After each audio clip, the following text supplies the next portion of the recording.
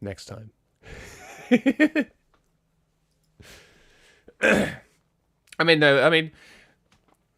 Welcome to the Wednesday show. Name to be determined. I guess this week we will be covering Rubio and Miller's speech on who the real terrorists are. I guess a bacteria tied to a metadata center, which is kind of interesting. We can look into more of that because that's interesting. Andrew Tate got arrested. I kind of want to look at Tulsi Gabbard because you did send something on Tulsi Gabbard. Her brother getting arrested for being a pedophile, and you also wanted to talk about the cult. We could do that. I do want to talk about liberals platforming fascists. That is something we should definitely talk about. If we're going to talk about the cult, I'm not sure I'm like fully prepared to talk about that, but we can touch on it. I just wanted to talk about her brother getting arrested for being creepy. All right, we can do that.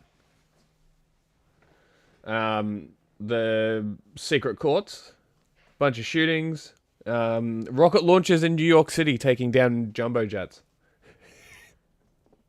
and Israeli fake milk. Welcome to the Wednesday show. Insert shitty royalty-free music.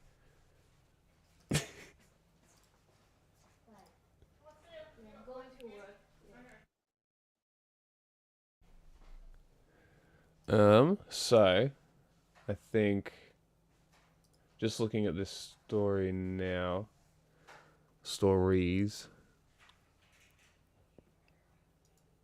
maybe we can read the SpaceX story. We can start with SpaceX.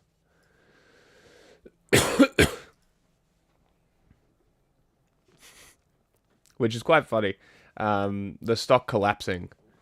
I've been joking about this for a couple of weeks as well, because I've been talking about how Elon became the first trillionaire and then the first one to lose like $100 billion. And he's like, that means nothing. It's $100 billion. It just proves that He money means didn't, nothing. here's the thing though, he didn't lose it, and we'll go over that. Yeah, well, it's net worth. It's the value of the company. I Yeah. understand the specifics of it, Well, but but people did, but that money did actually disappear. Like people did eat that loss, and it wasn't him, so he doesn't care. oh yeah, of course it wasn't him. It's never him. It's always the investors who get sucked into investing on an what are they called? IPOs, initial something offering, public Are offering. we live yet? Yeah. Are we live yet?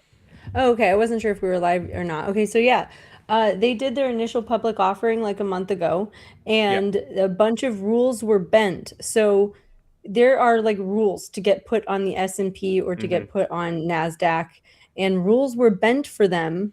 And not only that, they were put on lists that made it so like essentially 401ks have to buy that stock. Mhm. So everyone who has a savings account through work, which is a lot of Americans, right? Mhm. Most Americans who are middle age have a 401k, right? Your Yep. 401k, your parents' 401k, your 401k, everyone's 401k bought this stock, and Mhm. then it lost $1 trillion in value.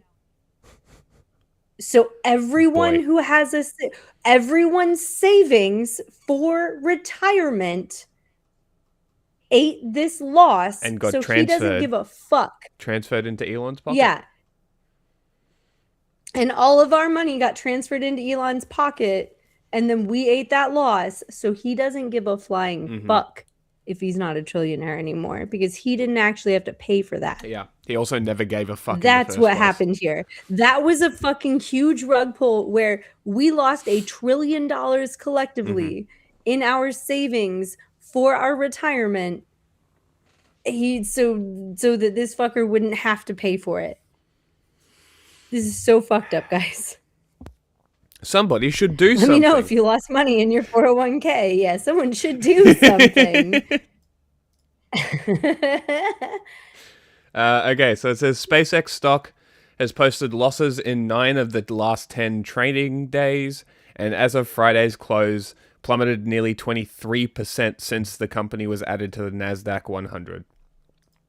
Friday's loss of 5.43 marked a sixth straight losing day and came after Elon Musk's space and artificial intelligence company aborted a test flight for its Starship rocket. I thought they just blew that shit up. Why do they care? Why abort it? That's why they're aborting this new one, because they don't want to blow a second one up so quickly, and they know that's what's going to happen if they did that. Scrub the launch of Starship, pledging to make another attempt in a few days. 90-minute launch window. The reusable rocket announced that it was standing down. Some of the engines didn't start, triggering automatic launch abort. Interesting. Intriguing. Okay, so the aerospace giant was expected to launch the Starship within a 90-minute window beginning at 5:45 p.m. in Texas, but an engine ignition failure forced SpaceX to scrub the launch. Some of the engines didn't start. I should have just kept reading. Trigger an automatic launch abort. Billionaire founder Musk said in a post on X, now offloading propellant. Next launch attempt in the next few days. Musk later added in a post that two Raptor engines will be removed and replaced, and said a launch is planned for planned again for early next week. Oh look, it's up. Overall, still down. Right. Yeah. You see all that money that was their savings. That was your retirement account right there. There's your savings, boy. Mm-hmm. So what? There's your retirement right out the window, so that this failure can continue. Pretty cool. What happened to them being a private company, huh? Yeah, a private company can do whatever they want. I mean, they still are technically a private company. They're just a publicly traded private company. The Nasdaq fast-tracked the company's inclusion in the index, allowing SpaceX to be added after just 15 trading days. I believe it was 90 normally, correct? 60 or 90. What was that? The cooling off period. You would have to look that up. I don't remember the exact. What was the cooling off period for the Nasdaq before SpaceX? Seasoning period. 3 months, so 90 days. So 90 days to 1 year. And 15 days for them. It's like, really rings like a data center being fast-tracked into a neighborhood. And then to set up it really does. a building in your backyard. It was, they fast-tracked this because they knew it was going to fucking, lose value. They fucking knew. This is so fucking upsetting, dude. I mean, it just feels like the people in power pulling strings to let rich people do whatever the fuck they want. And it's the same with data centers. In Australia, I think I mentioned this a few weeks ago. In Australia, data centers have been approved within weeks. But to build a garage on your own land takes years. Wait. Just 1 second. Ha! Oh God. Okay. There's someone in South Korea. Sorry, I'm flipping through random news right now. There is a South Korean Michelin star restaurant chef who is facing up to 1 year in jail.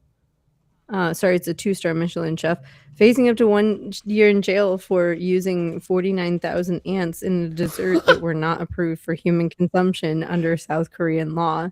It looks like a sorbet with ants in it. Why the fuck? I don't understand. Can someone explain foodies to me? Because why? Wow. Why? Why ants? Look, no. Sorry, I don't do bugs. If I was starving, sure. I'm not starving. I don't need to eat ants for dinner. Oh, wow. They're going to be building a data center near me. Cool. Great. Oh, yeah. Australia's been going crazy with them, too. Have you not noticed No, this? I've noticed. It's crazy, dude. It's not good. 28 days it took to approve one of the biggest. Yep. You guys are acting like us now. It's crazy. Yeah. Something national security. Yeah, pretty much. And fucking Albo came out and was like, oh, we're going to make sure that they build power so they give back to the community. They're not going to do shit. They're literally not going to do shit. All of these fucking data centers have already been approved, and it's unacceptable. Multiple have already been built. There's like a handful that already exist. I drove past a couple of them. They just look like jet engines strapped onto the side of the building. Why do these exist? We don't need these. These are unneeded. I agree. They're just polluting. Like, it's just absurd. Alright. So after just 15 trading days, previously companies had to wait months. Investors are watching that companies' rocket tests more closely after it raised a record $85 billion in the biggest initial public offering ever in June, pricing shares at $135 each. SpaceX's shares have soared and dipped since its stock market debut. Thursday's launch window was set up to be SpaceX's first test flight of the Starship V3 since its blockbuster IPO. A previous attempt in May failed after sending the Starship's upper stage into towards the Indian Ocean. The Super Heavy rocket booster failed to make a controlled landing in the Gulf of Mexico after 5 of its 33 Raptor engines failed to reignite. The U.S. Federal Aviation Administration ordered an investigation into the mishap and on Monday cleared the company so it can continue its test trials. Great. Cool. Let's see if we can find some videos on this. Maybe some more stories. Space.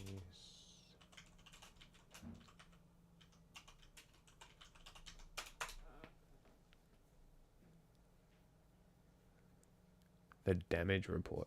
Oh, it's this guy. The young Turk. For those of you who thought or were manipulated into thinking by the media that SpaceX stock was going to be like your, I don't know, get rich quick scheme or something like that, it's at $135 a share. Necessarily, SpaceX's stock has been dropping regularly. We talked about that earlier this week, and it has dropped since then. It has lost $1 trillion in value in a month. 5 weeks after it was launched. The stock slipped below its $135 IPO price on Wednesday, touching 132 and then 75 cents before recovering to close above it. At least as of when we made this graphic, it was down to 123, which is like 15 bucks less than it was a couple days ago when we reported on this. And it means that the rocket and AI company has lost $320 billion in market value since the IPO day and $1 trillion since its peak.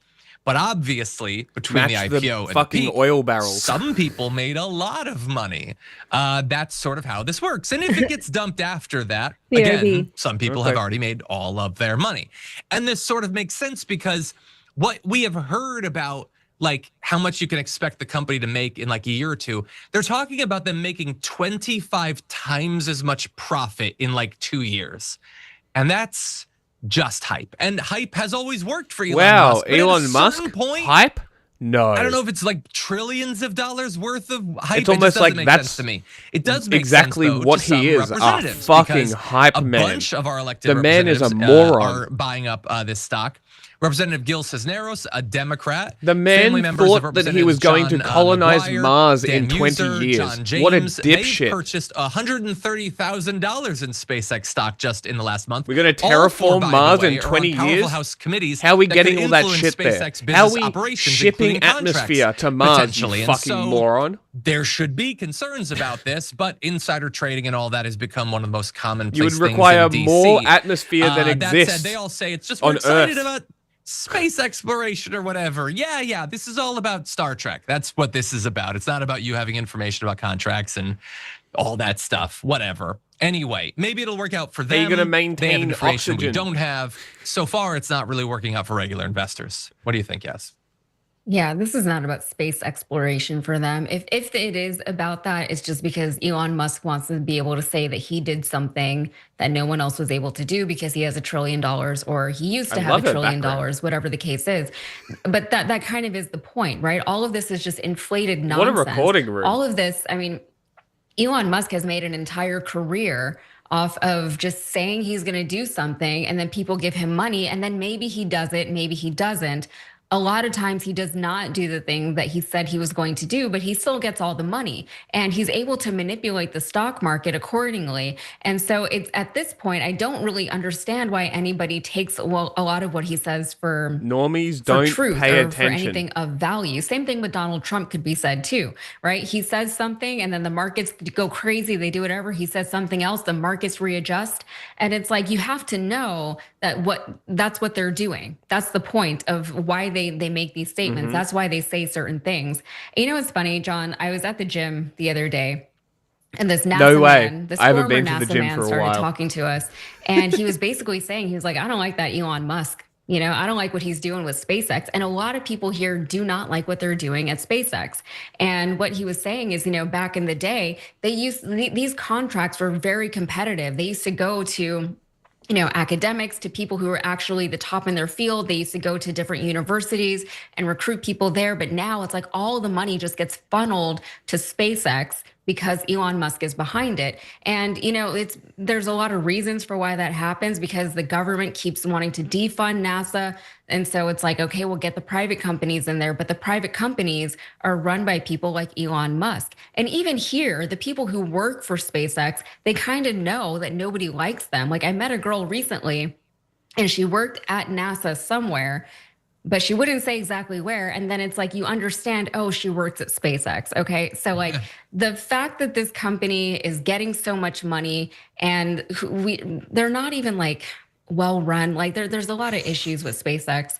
And the fact that they're getting so much money is really distressing, because that money could be so much better spent elsewhere, and it just isn't going to those places. Yeah. That's beyond my technical knowledge, but what I do know is that I don't like that every 2 years Elon Musk spends $250 million electing Republicans, and then they get to hand him billions of dollars. Yeah.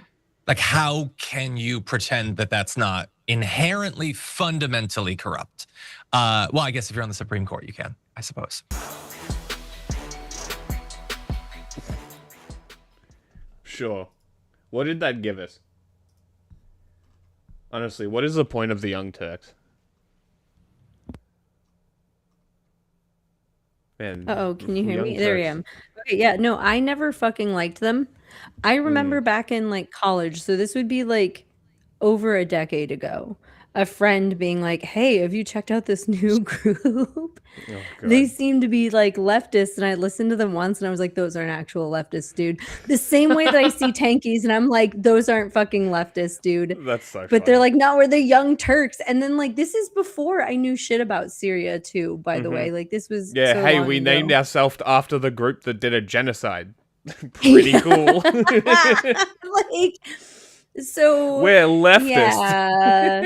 And I'm gonna be real with you, I didn't like Hassan before I knew that he was like the cousin of one of the guys on the Young Turks. Like, I didn't yeah, look. the chunk. I'm gonna be real with you, I have fairly good creep radar. Okay, It sounds like every it. now and then someone sneaks past me, but like, you know what it is? It's because first of all, being femme, okay, and second of all, being autistic, because like You read social cues. well, Precisely. well, it's one of those things where like, if I let my like, okay, so autistic people are known for being gullible, and I really hate Okay. being like, yeah, that describes me, but like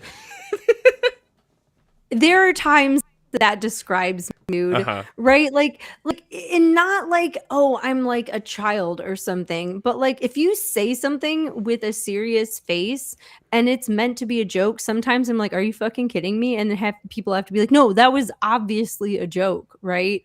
Like things like that kind of gullible. So like if I trust you, right? So I have gotten burned over the years by people that I have trusted and had to become better at figuring out who to trust and who not to trust. And like some people give me, like, I don't know how to put it other than I get this gut feel, like a literal gut feeling of like, I have seen someone use this tone or this cadence or like use these words or like make me feel like this before, and I don't like it.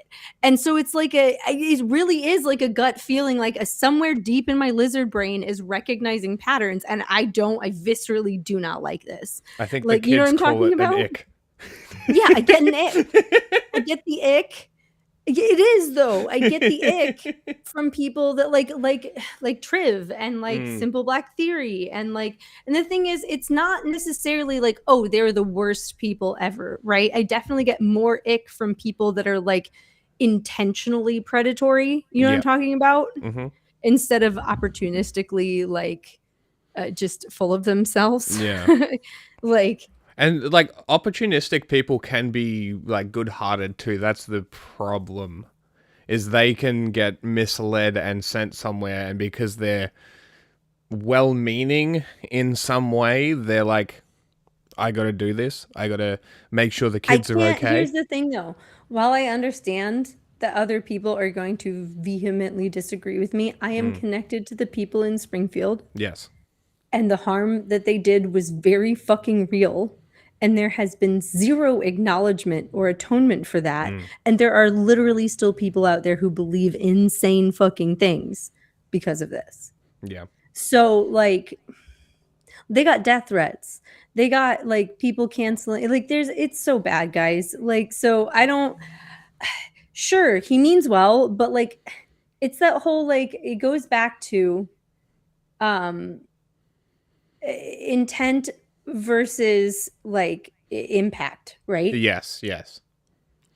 And it's like, so like maybe I'm trying to help you and I break your arm and I didn't mean to break your arm, and like, okay, well, broken. I didn't mean to break your arm, but your arm is still fucking broken, right? Yeah. And like, okay, maybe they went there to help immigrants, but like they did it the wrong way and they ended up hurting people, but like they still fucking hurt people. Yes. Right? Yeah.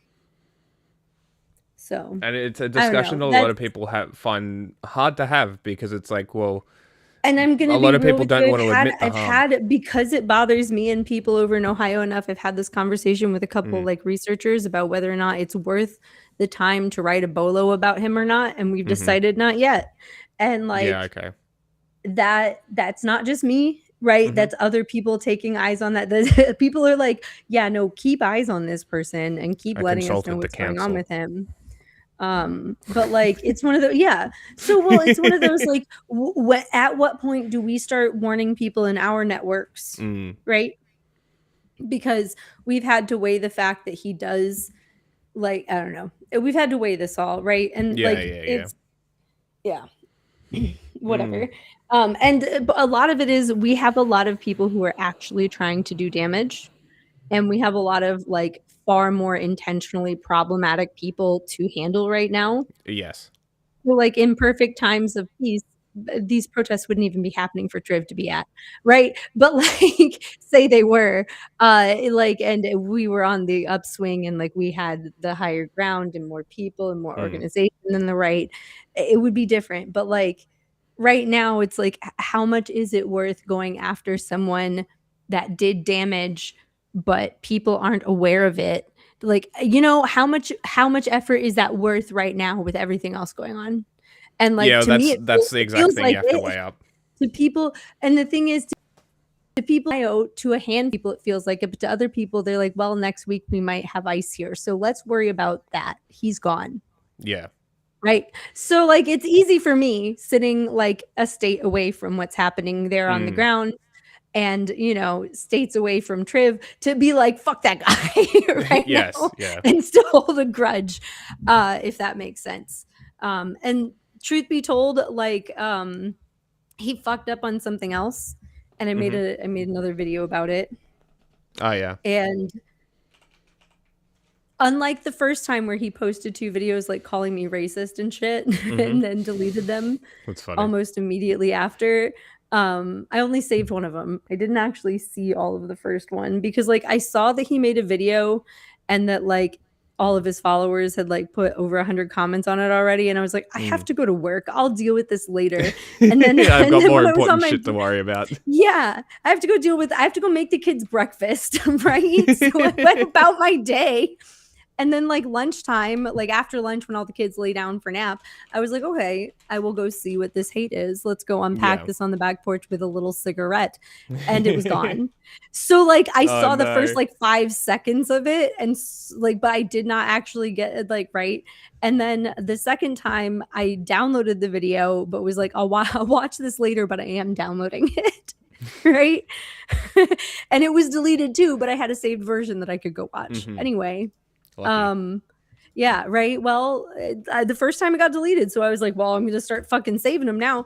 Well, and it's just like I have started anytime he does something problematic, I try and save the video if I can, if I'm thinking about it, because he deletes them and his followers forget. And so like the most recent one was him. So there's, I think I told you about this, but there's a video of like the Proud Boys and one of the active club groups, the Rose City Nationalists, fighting. Yeah. Right. And they use it for propaganda, and he was like wrong about it. Right. He went on there like, okay, so every year it happened during Pride Month, and they got in a fight outside of a Pride event in Oregon. Very first Pride event ever held in this city, and 2 Nazi groups like get in a fucking fist fight outside of their event. Right. And the Proud Boys are calling them racist while they're doing it. So every year they like to post it to remind the people that they don't like that they beat them up in the street. And every year the people who are sympathetic to the Proud Boys like to share it then and be like, see, they're not racist. They were beating up the Nazis. Well, they were there protesting Pride. and so like that is the context of this video. That, and not only that, like they were fighting not because they thought they were racist, but because they used to be in a group together and there was like infighting. That actually this ended up splitting the Proud Boys down the middle. Like after this. Yes, it was a couple of years ago. Well, because the Proud Boys, like some of them, they were calling them racist and beating them up when like the Proud who should be like working with them, right? Yeah. And they like are so half of the Proud Boys took, you know, a side and half the others took the other side. People never talk about that either. So Triv posted it saying, I don't know when this happened. I don't know where this happened. It's 3 years old. Mind you, does not give any context, and then says, but I know for 100% fact that those are Proud Boys and that those are Patriot Front based on their attire that they're wearing. And I mean, those were Proud Boys, but that was not Patriot Front. And here's the thing. A lot of Nazi groups look fairly similar, and I'm actually not gonna knock most people who like can't tell like Hate Club and Blood Tribe and 2119 and like, you know, and whatever, and the Rose City Nationalists apart. But like Patriot Front is literally the one group that always wears khakis. You know what I mean? And not only that, like the Rose City Nationalists were literally like wearing their emblem on them. So like Triv was like, but I know, so I don't know when this was, I don't know where this was, but like, here are the groups involved, watch this. And then like shows a video that ends up like promoting the Proud Boys without context, right? Because they're calling people racist and beating them up. So like, and unmasking them. They unmasked them as well. Like it was a funny video. Here's the thing, that was a fucking hilarious video. So like I made a video about it. It was like, guys, like this is fucking important. Like stay in your fucking lane. Don't come out here and have zero discretion about what you post, because that's how you end up posting misinformation and being very sure about it like this. You know what I mean? And I can send you that video that I made. Anyway, his Yes, okay. response to that, if he made a video to me, I did not see it. I did not look. I was off doing things for the next few days. But then I went back and someone in my comments claimed that he had edited the description. And here's the thing, when you edit a description on TikTok, first of all, like that doesn't change the video that most people don't look at the description of. But second of all, it resets your views. Really? And in my video, I had called him. I called him out and was like, just like last time, the misinformation that you posted was your most popular video of last week. Look at that, and like circled it, had a screenshot. So if the person in my comments was accurate when they said that, like claimed that he like edited the thing, that means that he reset his views. And when I went to look, I went to look a couple days later to see to see if that was correct, and it was no longer available at all. So I kind of want to check his Instagram and see if it's still there or not. Very interesting. Right? But it is not on the Tickum Tackums. So Interesting. So I'm gonna post an Instagram story, and I'm gonna use a picture of the cat with a thought bubble, and I'm trying to think of something to put in it. And but it's all like cringe as fuck. I don't know. We passed the what was it, NNDA or whatever it is, where we mix the U.S. and Israel armies together today. Oh, that passed. Like, Great. Yeah, passed, and it's Awesome. yeah, it happened. We can cover that too. We can look up an article on it great. later. Well, we can talk about Israeli fake milk and Is anyone the here IDF. yet? Do we actually have anyone? Actually- Is it just us talking? Yeah, pretty much. Say hi when you get here, people. I don't know if anyone. It says that there's 3 people in the just lurking, but I don't know. I'll check Twitch. Hey, lurkers. Hey, say I will who's check the lurking? dashboard Say hi. because the dashboard lets me see you. Yeah, one of them is me on my phone, I think, because it's sitting in the other room. Stream manager. Who's here? Where are you?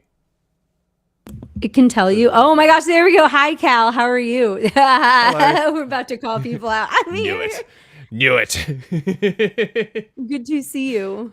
Or let see your me check chat. YouTube. There might be a viewer on YouTube because Low key, we should do There's a only call-in one? show at some point.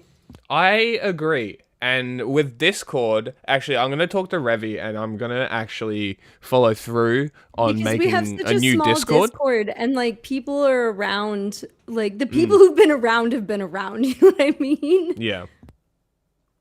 Because like, I'm going to talk to Revi about making a new Discord and have it purpose built and actually share this one. We could and do a try show and generate where a people. thing.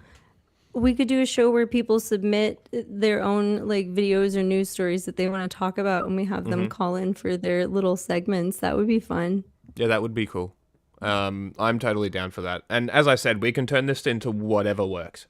Yeah, we can try whatever you want. So If for people just tuning in, like Cal here and the other 1 to 2 people lurking potentially, John has to work on Wednesdays now, so John's no longer here, and Jack and I are trying to figure out what the fuck we want to do with Wednesdays because we get to do whatever we want now. yeah, We're open so to it's ideas. going to be less not like We what would like we've to been please doing. you.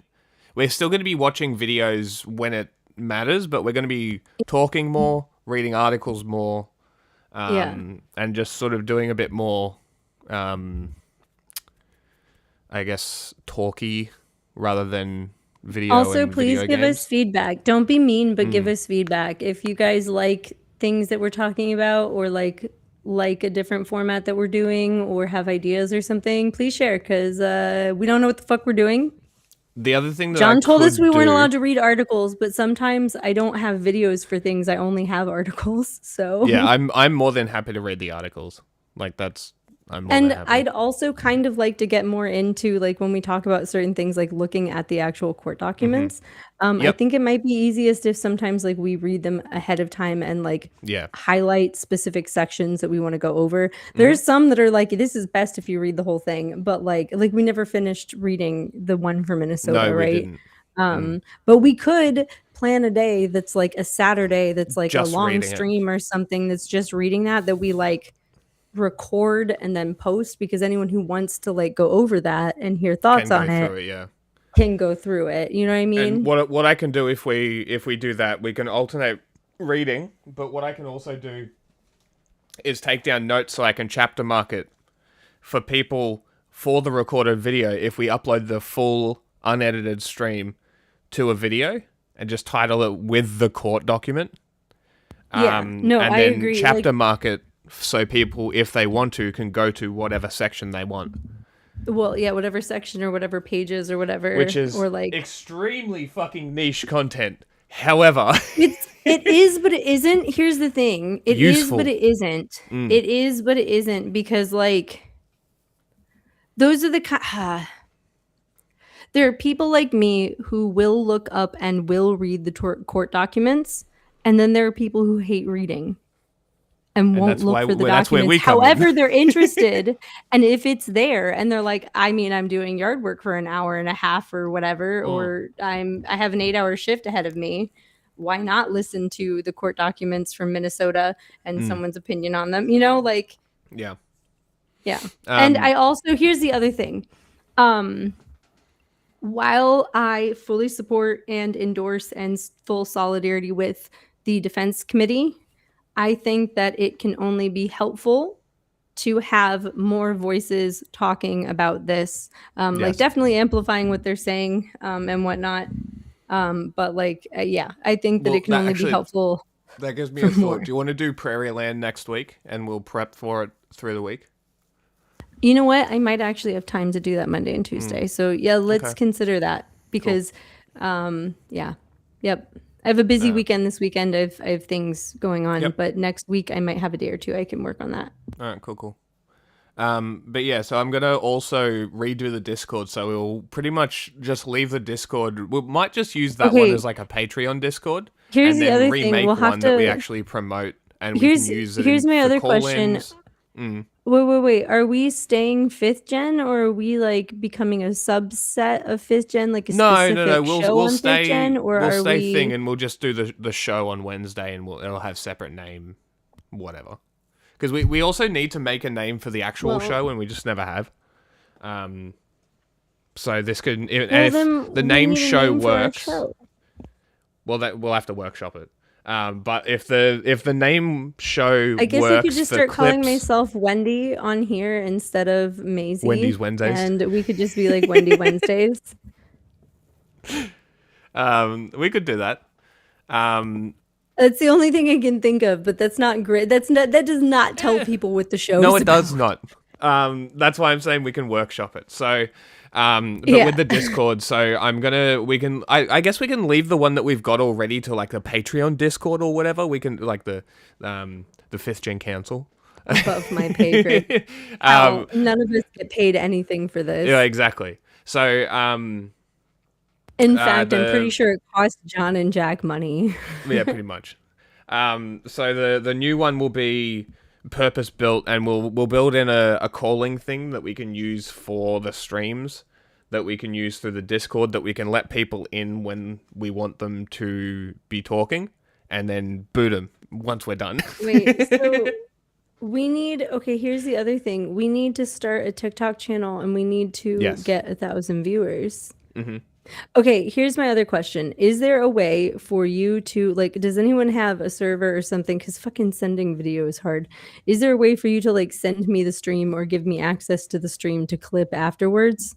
Because I can give you the like, login for Restream. okay, we can talk. You know what? We'll talk about this afterwards. How about we talk? Yeah. Let's talk about this afterwards.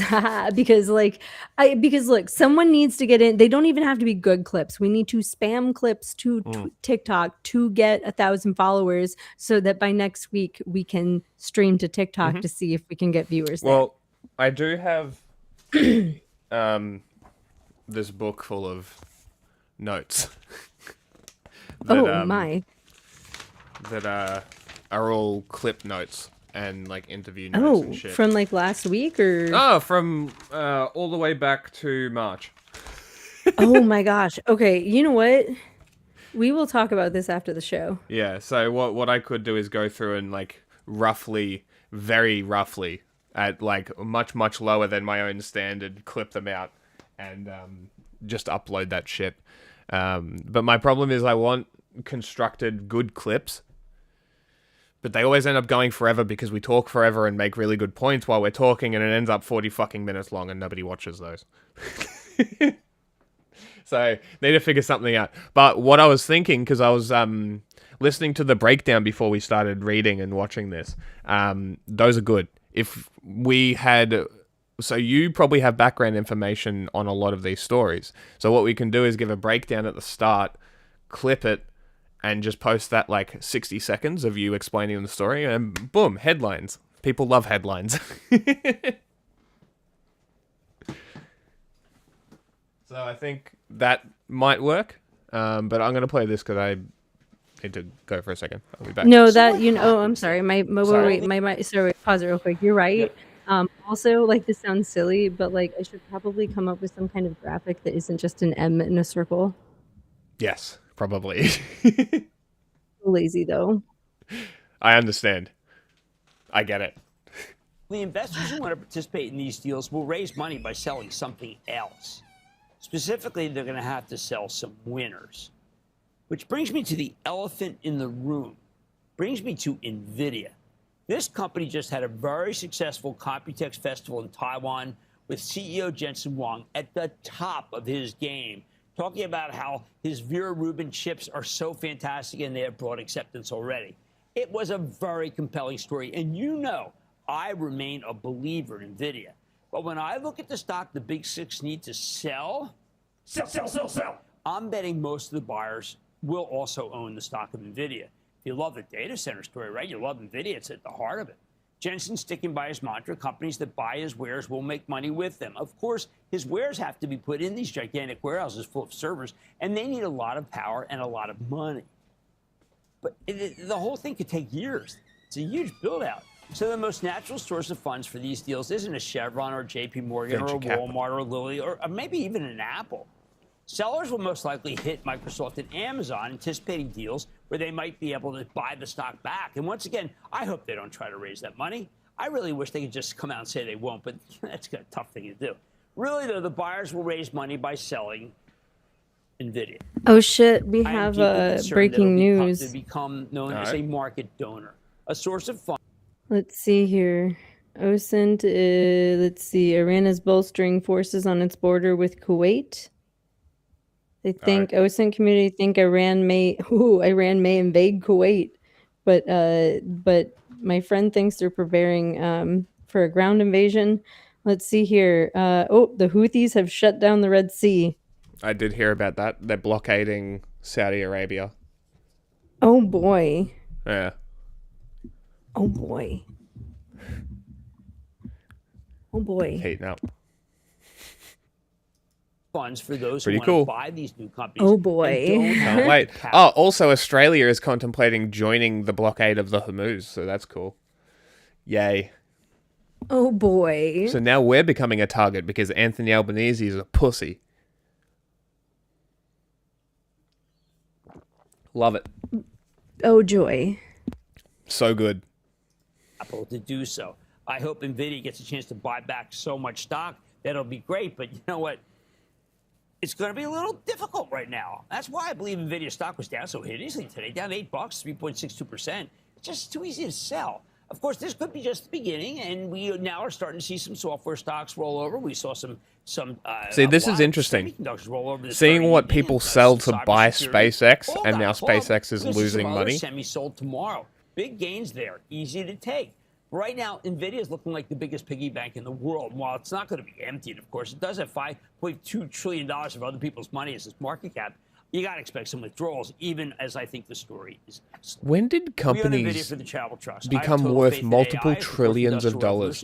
I remember when Apple became the first trillion-dollar company. But I have no illusions. It's going to be a tough time for shareholders. When was that? Once we get through this, must have been like 15 years ago. NVIDIA wares are making fortunes. We're home-free.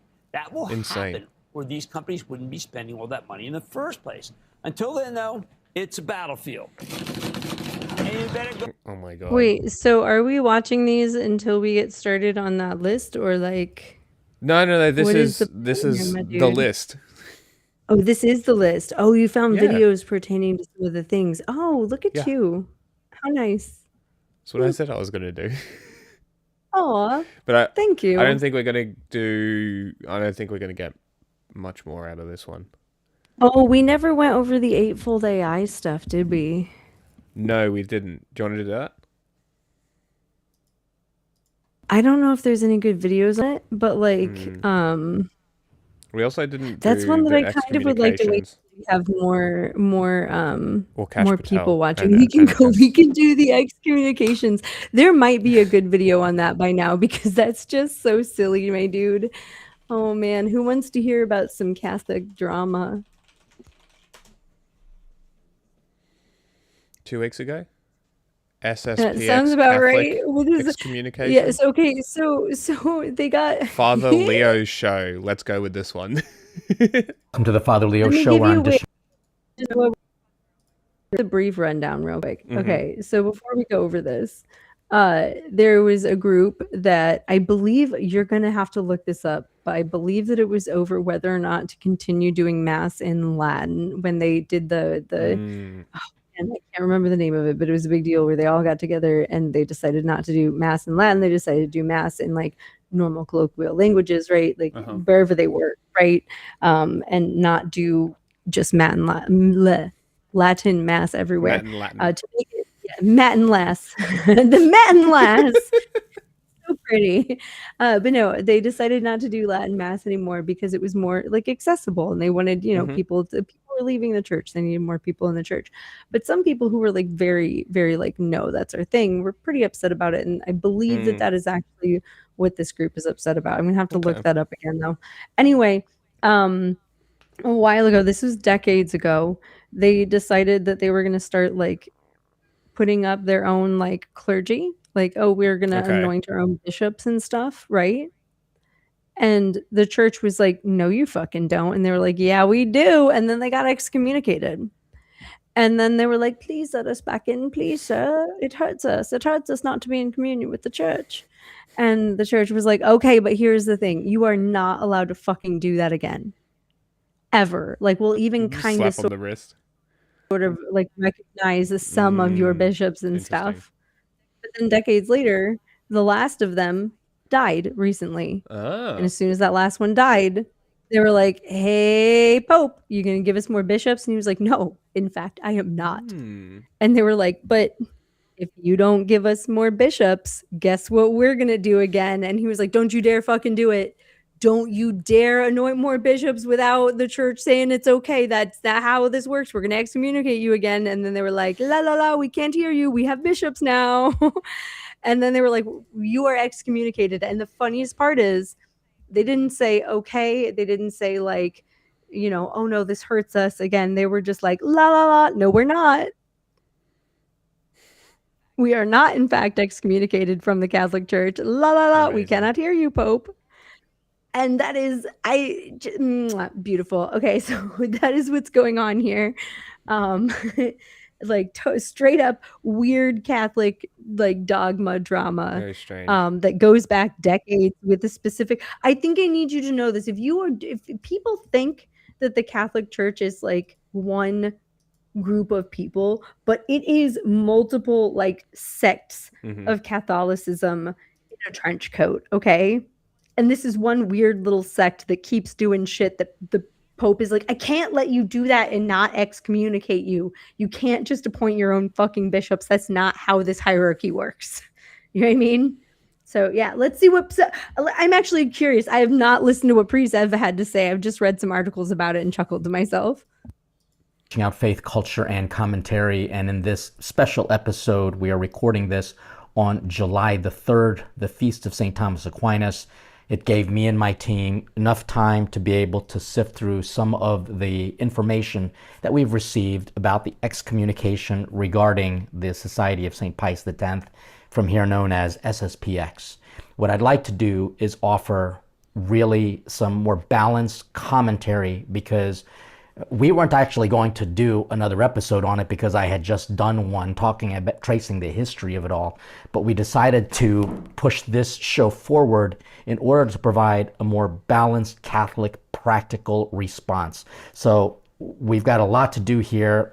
Some of our team members are on their holiday vacation, so this is going to be just a more kind of heartfelt show to explain a little bit more what's going on, because there's just so much misinformation. And it's kind of funny for me as a priest over 27 years ordained to see how some people who are not even really rooted in Catholic tradition are coming across as experts.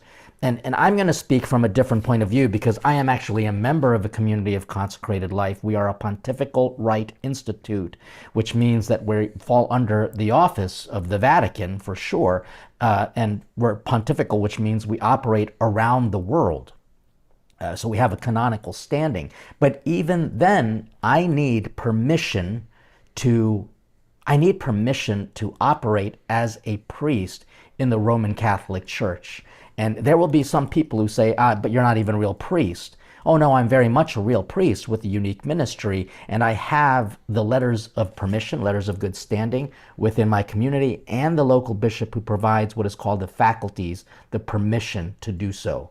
This is very important because if and I'm just going to set the scenario here right now, if I, a priest ordained in Vatican II, if I were to approach a parish run by, or a organization run by the Society of St. Pius X, and if I asked, can I celebrate Mass in your community for your people? The traditional Latin Mass, even what they would call the ancient usage, the old order, the TLM, also known as the Tridentine Mass, that goes by a couple different names. If I were to say that and say I want to offer the traditional Latin Mass for an SSPX community, they would probably ask for my credentials. Where do those credentials come from? Ultimately, the Pope. So let's just get right into it now, because it all begins with Archbishop Marcel Lefebvre. We all know who he is. He is the founder of the Priestly Society of St. Pius X. And even though he was invited as a bishop to be an author of some of the documents for Vatican II, which he participated in fully, many of his writings were not accepted because it rejected basically what Vatican II's purpose was to bring the church into the modern world. So it really is Vatican II as the turning point.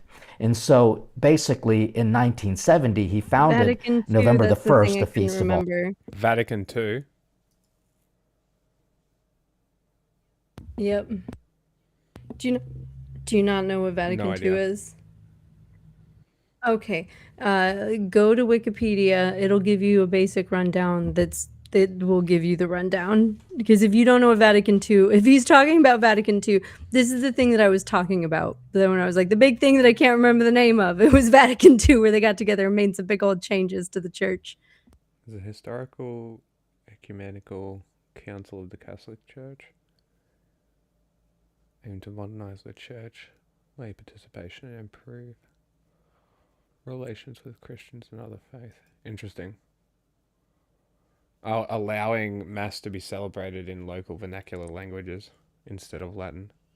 There we Intriguing. go. Yep. See, it was Vatican II where that happened. That was a big deal. Like, technically, this is a schism in the church, even though there's not that many people in this Yeah. sect. Very interesting.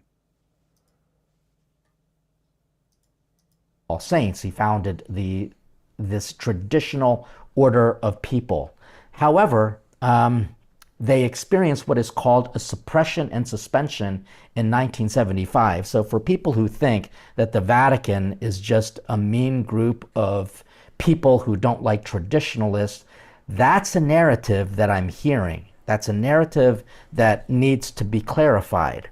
In reality, this really was a problem because it questioned Lefebvre, Archbishop Lefebvre, questioned not the papacy, but they questioned the Vatican Council's constitutions. Okay, wait, pause it. Okay, Major so I'm gonna document. read a thing. Okay, so and this explains like these are things that got like abandoned during Vatican II, right?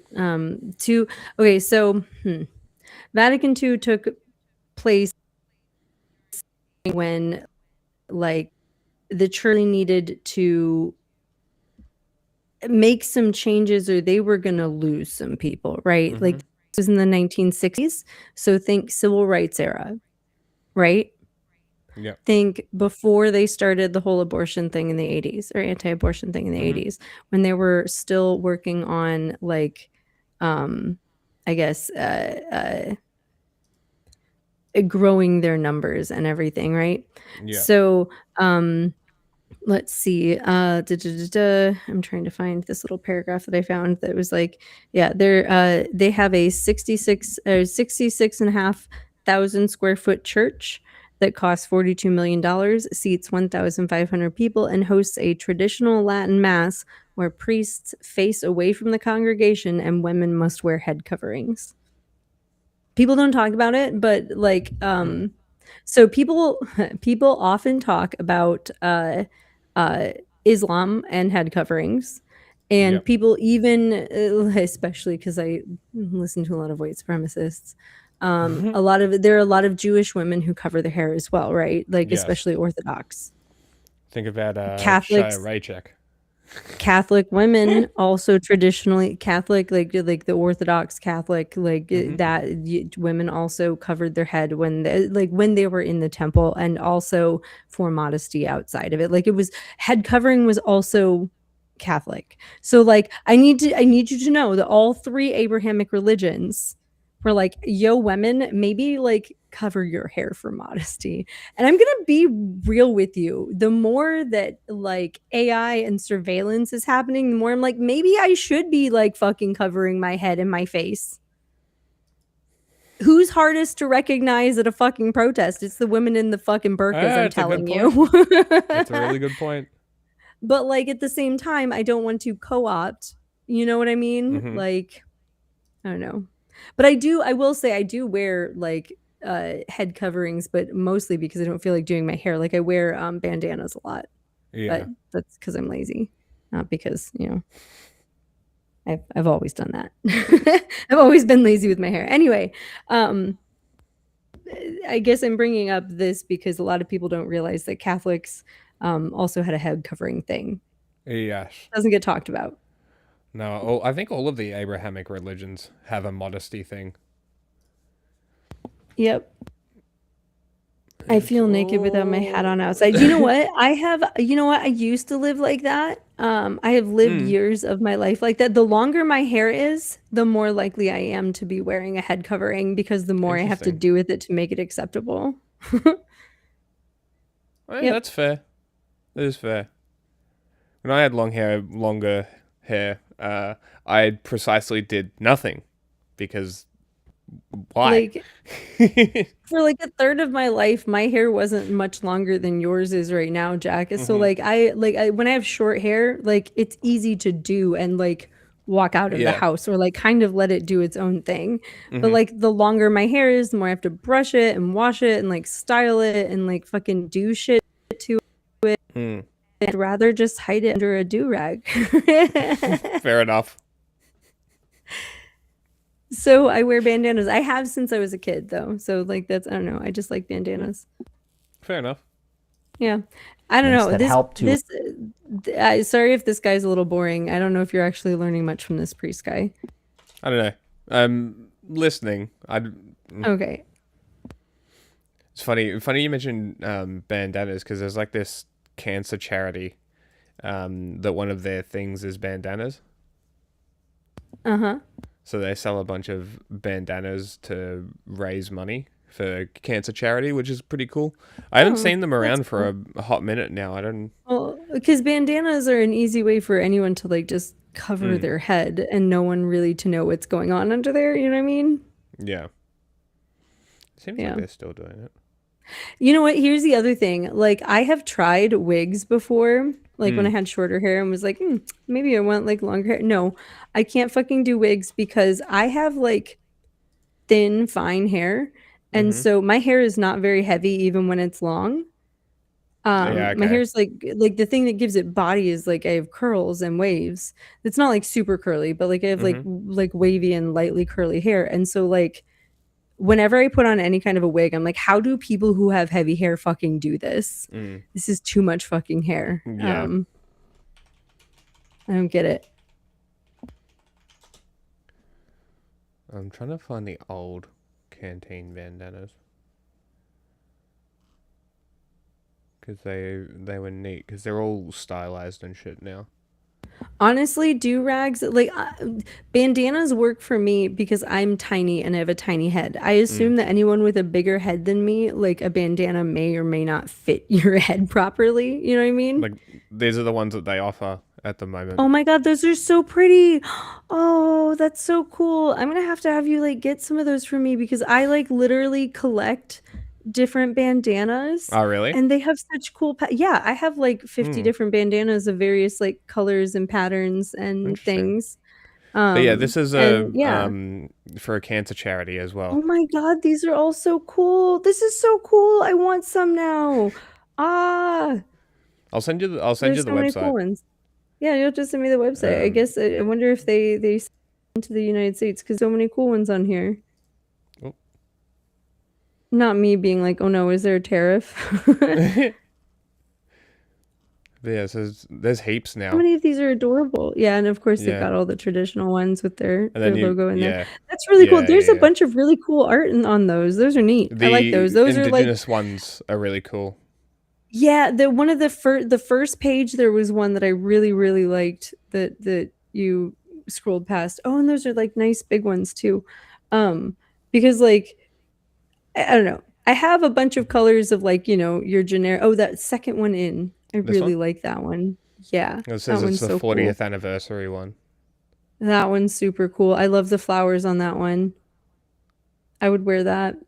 I'm not Because also if you think I'm about it not sure folded if in they are half, flowers. you also have to, or I guess I don't know if they're flowers, but I like the design. I guess my point is if you have to consider it like folded in half and like how it would look and wear that way, I'm like that one would look really cute still. Like the big, I don't know if it's not Yeah. a flower. What is it? Does it say? I'm trying to look it up. Because like there's the whole because Read it's it. like a whole indigenous art style. This Oh, okay. So circular. they might have like meanings and things. Okay, I see what you mean. It might not be a So flower. I got I don't you. think they're necessarily flowers. Because like there's this one, and then there's Oh, so they might be like other symbols. Oh. Okay, got you. I'm sorry. I apologize. I thought it was a flower. I don't want to do that. Everything's going wrong. Hold on. Full screen. So there's the one on the left, and then there's the one here. Obviously, it's a little bit different, but they're very similar. Let me Okay. see. What are the circular indigenous art patterns called? Great Leap Forward. Oh no, we're talking about Great Leap Forward on Twitter now. Gross. Oh God. I'm gonna have to go check on that later. I have not been on Twitter in a couple days. All right, this looks promising. Oh, cool. Yeah, nope. There's one over there. Yeah. Multiplicity and meaning. People. Okay, here we go. So these are people. Meeting places. So it's a rock hole. Women around a meeting place, men around a meeting place. Interesting. See what I mean about this might not mean flowers? So that Interesting. It'd be like a yeah. meeting thing. That's so water cool. That's yeah, really waterway cool. between rock Neato. holes, goanna tracks, kangaroo tracks, emu tracks. Here we go. Family meeting place. That's what it is. Oh, that's even cooler. I love that. I told you. That's fascinating. I didn't actually know this. And look, there's a bunch of art. Neat.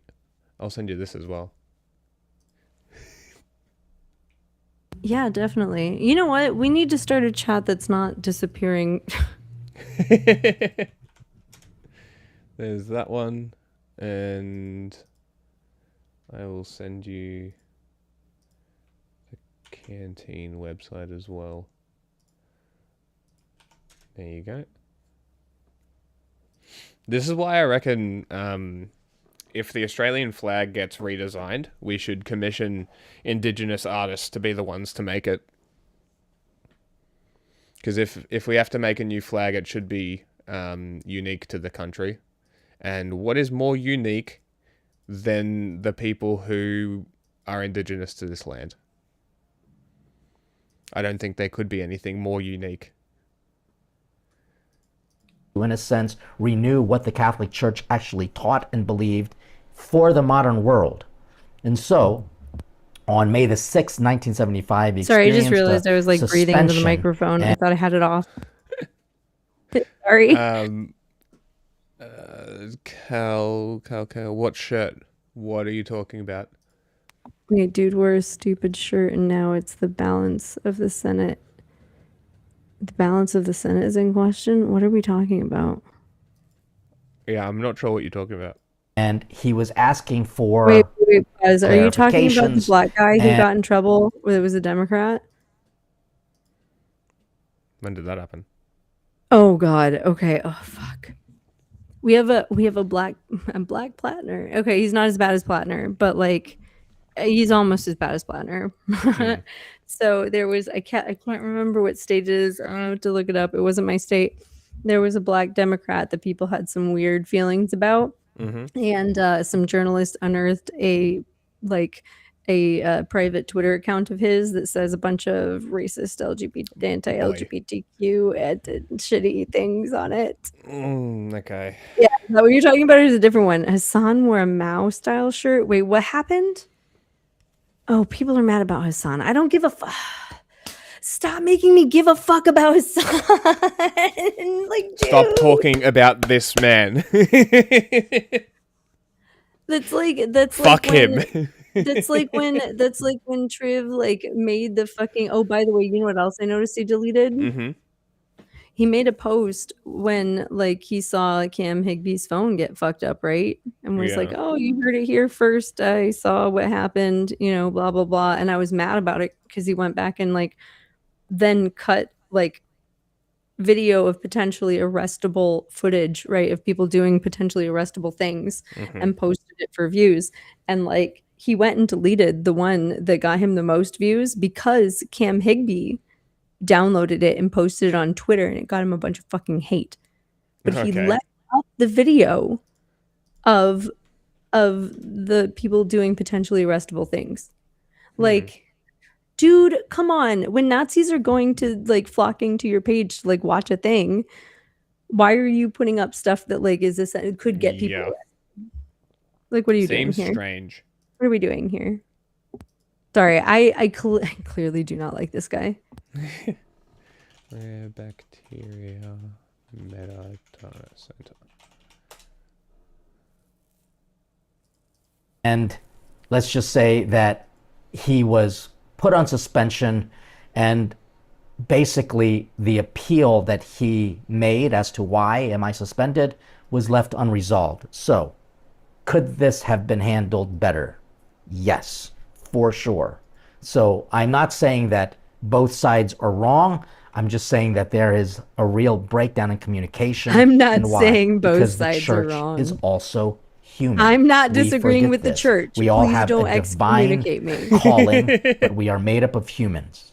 And so the break really began in 1988 when Archbishop Lefebvre consecrated 4 bishops, Bishops Fillet, Malaret, Williams. And now they're all dead. I mean, it's like one of the most frustrating things. Yeah. One of the most frustrating things that I've been finding is that even here with us, because the US news is so just shotgunning shit everywhere, that covering other news is harder. Look, all I'm saying, Cal, I don't think you were here when we were talking about this, but I just get the ick about people, and I have a pretty good ick meter, okay? And like we've talked, I also mentioned that the ick is not the same for everyone, but I get an ick from Hassan. It is not like a 10 out of 10 ick, but it's a good, like, solid 4 or 5 out of 10 ick, right? And it's like, it's things like Vosh sits at a solid like 8.5, right?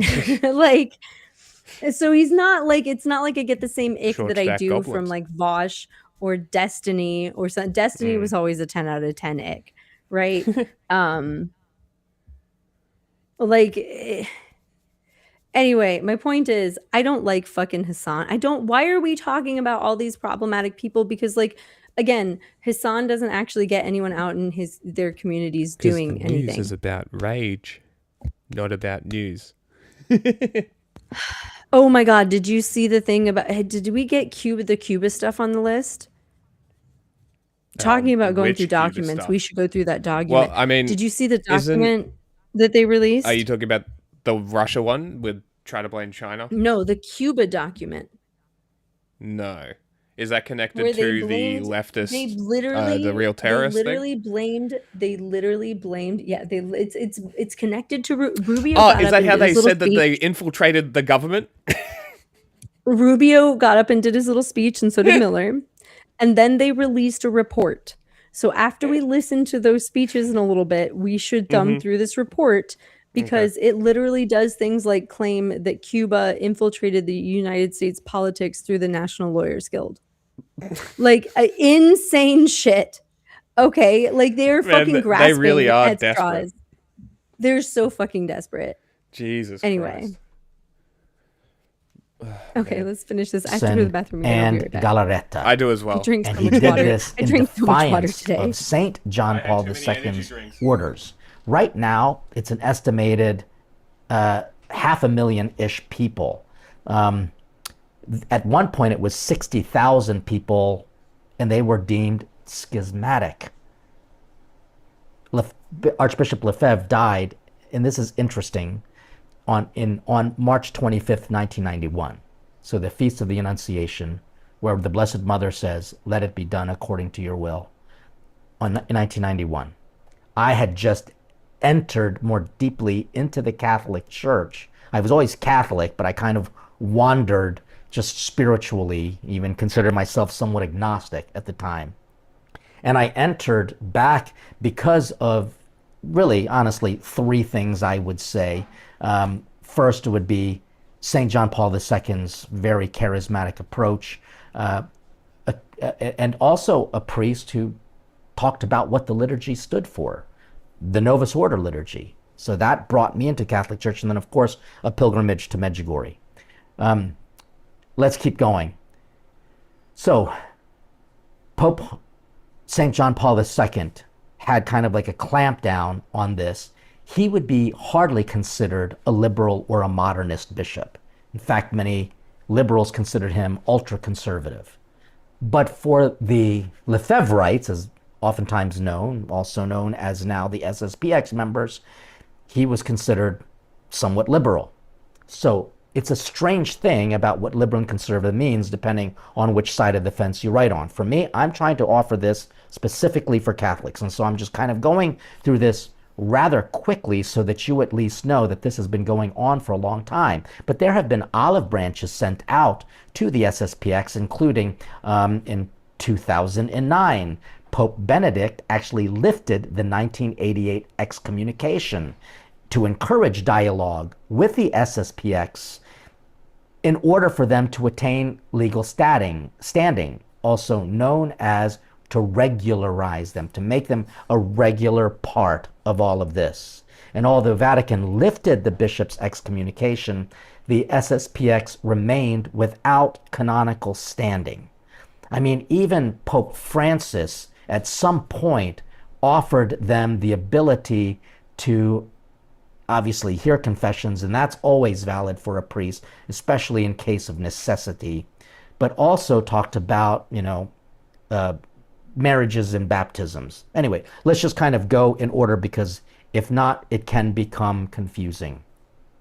But there have been attempts by the Vatican, line by line, to review which documents are of issue. So what I'd like to do is to bring about a little bit of summary what the issues are between the SSPX and Vatican II Church, which is not necessarily, again, saying that Peter, the Pope, is legitimate. Excuse me, that Pope Leo is the legitimate Pope. They don't believe he is, that the church is sede vacantes, which means the chair is empty. They believe he is the legitimate Pope. They actually pray for him, and so they recognize his authority. They're just not obedient to it. It kind of is confusing. It sounds like a bipolar approach.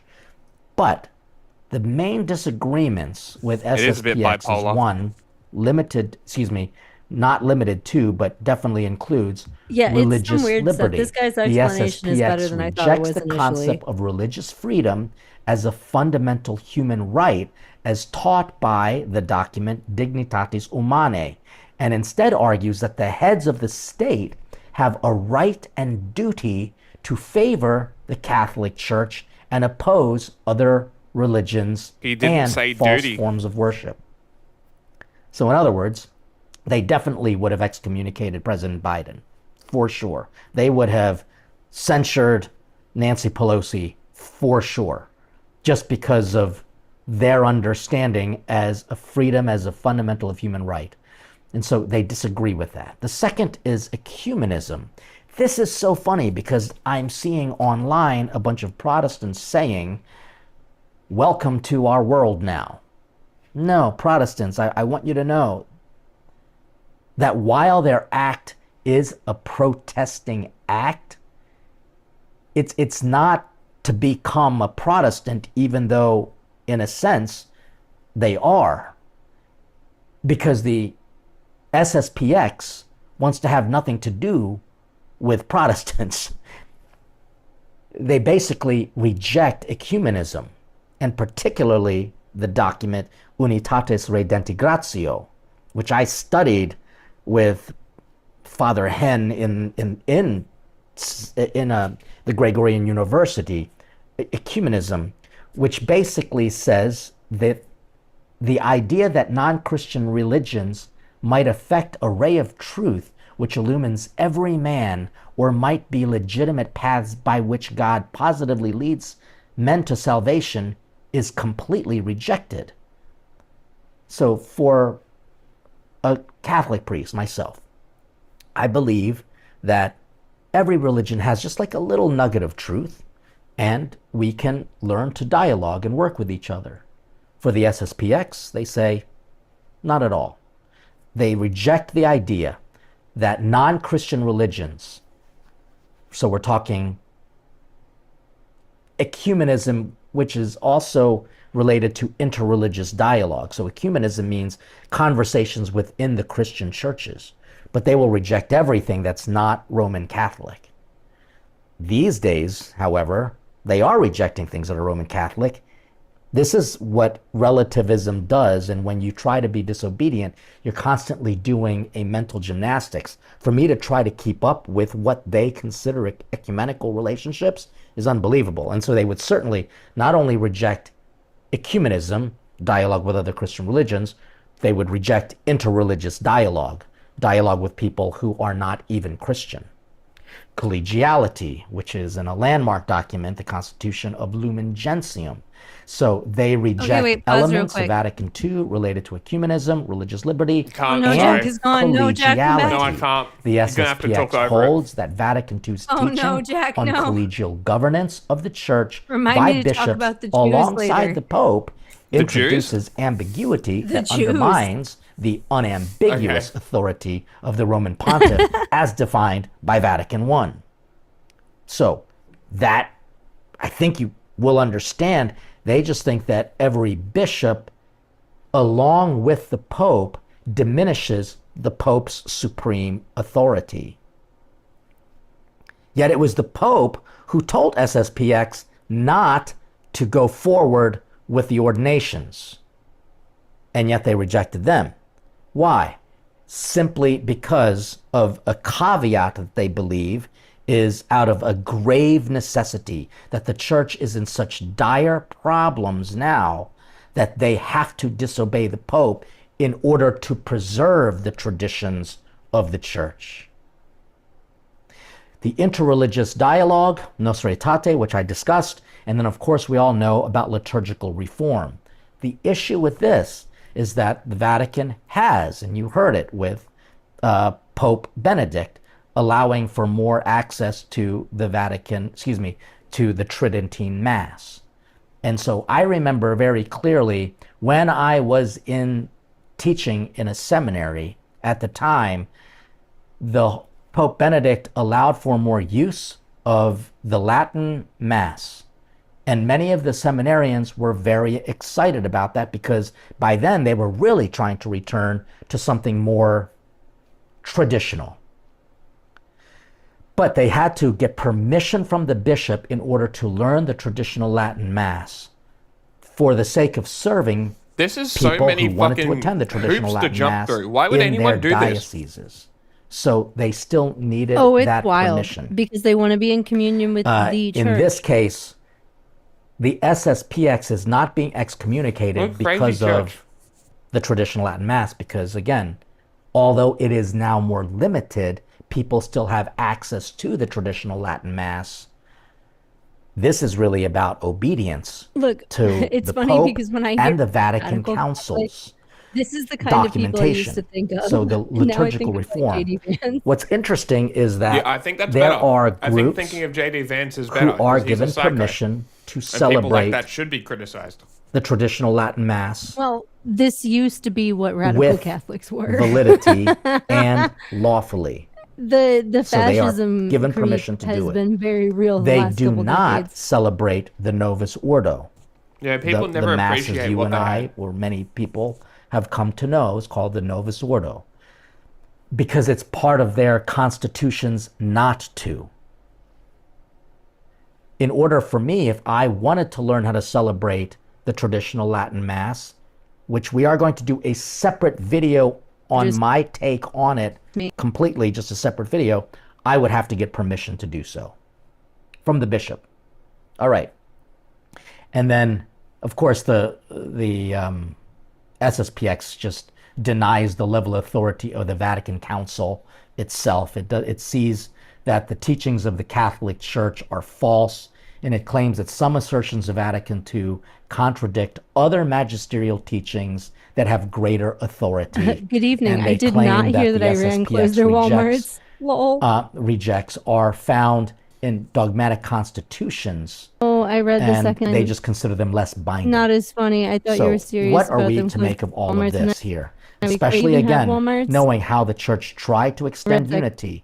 Once again, it. the excommunications were lifted by Pope Benedict, major step towards healing. Even Pope Francis reached out with a pastoral outreach saying that, absolutions were valid through the sacrament of confession, especially after the Holy Year of Mercy. In fact, even during that Year of Mercy, Pope Francis continued pursuing ways to bring about reconciliation with SSPX. Dr. Taylor Marshall, who's known as a traditional Latin Mass goer and perhaps even a member of SSPX, I don't know, I just saw a video of him saying that he even thinks that the timing of these consecrations of the new bishops by SSPX were imprudent. And I think that's kind of a nice way of saying, sorry, but SSPX, you did wrong here. With about 500,000 followers, he's now put their lay members in threat of being excommunicated too.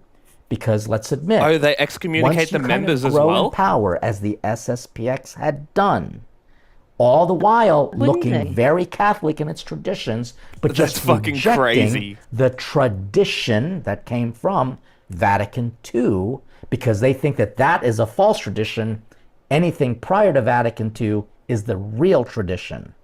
I can say that Vatican II in no way rejected Vatican I. It, in fact, brought Vatican I's teaching to a fuller, a deeper understanding of how the church exists in the modern world. And so I'm just going to clarify a few things here. In order to move forward, because that's what people kind of want, there are going to be priests who are going to have to handwrite a letter saying that they do comply with the teachings of Vatican II and the Pope's authority. So there is even a way for that to happen. Unity can happen. I'm just going to say that as a family, and let's admit, we all know that families have big rifts, and sometimes one party hurts the other even intentionally, or even rejects the other outright. Like the prodigal son returning to the father, the father always welcomes them back. But the older brother can be a form of an example of they try to stay within the church in practice, but their heart, the older brother's heart, was not there. So we're looking really at what the church is as a family. There needs to be unity and reconciliation. It has nothing to do with whether you liked St. John Paul II, Pope Benedict. Those two were considered very traditional. Pope Francis would be considered way more liberal, but look at what he did. He constantly extended olive branches towards SSPX. They just rejected it. And Pope Leo, it's only been, 9 months or so into his pontificate? And yet, maybe not. It was like 9 months when these kind of announcements were made. It's been now over a year. And now they just... The Jews? Yeah. Oh, fuck. Okay, so I was gonna liken Vatican II to catechism that, like, for different reasons. Like, obviously, Jews had very different stances than Catholics, who were not nearly as threatened globally, right? In like, I'm sure if you ask Catholics, 1800s, they would disagree. in the 1800s, no, that's not true. Catholics feel pretty secure. None of them feel persecuted? I thought that was just like a religious thing. That is predominantly the evangelicals, my dude. Okay. Like, I'm not going to pretend like some Catholics haven't fallen for it, but that is predominantly the evangelicals, my dude. Which are Protestants. Yes? Yes. Okay.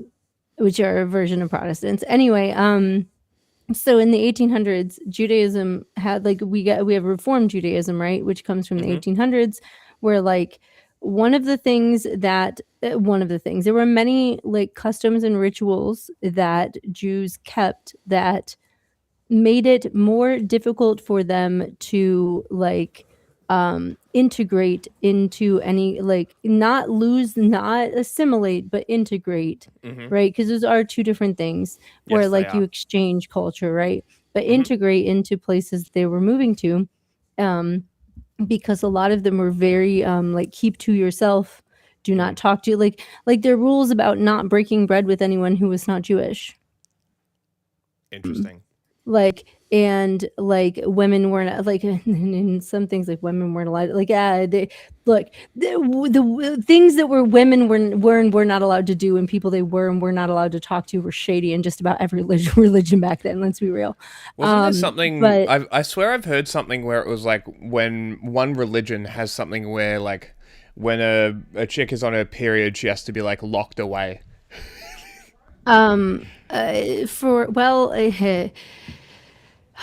Refer to any Abrahamic religion far enough back. Okay. Jews, the like Orthodox Jews, and some, so again, this, it depends on the Jew and what their, like, things are these days. But Jewish people also had not a lock them away, but like you are not allowed to sleep in the same bed or make love with your partner while they're, and honestly, to a degree, like, look, here's the thing. The part of me that's like, yeah, but that is a cure for period cramps, is like, why is that a rule? But then there's part of me who's like, yeah, but do you really want husbands bothering their wives if they don't feel like it while they're PMSing? You know what I mean? Period cramps? But I'm like, well, think about it. Period cramps are muscle spasms. What is an orgasm? Other than muscle spasms with a lot of dopamine. Interesting.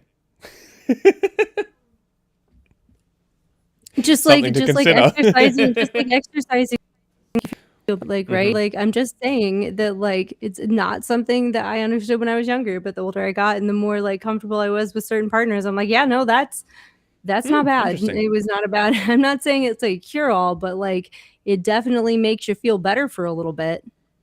Interesting. Yeah. Anyway, Something to consider. everyone, and I will say mileage. I'm sure mileage varies. This is a one data point. So please talk to whoever you're talking to. Do not just like say that like it is fact about all people's bodies to people, because that is probably not the case. And some people don't really feel like it when they're on their period. So, like, fine. But also, and it's like, don't eat pork. The rule makes sense in a society where like pork spoils more quickly and gets people sick more quickly, but like in a world of refrigeration, do we need that?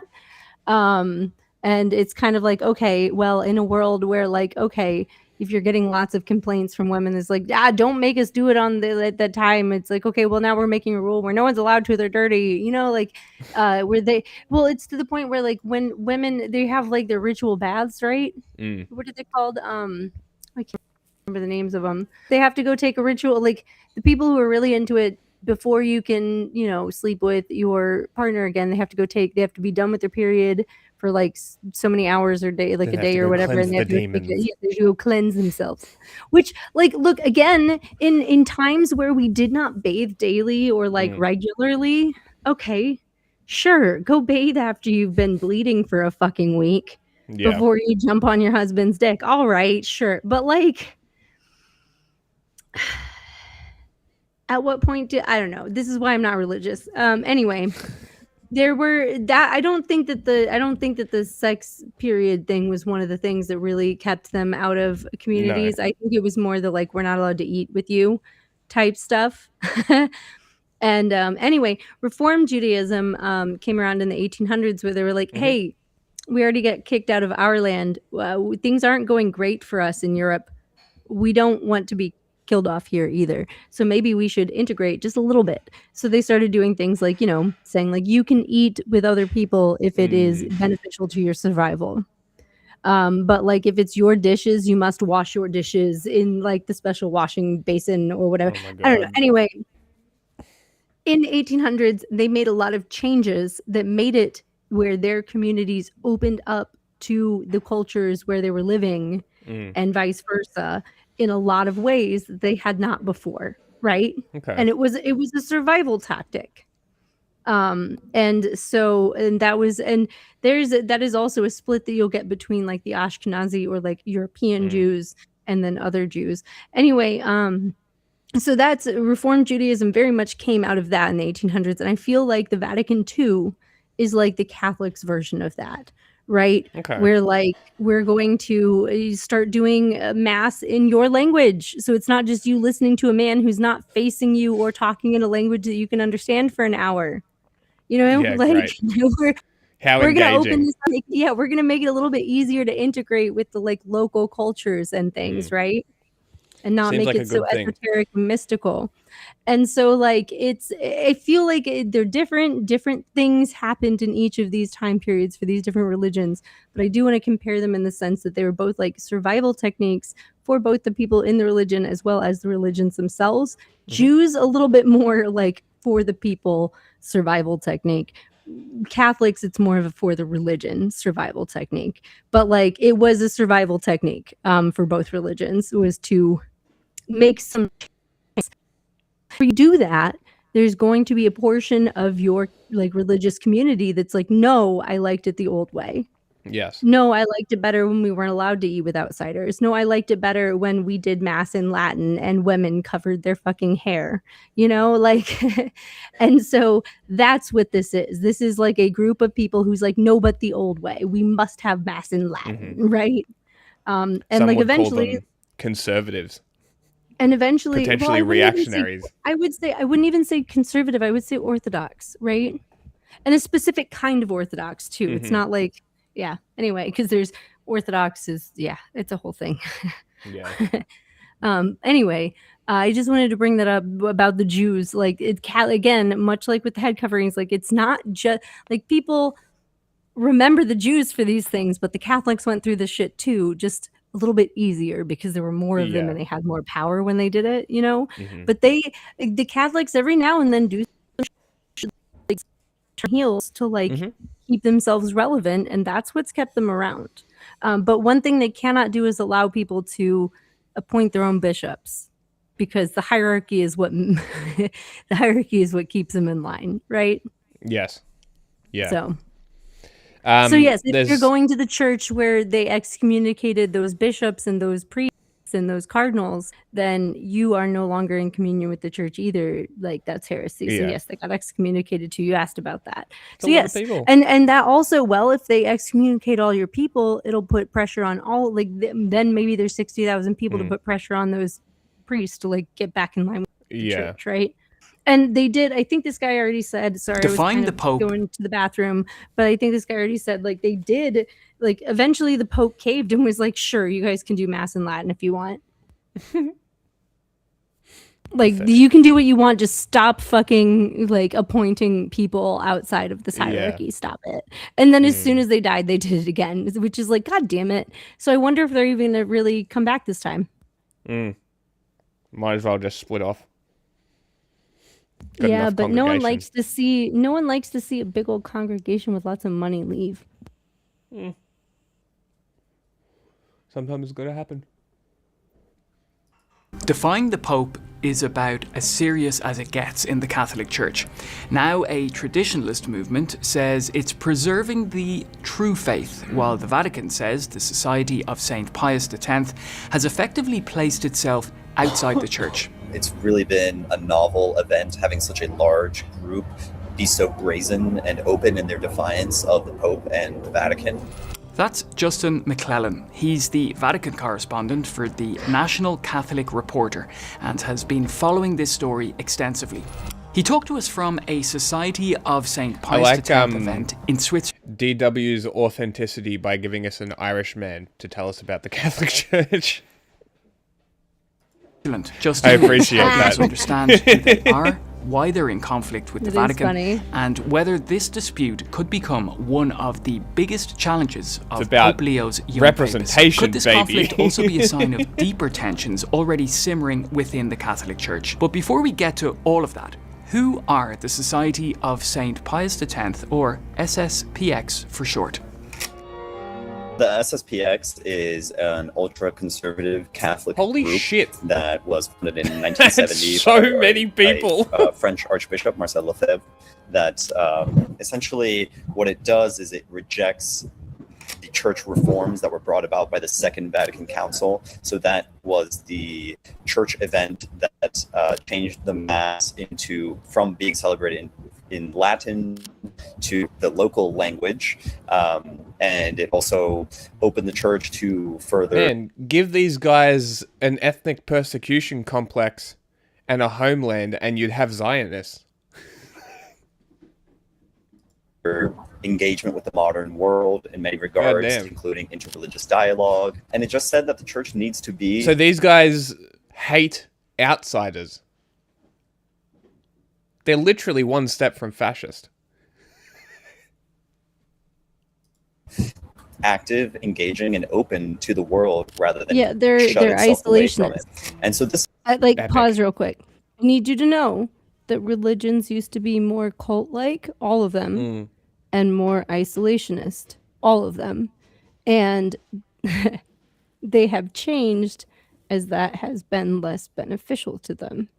And that becomes less beneficial the larger they get.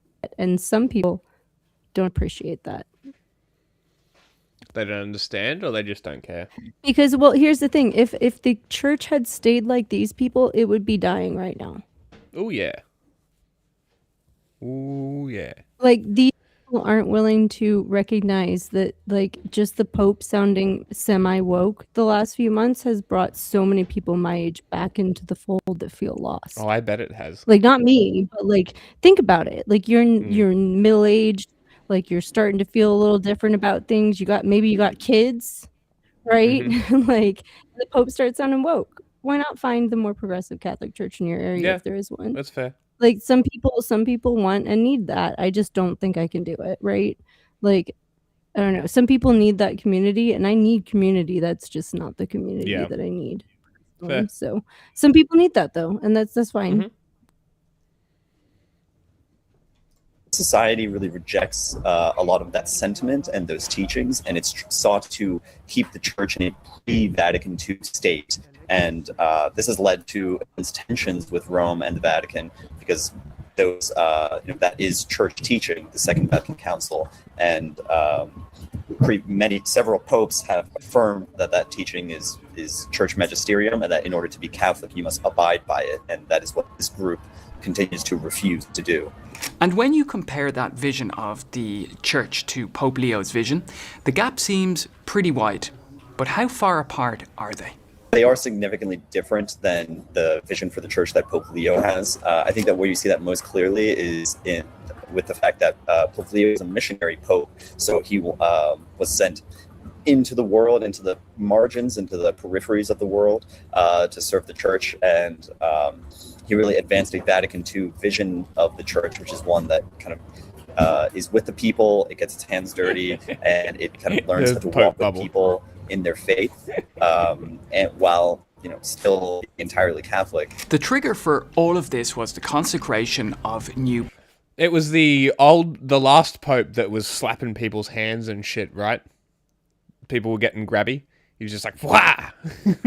Get the fuck off me!" Wait, I don't remember if that was him or if it was this guy, but it's funny.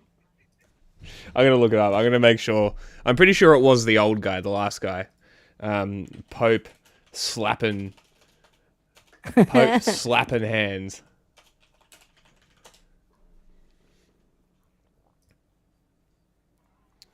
It was Pope Francis, the old guy.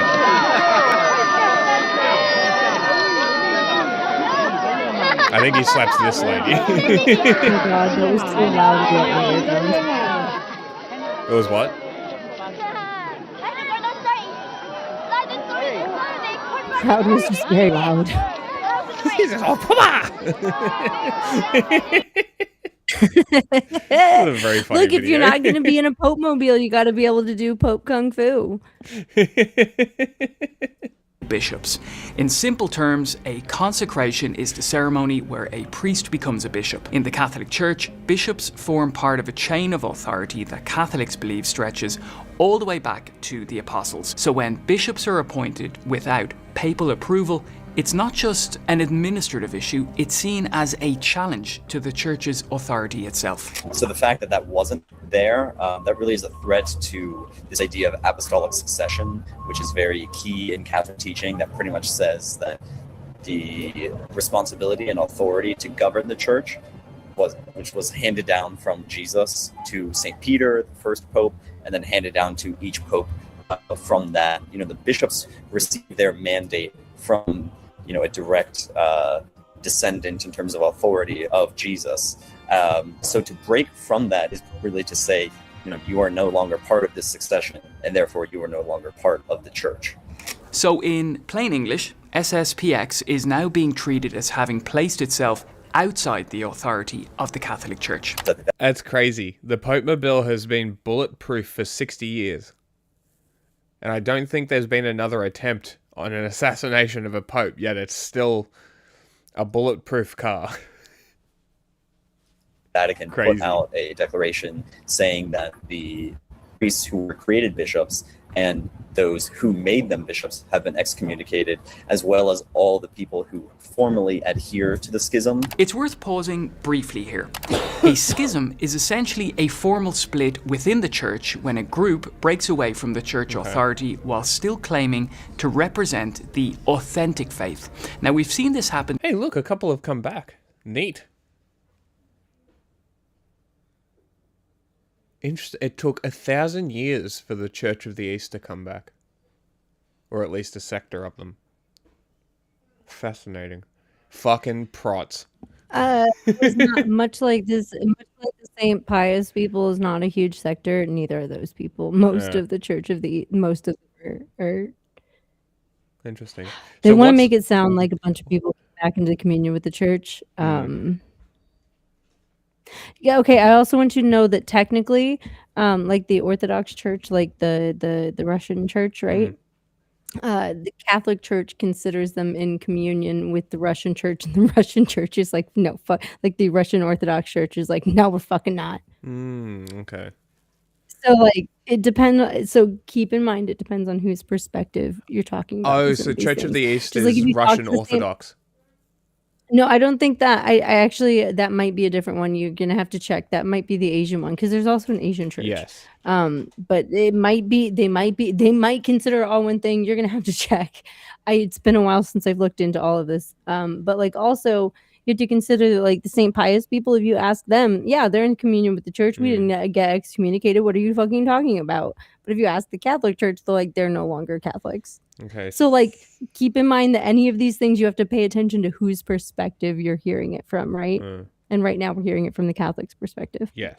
Okay, so Church of the East or East Syriac Church, so it's around the Syrian, sort of Assyrian church, Persian church, so it's around sort of West Asia. The 5th century Miaphysitisms?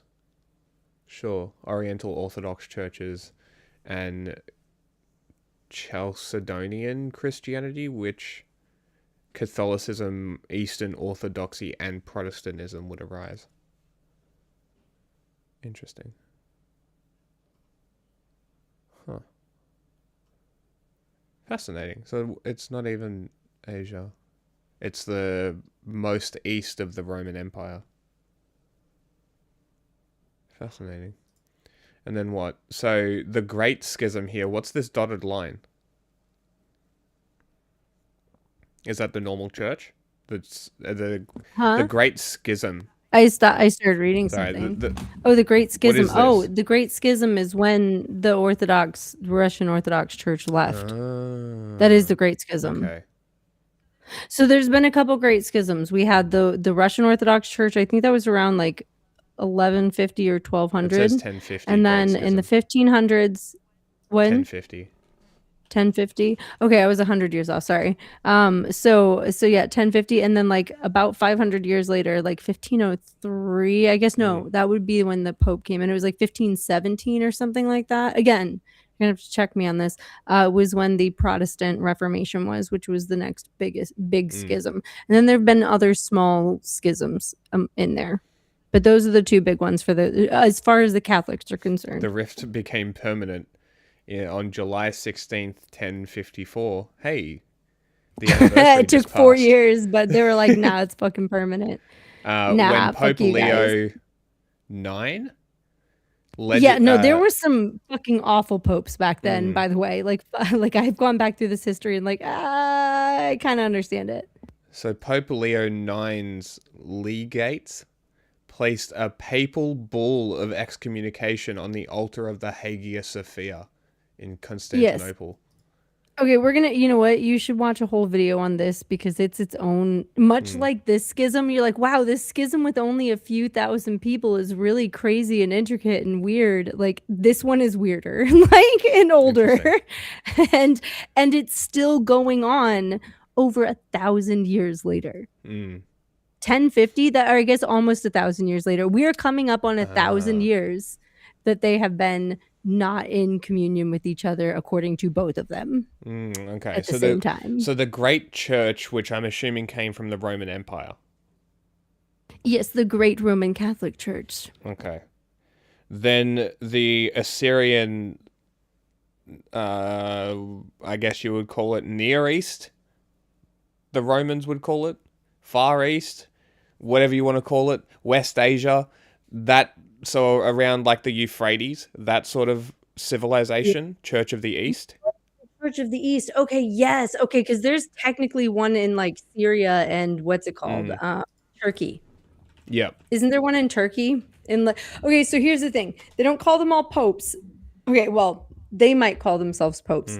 But the Catholic Church calls them patriarchs. They're like 12 different patriarchs. of various churches, including like the Orthodox Church, like the Russian one, and like the Asian one, and the like Middle Eastern one. Again, I don't know all of their names. This is a better chart than I have, but Yeah. like there's actually, you know what, we're gonna have to find I wonder if the chart guy does this somewhere, because the chart guy is really good. I found him because I was looking into the Christian identity stuff, right?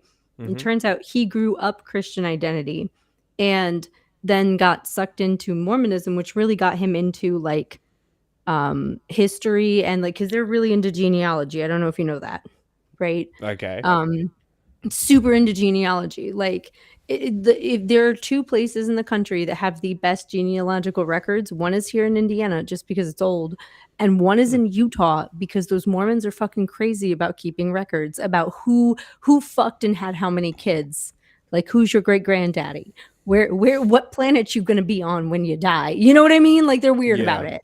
But they are very good at keeping records. And Catholics, oh, by the way, part of the reason why we have such a good collection here in Indiana is Catholics also keep very like detailed records about when you were born, when you were baptized, when you had your first communion, when you had your first confession, when when you got married, when you had your last rites, when you died. So like they got the record keeping from other but you people in Utah are weird. Mormons are extra weird about records. Anyway, my point is, because we have so many records from these churches, like you can go back and check this kind of stuff, right? I forgot what my point here was. Oh no, why was I talking about the Mormons and the Utah and their records? Oh no, I went off on a tangent and I lost my train of thought. Shit. Anyway, I forgot what I was saying here. But there were lots of schisms. The biggest ones were the Russian church and the Protestant Reformation. But I was talking. Okay, the Christian identity guy. Then he got into Mormonism, so he was really into genealogy, and now he like makes these videos about like that are like these charts of like different religions and lineage lines and things. Because one of the things with like Christian identity, because it was British Israelism, right? Yeah.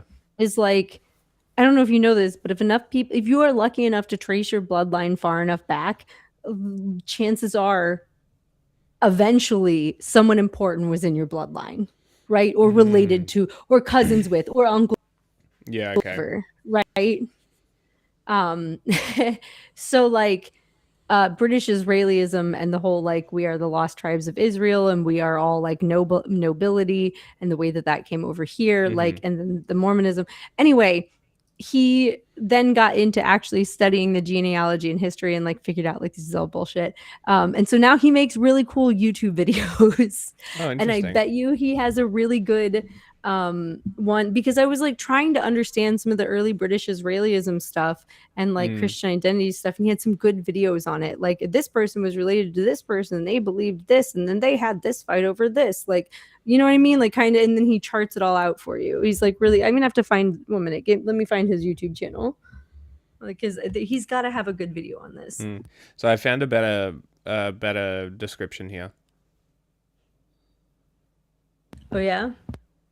So it seems like all of the Oriental, Eastern, and Assyrian churches have unified into the single Russian Eastern Orthodox. And then you've got the Latin Church. I don't know why it says full communion. Is the Eastern back in communion? Well, again, depends on who you talk to. Okay, you're gonna have to look at that.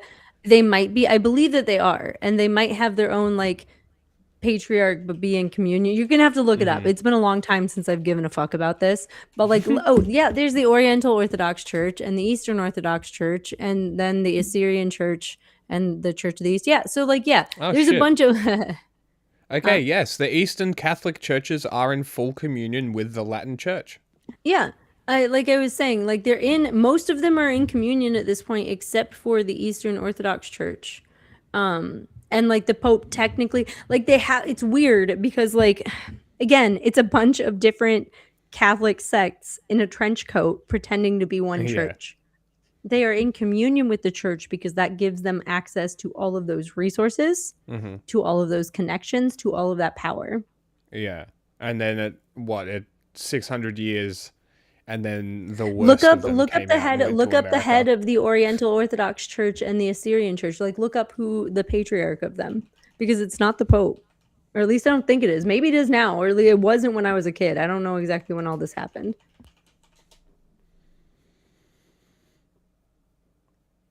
Oriental Orthodox Church communion consists of 6 autocephalaceous churches, each headed by its own patriarch. These prominent spiritual leaders govern their respective jurisdictions independent while remaining in full communion with one another. The Pope is like, as long as you don't do anything egregious to embarrass us, keep doing what you're doing. A lot like this other sect that they let back in when he was like, look, just don't fucking appoint your own bishops again. And then they did it again. Okay, so the Coptic Orthodox Church. Here's the thing, though. I'm pretty sure that the Latin Church and that the Oriental Church and the Assyrian Church can all appoint their own people outside of, like, and I don't think that they send people to the conclave either, like when a pope dies, because they have their own patriarchs. The Coptic Orthodox, headed by Pope of Alexandria and Patriarch of all Africa. The Syriac Orthodox Church has a Patriarch of Antioch and all of the East. The Ethiopian Orthodox, also a Patriarch and Catholicos of all Ethiopia. Then you've got Eritrean, just has a Patriarch. God. Okay, I found this guy's YouTube, and it's literally just called Useful Charts. And they are such useful fucking charts. Okay, and then you've also got Manlakara Orthodox and the Armenian Apostolic.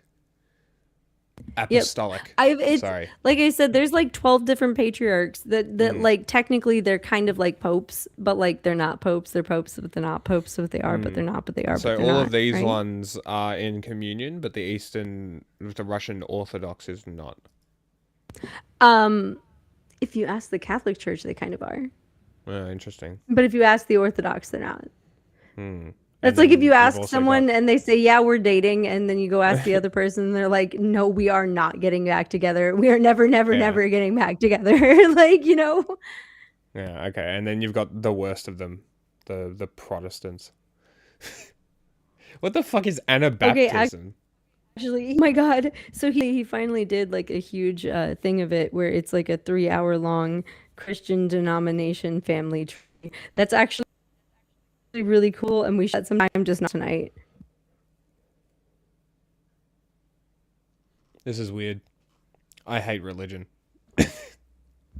Why? It's so fucking weird. It's so... You know how you get the ick about people? I get the ick about, like, organized things. Like... Yeah. If you get mad at me for not doing exactly what you think is correct, fuck you. Get fucked.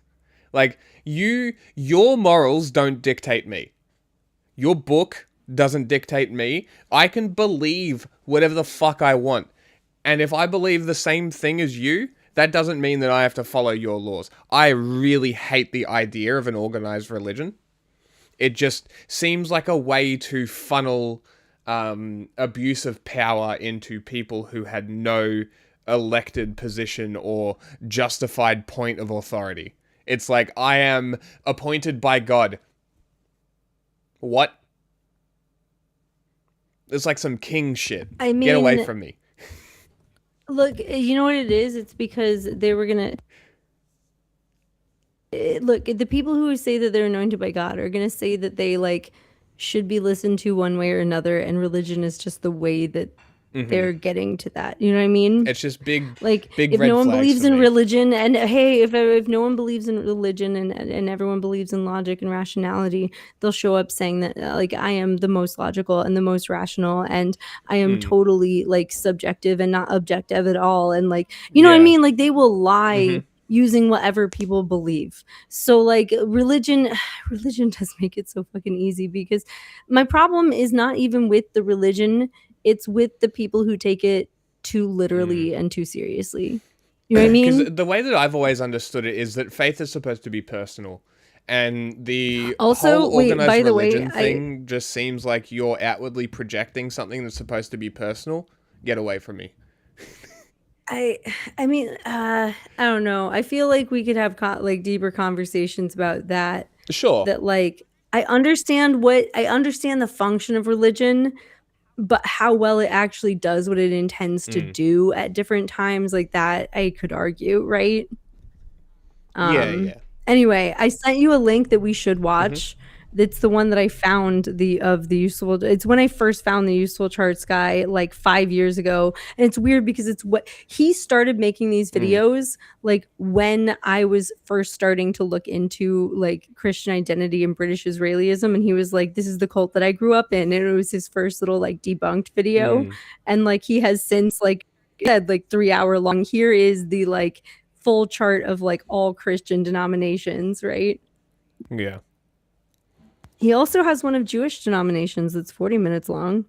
Interesting. He really does make some useful fucking charts. Like, I am interested in like the organization of religions and like the goings ons, but like, yeah, just like the idea of joining a church and being like guilted into going to whatever, doing whatever because you're supposed to be this faithful servant of God. Fuck you. I understand to a certain degree. I understand that people need a community that's not going to go anywhere no matter what outside of their immediate that's why I'm not against and I religion. understand community projects, and I understand, like, you know what I mean? Like, I understand the function like in society, and I can't be mad about that because it is outside of the government.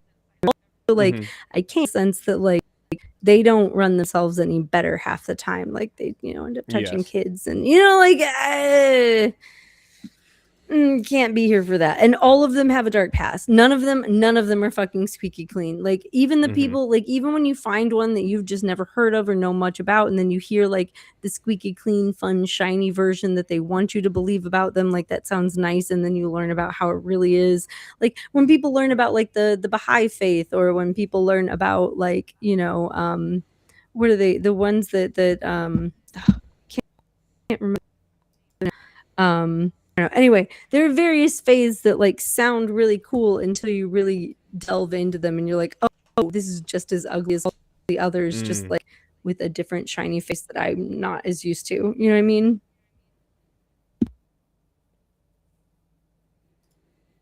Yeah, and that's we why I'm not, like, we should check out against... that British Israelism one though. That I sent you. Because like that's why I'm not like against religion, because like if people need their community to stay sane, whatever.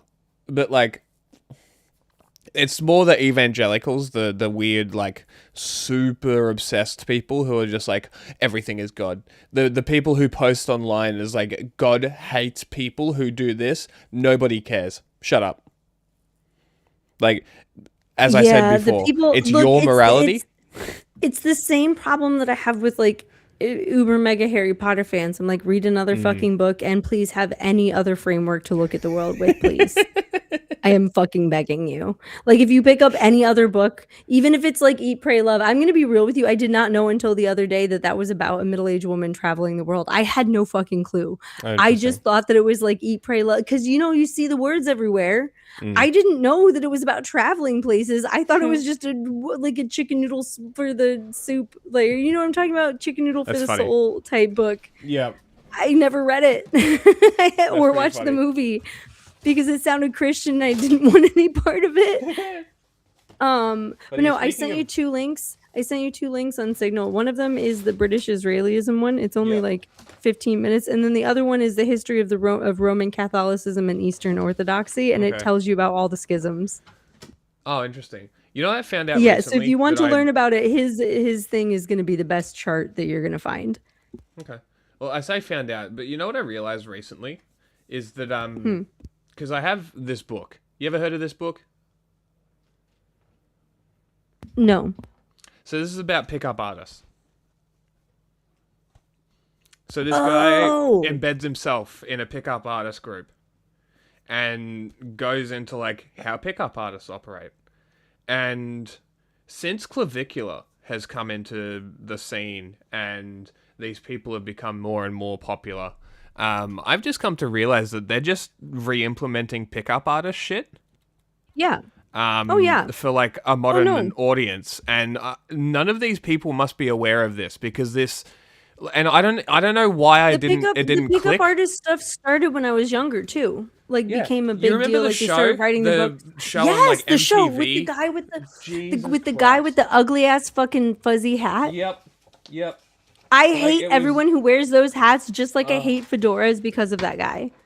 It's guy like these ruined were shit. TV shows about Where sending is he? guys What is- in wait, to wait, sleaze on women. Where is the original guy? You know what I'm talking about? Like the original guy with ugly fuzzy hat. I'm talking about.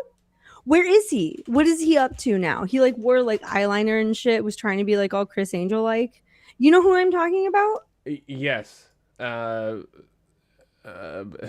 the Anyone original remember pickup artist Mystery? guy. I think it says his Whatever name is fucking Mystery? happened to him. But also like beyond the pickup artist stuff, like being recirculated, it reminds me of Jordan Peterson. Eric right? von Where- Markovic. Where Jordan Peterson isn't telling you anything new. He is just regurgitating self-help, Oh right? my god. And all self-help is just regurgitating the most basic principles that you will hear from any religion or like lifestyle group, right? And it's all just regurgitated bullshit. And then people hear the regurgitated part and then like glom onto them because they feel like they like have some esoteric knowledge because they didn't realize that cleaning their room would make them feel better. You know what I mean? He was a mentalist. Yes. Oh my god. Yeah, dude, this guy was fucking awful. This guy, like, you know that meme where someone knocks over a small domino and then they're like, there's like the big thing at the end. Yes. It's like this guy and then like fucking that guy who died injecting himself with gold in Thailand. Like, All right, listen to this. You ready? So that book that I just brought up, right? Eric von Markovic, known professionally as Mystery, is a Canadian pickup artist and television personality. He was on, like, MTV. Profiled in Neil Strauss's The Game. Oh my god. Okay, so you know what? I might have actually heard of the book that you're holding, but like a decade ago. Is that like an old book? It's a very old book, yeah. Okay, then yes, I 2005. probably have heard of this book. There we go. Yep. Like this was when I was a kid. Like this is when I was in high school. Yeah, that's dude. when I got it. I bought it when I was like 16. Yeah. Oh my gosh. That guy. Yes, that guy. Yes, the one that book is about. Fascinating. Fuck that guy. That's so funny. That's genuinely funny that I bring up this book, you bring up this guy, and he was in that book. Yeah, no, he was the original fucking creeper. Like Incredible. a little manual in it and turned it into a culture. Okay. And let me also say that like writing a little manual and marketing it like mass like that, like mass whatever. Very much what they're doing now. Well, eventually that's kind of what they did with the like how to groom kids. Mm-hmm. In Pretty the cool. groups that like in these groups that attract these people. Mm-hmm. They're like, oh, And now we've she's got only Andrew 17? fucking Tate on CSAM charges. Yeah. Like, you know what I mean? Like Andrew Tate is the evolution of this guy. Mm-hmm. And because you know what it is? The evolution of this guy is to monetize it. Because this guy wanted to get laid, right? And he monetized it by selling you his book on how to get laid, not by selling you the women. But if you And are now also Andrew not Tate selling a book, is a gay man. but if you are not also showing selling a just book, I mean, I selling guess he you was on too. pickup artist culture, but Yeah. not the sex part. Like I don't know. I guess everyone's making mistakes that people have already made again, you know? Well, what do they say? History doesn't repeat, but it Oh rhymes. my God, but it rhymes. Yeah. Here it is rhyming. Many times Anyway, we should before. watch that In the- one. Wait, we should switch and watch that one useful charts thing because Shoulda he's kept actually watching. really good. No, because the useful charts thing is like actually much History of better. Christianity. No, a because much they better literally do explanation than it. this. They put up what Oh. everything is. Oh my God, we literally looked all this up, didn't we? Look, we're doing the Cool. real work. All right. Yeah, we're not Cool, relying on the all right. videos. But no, seriously though, you should switch over to the useful charts thing because his charts are useful. Okay. Oh, I still haven't pasted the Instagram. I will do that. The British one, the Roman Posted the Catholic, what? Eastern Orthodox. I still haven't posted the Instagram story. Oh wow, it's getting older and older. Like that video is now almost a week old. I don't know. Watch it. We'll see. Fucking ads. Hi, this is Matt Baker. Hi, Matt. And now, so instead of having to send links, I open it in YouTube, have it in my history, and then boom, it's right here. I am Tech Bro. This is Matt Baker. Welcome to episode 2 in my series on the family tree of Christian denominations. In episode 1, we looked at the origins of Christianity, how it started off as a sect of Judaism, but then went on to become a separate religion. We then discussed the first 2 church councils, which clarified what the major beliefs of Christianity were, and which produced the Nicene Creed.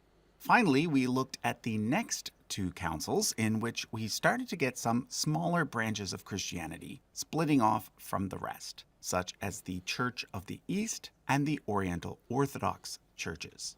So in today's video, we're going to switch gears and focus on 2 of the largest branches of the tree, the Roman Catholic Church and the Eastern Orthodox Church.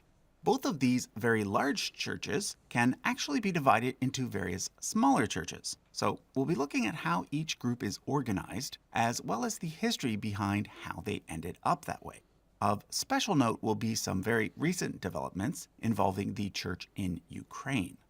But first, I want to point out that throughout this series, I'll be collaborating with the YouTube channel Ready for Harvest. Ukraine be As like, many of you fuck already Russia. know, Ready for Harvest is all about Naturally. Christian denominations, talking about their history and how they differ from one another. Way the What I Ukraine really war plays a big appreciate part in about this. Ready for Harvest is that while its host, Joshua, belongs to one particular Christian denomination, he always approaches every topic from a very neutral point of view. So, for example, today, since I'm focusing on Catholic and Eastern Orthodox Christians, he too has released a very unbiased video about these same I'm two fairly groups. fairly So, sure. if you want to get some full- extra information on disclosure, what I'm fairly this discussing person today, ended up I becoming definitely Jewish. recommend that you watch this Interesting. video after this one. Yeah.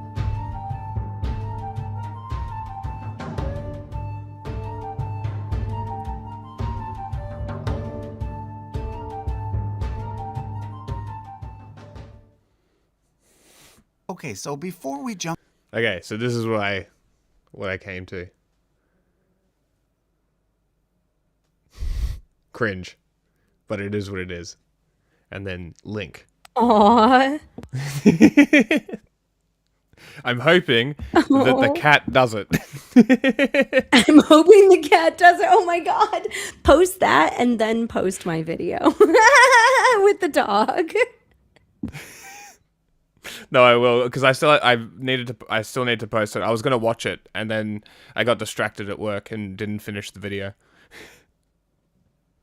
So I wanted to watch it first, so I could then. It's mostly that's fine. It's mostly me saying like it's 7 minutes of me being like, hey, so the War Powers Act was because Nixon was secretly bombing Cambodia, and people were like, well, you can't go to war without Congress, and he was Yes. like, well, that's unclear. So they were like, okay, well, here's some boundaries. You got 60 days that you can conduct a military operation, and 30 further days that you can remove troops. So you can do up to 90 days total. And 60 that you can be attacking, 30 that you can be leaving.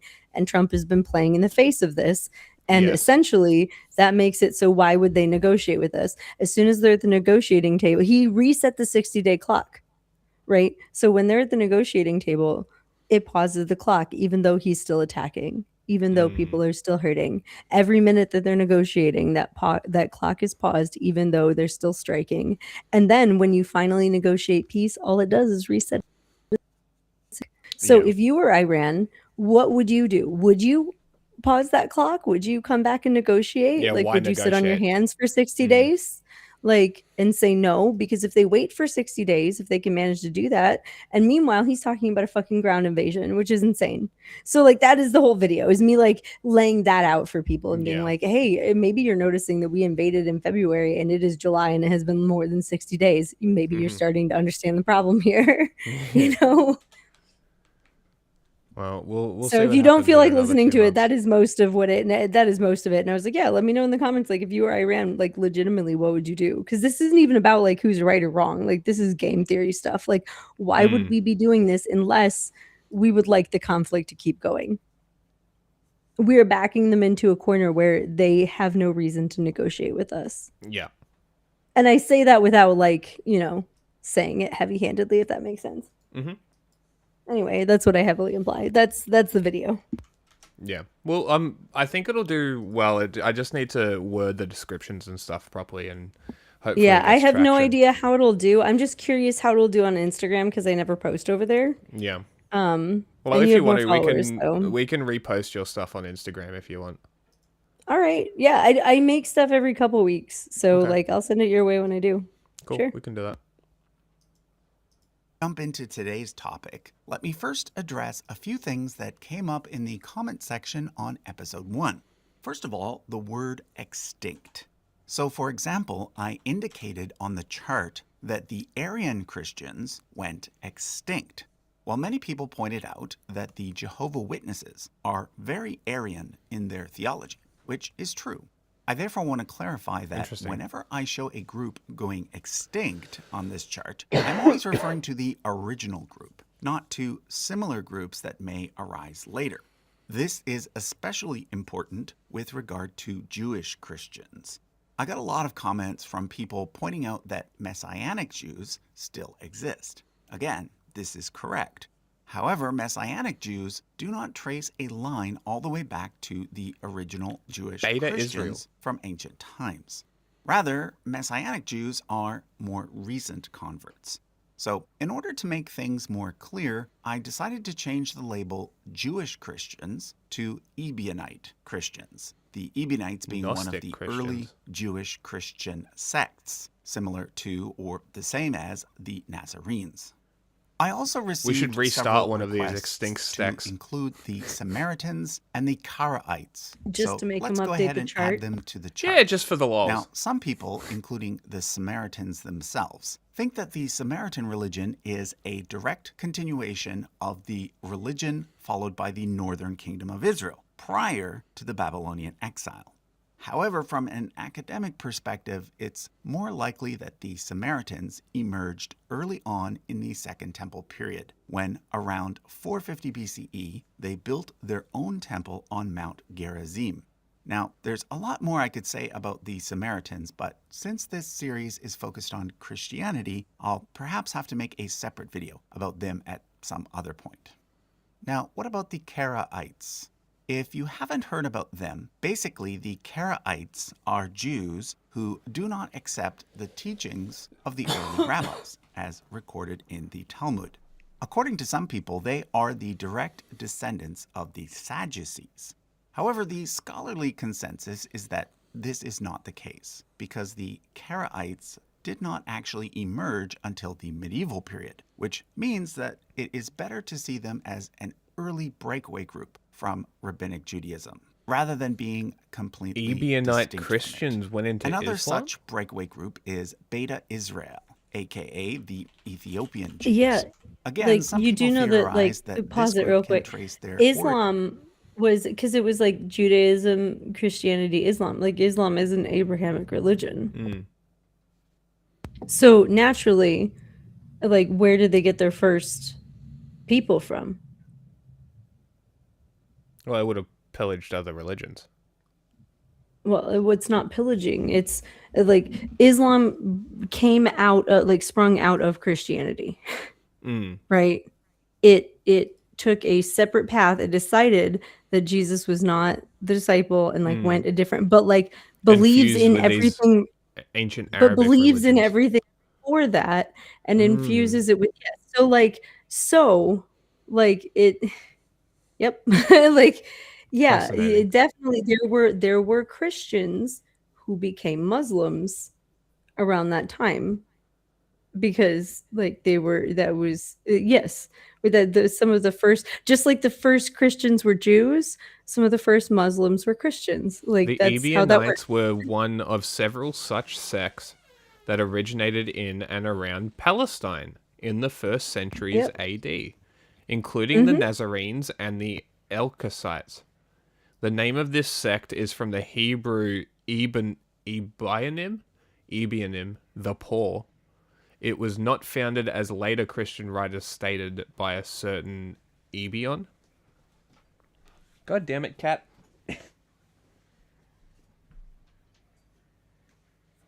And the surviving accounts are subject to considerable debate. They are uniformly derived from the Ebionites' opponents. The first mention of the sect is in the works of the Christian theologian Saint Irenaeus, notably in his Adversus Heresies, against heresies. This fucking cat, man.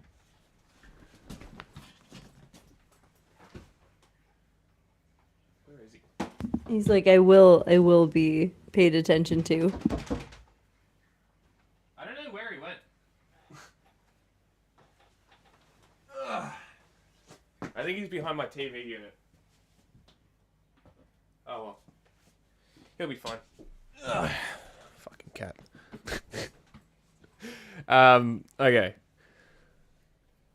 In other sources, including writings of Origen and Saint Epiphanius of Constantia, the Ebionite movement may have arisen about the time of the destruction of the Jewish temple in Jerusalem.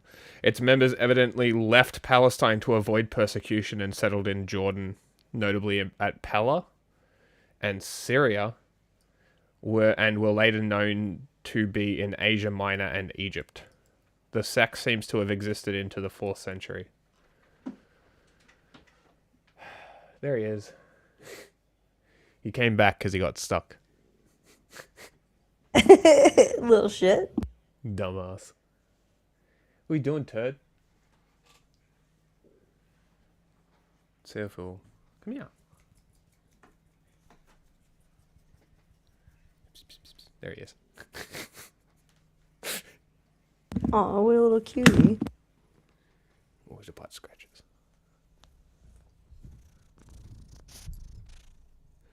Oh, even little purrs. Oh. Well, he been sneezing. Origins to pre-rabbinic times. However, it is clear from their language and customs that they did originally have connections to rabbinic Jews, but then this connection was severed for many centuries until they were once again reunited with the rest of Judaism in modern times. Okay, let's now turn our attention back to early Christianity. I mentioned last time something called the Pentarchy.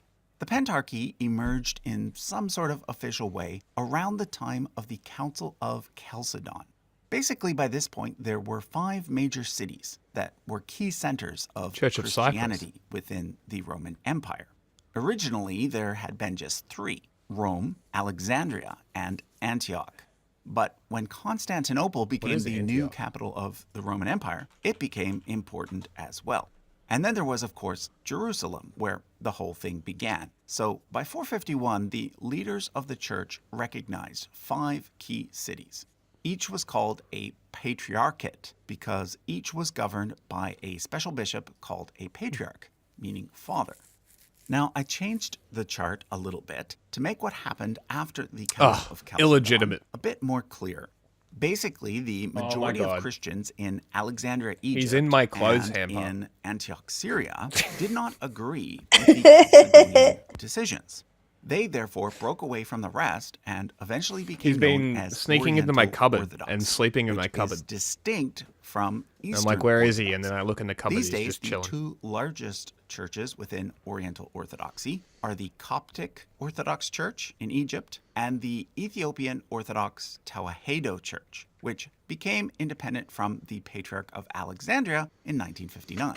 However, I should point out that the church in Ethiopia has its 1959, own that's very unique late. history that goes all the way back to ancient times. And as I discussed in my series on Who Wrote the Bible, Ethiopian Christians have a unique version of the Bible that Who cares? includes several extra books that Like, are not. Okay, It's genuine actually question. quite interesting. Why does it matter? Interesting. No, but why does it matter it who wrote matters. it? It does. Because, what do you mean? Why does it matter who wrote it? Like, wasn't it dictated? Why does it matter? Wasn't it the words of No. God dictated into a book? Mm-mm. Or was that the Torah? That's. Or was it the Ten You're Commandments? thinking of the. You're What thinking am I of thinking like of? older. You're thinking of older stuff. No. Especially the New Testament, they were written by different like prophets, right? Oh, we're And talking which like that prophets sense, made like, it into which what's prophets made it the into the sense. You've probably also heard of the Dead Sea Scrolls that have been King found. James that, Bible? Which is the Protestant one? Oh yeah, that's the one that started the riots in the United States over whether they were going to use the King James Bible. It's because the king left the Catholic Church because they wouldn't give him another annulment after he had like 8 fucking wives. Oh, is that why? That's pathetic. Yes, that's how that's how the Church of England got fucking started. Do you not know entry, dude? No. Wow, I know okay. Cromwell was involved at some point. Yeah. Well, And I there know was- that there he was the basically Protestant, united like, England so from tribes to England. The Protestant Reformation happened, and then a couple decades later, when the priest would not give another annulment to the king, he was like, "Well, fuck you! I'm going to make my own church." Right? So Did he get his head cut off? the king? Yeah. Was he one of the No. ones that was beheaded? No. No, that's a shame. No, I'm pretty sure he like rotted or something. Like Or was I don't he the one remember that how he beheaded his died. wives? Yeah, he was the one who had a lot of wives. Okay, he was that guy. He's like, I don't like this woman anymore. Off with her head. Yeah, that Yeah, kind well, of guy. because here's the church under very specific circumstances, and it has to go all the way. Here's the thing: if it happens very rarely, it has to go all the way up to the fucking Pope, even to this day, which means that it's even rarer to this day. Or, like Okay. it's even rarer these days to have an annulment. Like an annulment of your marriage means it didn't happen. In the eyes of the church, that marriage never happened. It has been annulled. You no longer have to worry because it's for life when you get married, right? Sure, yep. In And the Catholic Church. Yes, and so like it's very specific circumstances, and like like, oh, he beats you, well, maybe be better, like like it's very specific circumstances. Well, and you it does shouldn't not be happen so often. beatable. Just like excommunication doesn't happen often, but when it does Yeah. happen, it's because something like there's some weird extenuating circumstances here, and so annulments normally don't happen. Like they'll tell you to get divorced before they tell you to get an annulment most of the time, right? Okay. Anyway, he wouldn't give him an annulment, and so he's like, fuck you, I'm creating my own church. So yeah, anyway, my point is like including different books, because these books are what you read in church and like what you get your culture from. So like if, for example, there were a bunch of like what the Bible is and like how it's like which stories are in there and which like I guess interpretation of those stories and which translation of those stories, and which like all of that changes how you read the story, right? And so like it is a big deal that they had books in there that other ones didn't. And it also says something about like, have you ever heard of the Dead Sea Scrolls? Some of those it insinuated that Jesus married a whore. I thought he washed her feet. Oh no. Well, in the normal book he does, but in the Dead Sea Scrolls, it implies that they were married and may have had children together. Ah. It would be wild if we suddenly added those books that we found that seem to be dated from around the same time, but who wrote them? Why like were they accurate? Like who, like, you know what I mean? Like who wrote that? Because like who wrote that and why Talking does of matter. accuracy. So when you right, and when you come religion. into communion, when you come back into communion with all of Africa and you find Yeah. out that they've got extra books that we don't have, it is interesting. What do Okay. they say? Who wrote those? When were they written? When were they added? Why were they added? Who added So it's them? more That all matters. The matter is more of an interest rather than an actual okay, matter. that is like the Harry Potter fandom finding some kind of subgroup in like Japan that has an extra 3 chapters in 2 different books. And you're like, but what do they say? Did J.K. Rowling write those? When were those added? Are those only like what? Well, how did those get there? Like, you know what I mean? Like, you would be asking these questions, like, or like, like, is it official law or not? Yeah, well, exactly. Is it official lore? And is it official law? Is it okay if part of your church thinks that there's official lore that the rest of your church does not believe in? Like, Okay, so like I who said, it is determines a what bunch of official different. law is, and what are the determining basis of what it is? Is it just Oh. like people who have been recognized by Okay, the so church, there- therefore their words mean more? Like, Okay, how so does you this know how- actually you know work? how- This seems very you know- wait, subjective. Okay, so you know how there's the we talked about the second what's it called, where they all the Catholics got together and like updated some things. That's the second one. The first one had a lot to do with like this, like, hey guys, we got to have some streamlining of some of this shit. Okay. Okay. And it also and choosing what books get to be in where and when and what, that was the Pope and like the Roman Catholic Church. Okay. Like, again, this was a different church and they have come into communion and we allow them to have extra books because it's easier to have all of Africa being like, yes, we're in communion with the Catholic Church, than arguing even further over some books that all the white people don't even fucking know they have. Okay. I just Like, can't it's get over the fact that black this. people, it's secret black people Catholic books. I just can't get over the fact that this really does feel like comic book fandom. It is though. No, it really is. And When it's I like, say oh, well, read- the Marvel writers wrote this, so it is official No, law, they but get- your they fan get- fiction doesn't count. Dude, I need you to know that what Catholics do is they get together and they read a different section of this fucking book every week and then discuss it with each other for an hour. It is literally okay? It is a book club. It is, and they argue like comic book fucking nerds.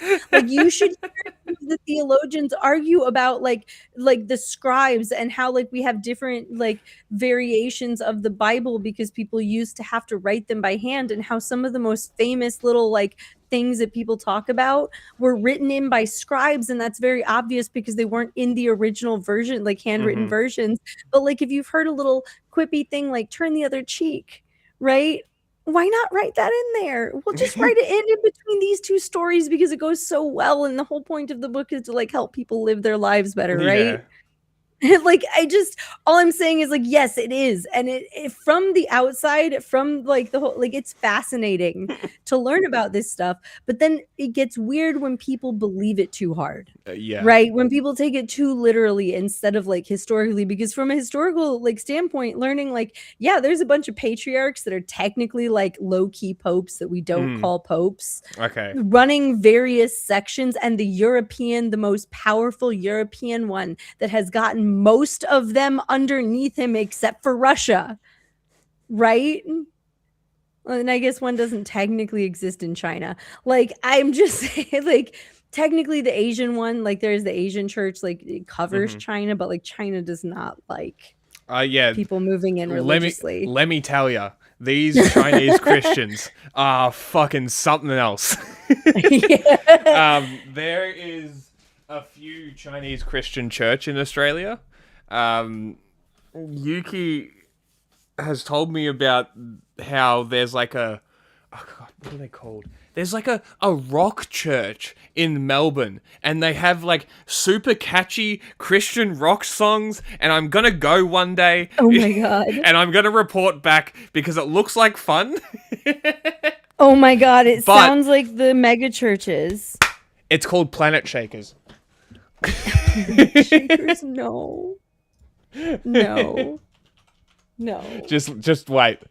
You No, just I- fucking by wait. the way, And He's fast. By the way, wait, you know how I said it is a bunch of sects in a trench coat? Like, this is proof. Like, the whole of Africa has extra books that the rest of the Catholic Church just doesn't have. And we just don't talk about it because they're in communion now. Like, that is Awesome. weird, right? Is that not weird? That's like the weird Very cousin that we're much. like, look, it's just better to have him on our team. So the reason that I bring this up is because Yuki told me about this, and she told me because they specifically have Chinese speakers in this church to target Chinese students. Oh, interesting. And they have like little religious study groups which are Chinese language targeting Chinese students, and I'm fucking obsessed. So this is their YouTube channel, and look at the size of this fucking thing. Yep, that's in my computer. It blows my mind. Right? That is Let me some find imported American megachurch A bullshit. crouch, isn't it? It's so weird. Look at the size of this shit. So this is like a weekly thing Not that they the do. American megachurch. Oh, I have. This is why I was blown away when I found out about this, because this is here. Yeah. You should And go. I'm going to. I want to talk to them and ask them what fucking sect of Christianity this is, because I'm Popcorn. wildly curious. I'm also Evangelical. curious whether they'll like look at me like an outsider when I'm not Non-denominational being weird. evangelical. It's going to be It'll be some kind of non-denominational evangelical. I think we have a lot of Lutherans here.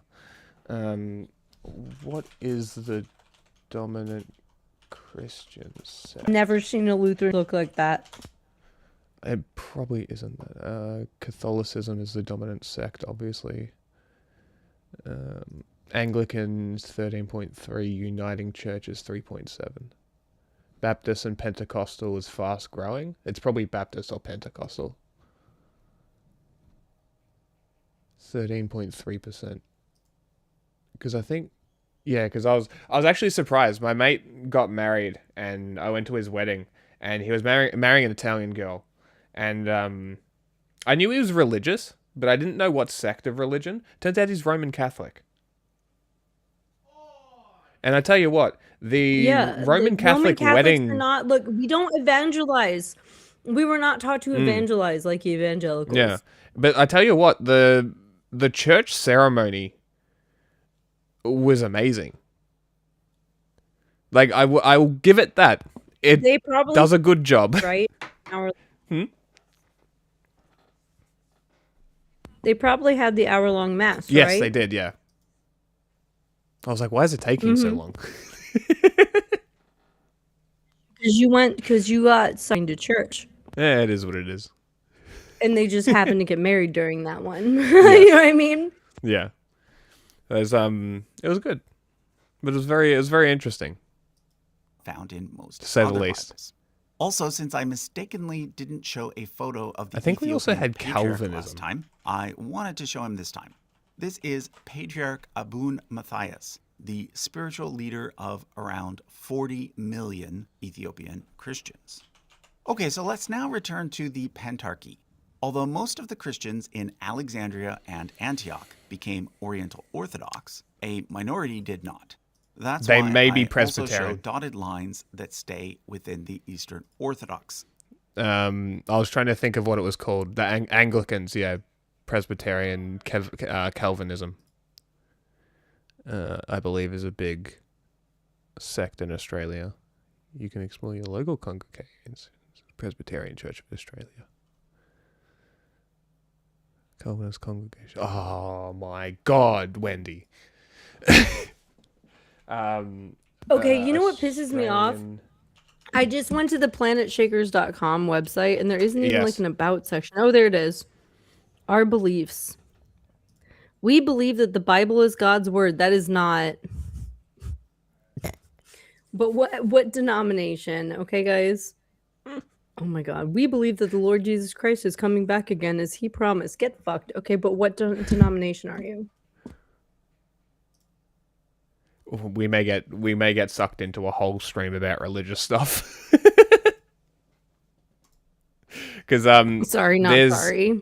There's a church cult thing in Australia called the Brethren, and they're like all rich and family. You can't come into the church. It's like full cult. Like think Westboro Wow. Baptist. And guess what they are? Baptist. Of course. Yeah, these guys are an issue. There's a Four Corners story about it. We can watch it, or I can send it to you. Church of the Brethren. Wait Is an one minute. Okay, they Anabaptist do prosperity Christian- gospel. Yep. That explains why Oh they have so no. much Okay, money. let's see. Church also faced major scandal in 2008 when a prominent worship pastor faked terminal cancer. Oh my god. For over 2 years, he deceived the church and supporters, performing his worship song "Healer" with an oxygen tube. He later confessed to the deception, and the deception was a cover-up for a long-term pornography addiction. What the fuck? Oh How is my pretending- God. what the fuck? Were you raising money for your cancer? Oh my god. Incredible. That's... You go to this church. Ask people if they were around in 2008 and if they remember this guy. You'll have send me his name on Signal, and I'll look him up. It's Mike. Oh my god, Guglielmucci. Guglielmucci. It is a weird fucking last name. Guglielmucci. It's Gugliel Mucci. Mucci. Fake cancer preacher admits porn addiction. Yeah, or you can find it that way. Father of Christian preacher who falsely claimed to have cancer says anyone who gave money to his son will be able to get it back. Michael Guglielmucci, sure. That's a strange fucking name. Faked having terminal form of leukemia for 2 years. Fuck. While preaching. Wow. It is believed he received a number of donations for treatment for his fake illness and even released a single music single titled Healer. His father, Daniel, a founder of Edge Church at Raynella, faced reporters this morning. He said his son was a sinner who must seek repentance and might need to be sent overseas for treatment in a specialized clinic. No All right. wanking. He said the church and his son are taking legal advice. He then read a statement from his son to a packed congregation. In a statement, Michael said he had been addicted to adult pornography for 16. Glad you specified. For 16 years. Apologized to those he had misled and promised restitution. Michael has been stood down from the Australian Christian churches formerly known as the Assemblies of God. The Australian Christian Church is investigating the incident and says it's still deciding on what form of discipline to take. This is a speaking church or speaking tongues church too. Oh, awesome. Yeah, fully participatory. I'm so excited. You got to practice which your I've tongue now speaking. decided to color. Apparently they do stop in between songs to do like prayers, which is so funny. They call themselves a music ministry. Like, they do not have a denomination, my dude. That's fascinating. It's just a scam. It really is. No, seriously, these mega churches really are, though. Like the prosperity gospel, like the more you donate to us, the better Like, come Kenneth on, dude. Copeland and his fucking private jets deserved. Red. The Christians How dare in these you areas suggest that he sided with takes Eastern a Orthodoxy commercial were jet? originally known as Melkites, meaning imperial. That term God will wouldn't pop want up that for again him. later, so I thought I'd point out its meaning now. But here's the thing. In the 600s CE, Alexandria, Antioch, Look, I'm totally and down to have a Jerusalem religion- came a under the religion control stream. of the new religion of Islam. Therefore, these cities became less important in terms of Christian leadership, leaving only Rome and Constantinople as the two main patriarchates. Therefore, a bit of a power struggle eventually developed between Rome and Constantinople. On one side, there was the fact that Rome, as the original seat of imperial Constantinople. power, had been given, back in the early days of the Pentarchy, a sort of precedence over the other four cities. However, on the other side, there was the fact that Constantinople was now the seat of imperial power, and it was the Greek emperor in Constantinople that now appointed the Latin pope over in Rome. As the centuries went by, Rome and Constantinople drifted further and further apart as Europe became divided between the Holy Roman Empire in the west and the Byzantine Empire in the east. This came to a head in 1054 with what's called the Great Schism. The Great Schism can be blamed on many different things, but I'd like to point out just two. One was a disagreement over whether or not Rome and its bishop, the Pope, was the head over the entire Christian Whenever we church. According to watch a video Constantinople, the Pope was just and someone the says first among Constantinople? equals. In other words, he held a special place Istanbul, of sorry. honor, but in practical mixed the terms, two up. he I held just had it no code. more Leave me power alone. than the Patriarch of Constantinople. However, according to Rome, Anytime the Pope someone says did Istanbul, have actual authority. Yeah, I always go, not Istanbul. Constantinople? The other major Yeah. difference related to the Nicene He said Creed, which Constantinople, so I discussed was in like, episode 1. In fact, For me, I would just say not Istanbul. By the way, I'm of a looking up stir. here. Wait, pause really quick.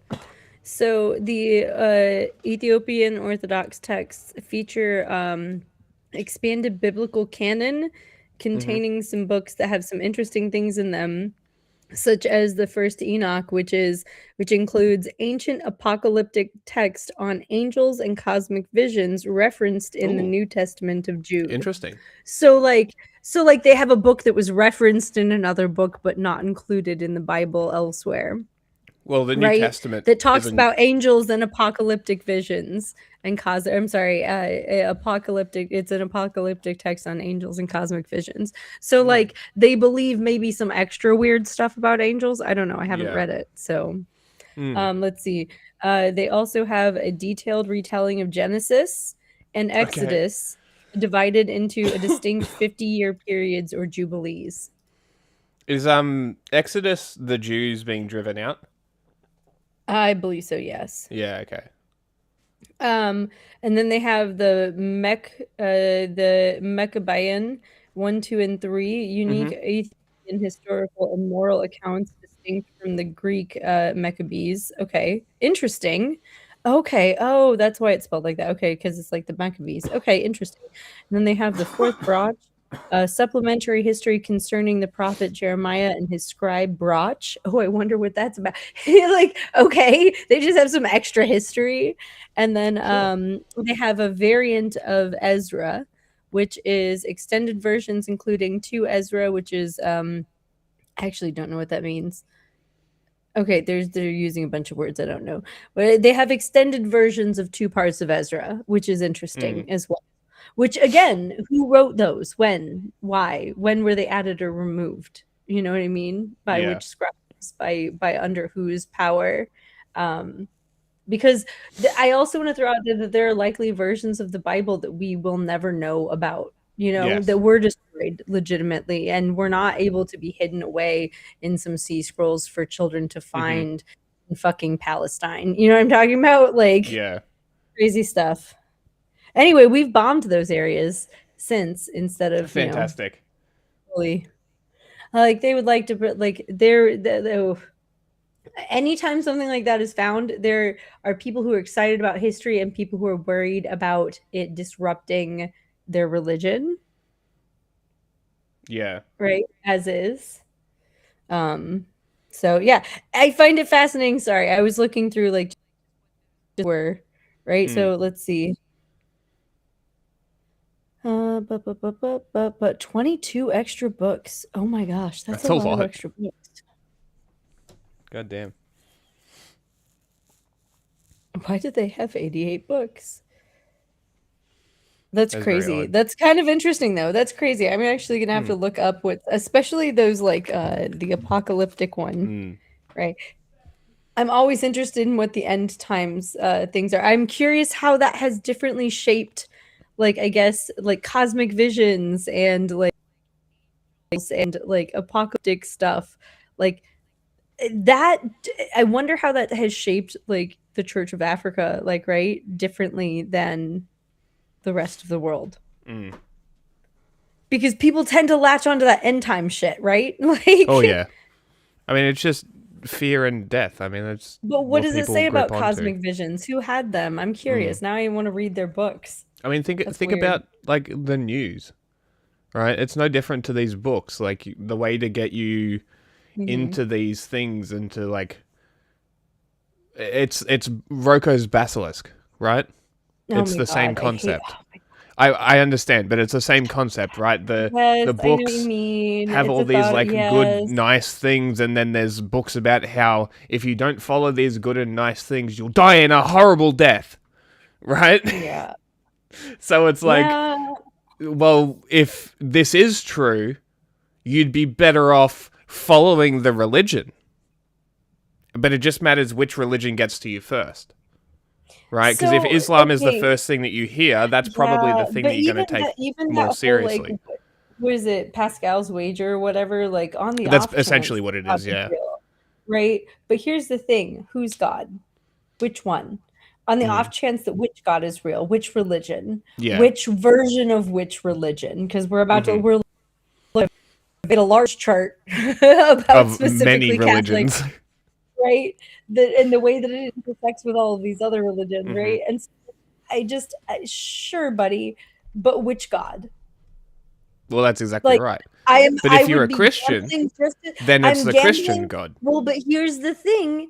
You're gambling just as hard that it's not like the Greek gods, that it's not like, you know what I mean? Oh, it 100% is the Greek gods. And at that point, why am I not just sleeping in on Sundays?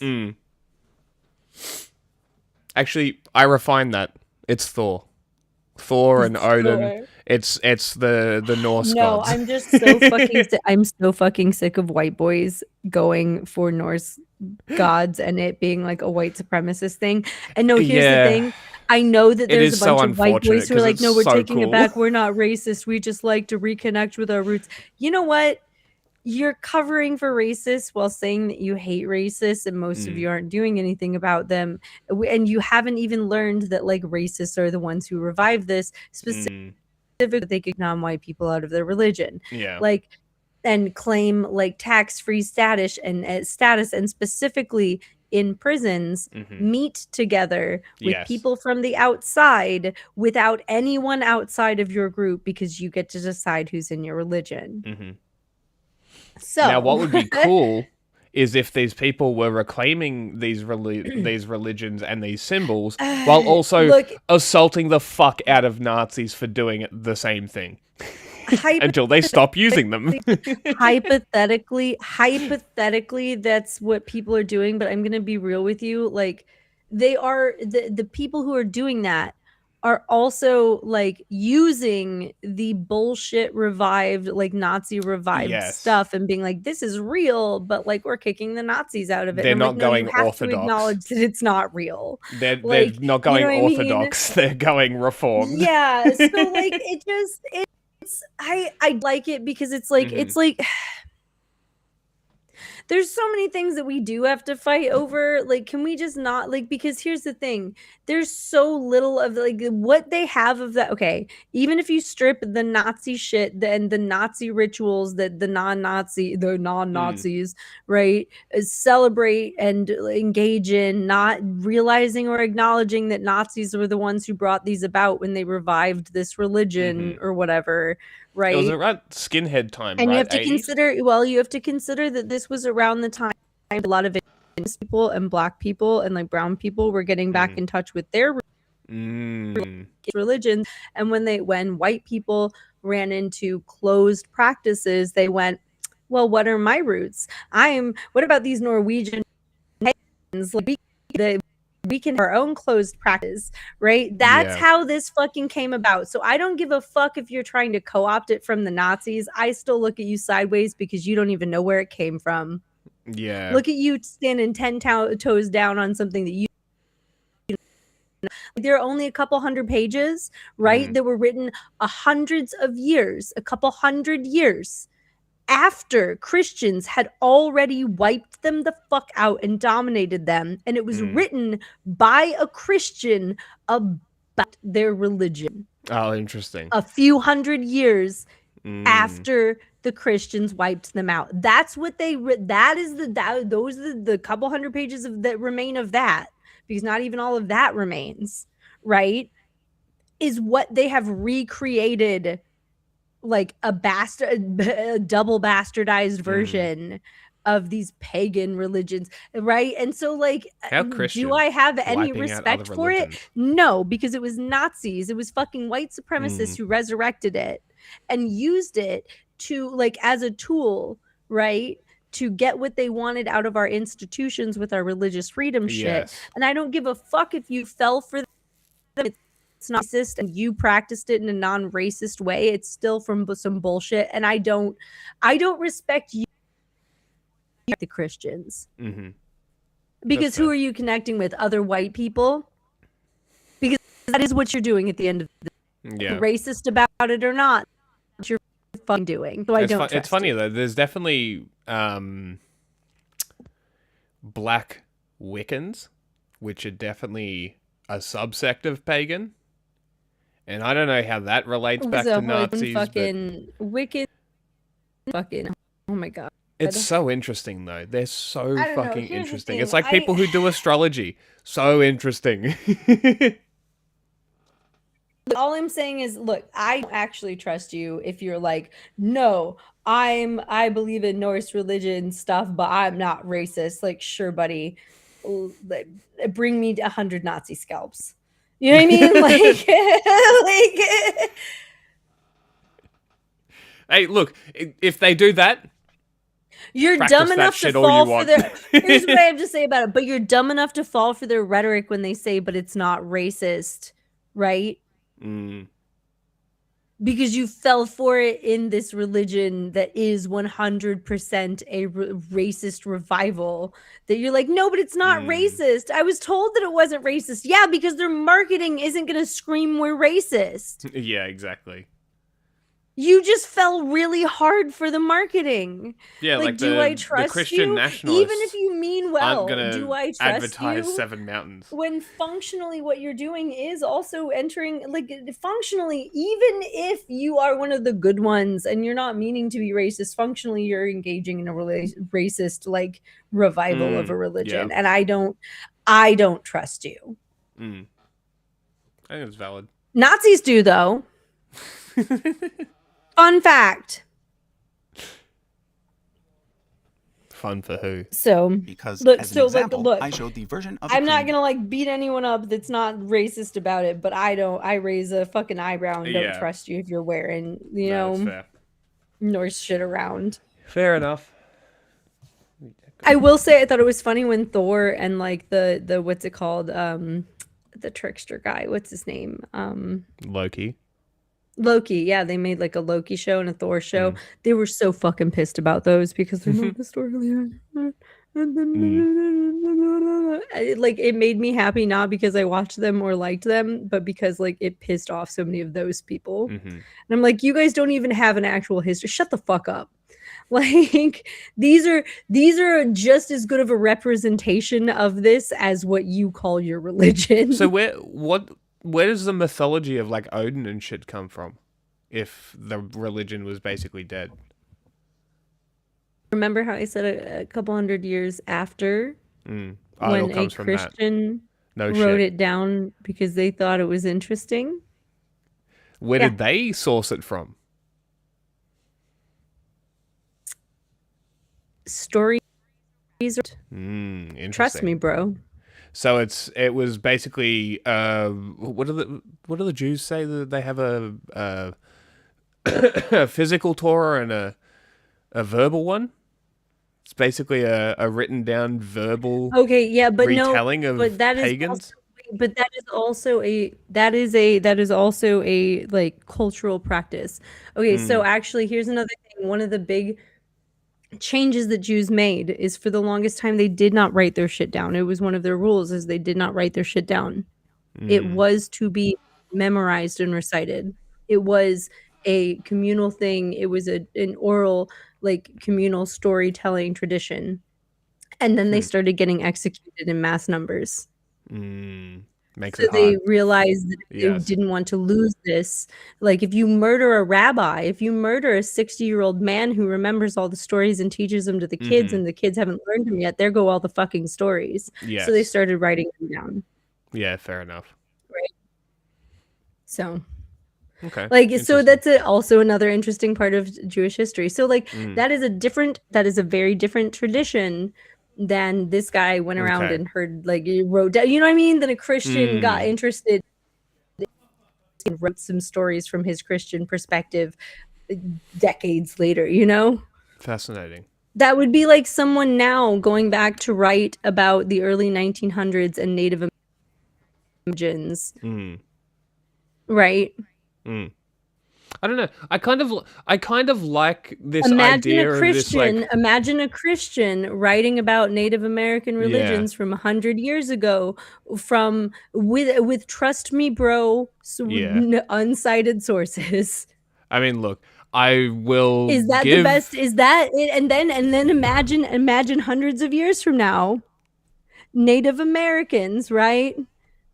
Read that Christian 2026 text about the early 1900 religious beliefs with a trust me bro attitude and then recreated religions based on that. And that is what we're talking about in terms of I do not have respect for your belief. I'm sorry.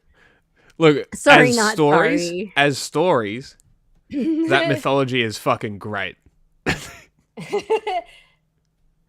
As for religion, but the stories, the lore behind that shit, whoo boy, that's awesome.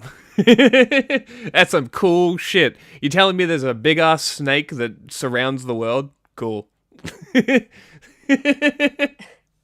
There's a tree that connects universes or different like planets. Whatever the fuck that is. Cool. Awesome. But I think the Greek gods cooler. I'm like used these days by Catholics and Protestants, rather than the one used by Eastern Orthodox Christians. The difference is this line here, known as the filioque, meaning and from the Son. So, as you can see, Catholics and Protestants say that the Holy Spirit proceeds from the Father and the Son, whereas the Eastern Orthodox Christians say that he proceeds from the Father only. Because of these differences and many others, East and West parted ways in 1054. Now, I should make it clear that it would be incorrect to say that the Roman Catholic Church and the Eastern Orthodox Church started only in 1054. Instead, it would be more accurate to say that they both started in the 1st century and that they were simply united up until 1054. So what about the popes then? I mean, the ones from Peter up until Pope Leo IX in 1054. Well, the difference is that Catholics claim that those popes were the leaders of the entire Christian church, whereas in the view of the Eastern Orthodox Church, these popes were simply the bishops of Rome, who, as I mentioned earlier, were, in their minds, simply the first among equals. Okay, so let's now look at how each of these churches are organized today, starting with the Eastern Orthodox Church, which sees itself as a single church, but can actually be divided into 15 equal churches, called autocephalous churches. Basically, being autocephalous means that the leader of that church does not have to answer to anyone higher up, other than God, of course. However, the Patriarch of Constantinople is given special precedence and is considered first among equals. This is why the Patriarch of Constantinople is called the Ecumenical Patriarch. Ecumenical meaning representing more than one group. Okay, so Norse pagans gradually transitioned between the 12th century, so over 4 years. Okay. between their pagan beliefs and Christianity. And it was in the 13th century, 100 years after they finally all transitioned and it was gone, that the book was written by a statesman who had an Oh my interest in it. god. And collected various, who did collect various, like, verbal histories and things, is what he claimed for his text. But who knows how much he edited that? Who knows? Yeah. You know what I mean? Like, again, you have to think about the narrators and how reliable it is. And this guy did not really say like he was a Christian. Like, it just, I'm just saying. So like, and then there are a couple texts that like describe various like rituals and things, but not like beliefs. But and then there's another text from the 13th century from another person who is also Christian that just took a big liking to their oral like traditions and stuff and collected some poems and things. So like, again, like, I don't, sure, buddy. All right. Okay. And you're going to tell me that because the Nazis used this to revive a white religion and you fell for their bullshit marketing, that I'm supposed to respect you wearing a Thor's hammer and looking just like fucking them? Get fucked. You know what I mean?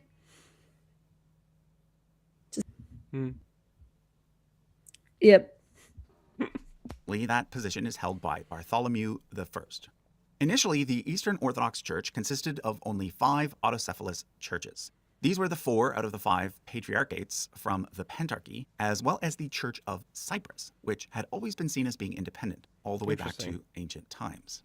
However, over time, more autocephalous churches were added by Constantinople, such as the Bulgarian Orthodox Church in 927, the Serbian Orthodox Church in 1219, and most importantly, the Russian Orthodox Church in 1589. I say most importantly because nowadays the Russian Orthodox Church is by far the largest of the various Eastern Orthodox churches. It is currently led by Kirill, who holds the title Patriarch of Moscow.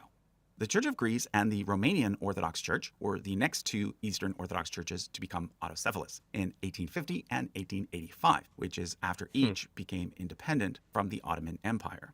The remaining 5 churches all became autocephalous in the 20th the Greek century, Orthodoxy or Church in is case of the Macedonian Church just Eastern last Orthodox. year in 2022. Yes. Which leaves 2 We have gray areas tons of to those. discuss. The first being the Orthodox Church in America, which originated as a branch of the Russian Orthodox Church. The Patriarch of Moscow currently recognizes the American Church as being autocephalous, but the Patriarch of Constantinople does not. When it comes to Ukraine, we get the opposite situation. There, the Patriarch of Constantinople recognizes the Orthodox Church of Ukraine, but the Patriarch of Moscow does not. And it's even more complicated than that. And that's because the history of Russia and Ukraine is, well, a bit complicated. You see, both countries trace their origins back to a medieval state called Kievan Rus, which was centered on the city of Kiev. When Christianity first reached that area, the church there was known as the Ruthenian Orthodox Church. However, over time, Kievan Rus disintegrated, and instead the city of Moscow became the dominant city in the region. It was at this point that the Russian Orthodox Church was established, replacing the Ruthenian Orthodox Church. Eventually, all Eastern Orthodox Christians in Ukraine ended up under the jurisdiction of Moscow. However, after the fall of the Russian Empire, some churches in Ukraine declared independence and started calling themselves the Ukrainian Autocephalous Orthodox Church, or UAOC. Interesting. This church operated separately from the UOC, which still came under the jurisdiction of Moscow. This is why later the letters MP were added to the name, to make it clear that it is part of the Moscow Patriarchate. To complicate matters further, a third Ukrainian church emerged after the fall of the Soviet Union. This one called itself the UOC-KP, the KP standing for Kiev Patriarchate. Now, obviously, having 3 different Eastern Orthodox churches in one country is not ideal. So in 2018, there was an attempt to merge all 3 churches into a single church, which would become known as the Orthodox Church of Ukraine. The merger was mostly successful, and now around 80% of Eastern Orthodox Christians in Ukraine belong to the OCU. However, it wasn't entirely successful. 80%. For one thing, there are still some churches that are attached to Moscow, although since the Russian invasion of Ukraine in 2022, these are becoming less. And officially, the UOCMP has now cut ties with the Russian Orthodox Church. Secondly, there was also a Interesting. disagreement between the newly appointed leader of the OCU, Epiphanius, and the former leader of the UOCKP, Filaret. This disagreement led to Filaret attempting to revive the UOCKP, although so far he's had only limited success. So basically, while there is still some disunity, the new OCU is now the main Eastern Orthodox Church in Ukraine. Now, before we move on, I do want to point out the growing rift between the Ecumenical Patriarch of Constantinople and the Patriarch of Moscow. For over 500 years Interesting. now, Moscow has seen itself as being the third Rome. And since the Russian Orthodox Oh my Church is God. by far the largest of the various Eastern Orthodox churches, it has State at times succession. been seen Fascists as love a it. sort of rival to the leadership of Constantinople. In fact, when the Ecumenical Patriarch recognized the new Orthodox Church of Ukraine, Moscow decided to break communion with Constantinople, which basically means that they're no longer on good speaking terms. This was made even worse when Patriarch Kirill came out as a strong supporter of the war on Ukraine, whereas Patriarch Bartholomew strongly opposed it. So it's yet to be seen whether or not the current schism will turn out to be a landscape-changing, permanent one. Okay, let's now talk about the Roman Catholic Church, by far the largest church in all of Christianity, with well over 1 billion members representing more than 50% of all Christians. Now, when most people refer to the Roman Catholic Church, what they're really That's what I referring to mean by is the Catholic Latin Church isn't Church, fucking which is bothered by actually just 60,000 one people of it just 24 churches that excommunicated. make up the entire No, I Roman see. Catholic Church.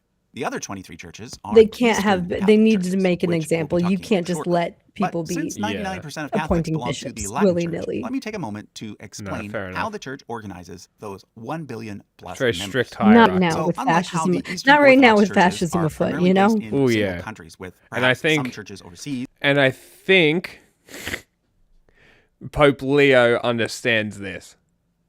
And I think that's why he's why been that making one- that's statements why and that- moves. Well, that's why that one bishop in Texas that got loud against his stuff about gay people being able to go to heaven and stuff, like he got taken out of his seat real fast. That's great. Like, yeah, did you not hear about that? It was like No, it I was like didn't. last year. It was a big deal. It was like right Interesting. after he became pope. It was a thing. Anyway, yeah, let's get back to this video. Sorry, we're finally at the Roman Catholic Church. So because they're in communion, does the Pope proper communicate with the Eastern Church?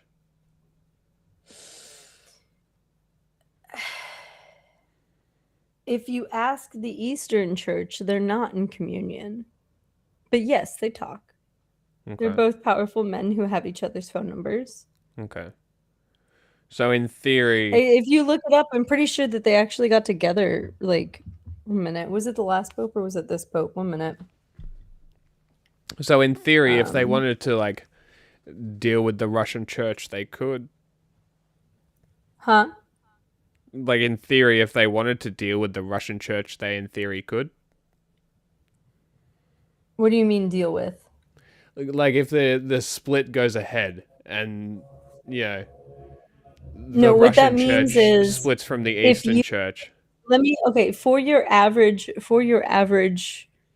either member of the Orthodox Church or of like the Roman Catholic Church, it means that if you are Eastern Orthodox and you come to my city, and there are Eastern Orthodox churches, but say there are none, and you need to go to Mass on Sunday, you can go to a Roman Catholic church and you can take communion there. Okay. Even though you're not a Roman Catholic, you can drink the blood and you can have the little cracker and you can in communion, you can take communion with the church, right? Okay.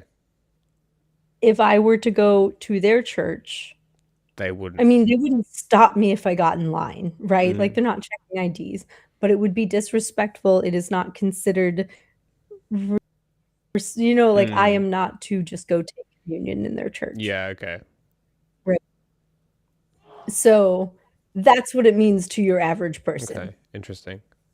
But in general, it means that so all of those patriarchs who are technically popes, but they're not popes, they're patriarchs instead because they're under the pope, and there can only be one. Well, the patriarch of the Eastern Orthodox Church would have to be willing to bow to the Pope and be under the Pope, like all of those other patriarchs are willing to be, for them to be like technically in full communion, right? Okay. And he is not willing to do that. However, the Catholic Church is totally willing to accept him bowing to the Pope, of course. Like, you know what I mean? Like that is what's going on here. Okay. Right? Like, of course you're welcome in our churches and to have communion with us. Why aren't we welcome in yours and have communion with you? So if there was a split, it would be entirely on the dude in Constantinople. There was a split, and it was in 1050. No. I mean between the Russian church now. Oh, those are splits within the Eastern Orthodox Church. So that's got nothing to do Ukraine, with because Mr. Pope over in the Vatican City. not directly, Okay. but the Pope has been like, "Hey, you guys, in communion?" Okay. Interesting. Ukraine. Interesting. But also especially the last Pope was like low key, like maybe Ukraine should just give up because, like, you know, Yeah.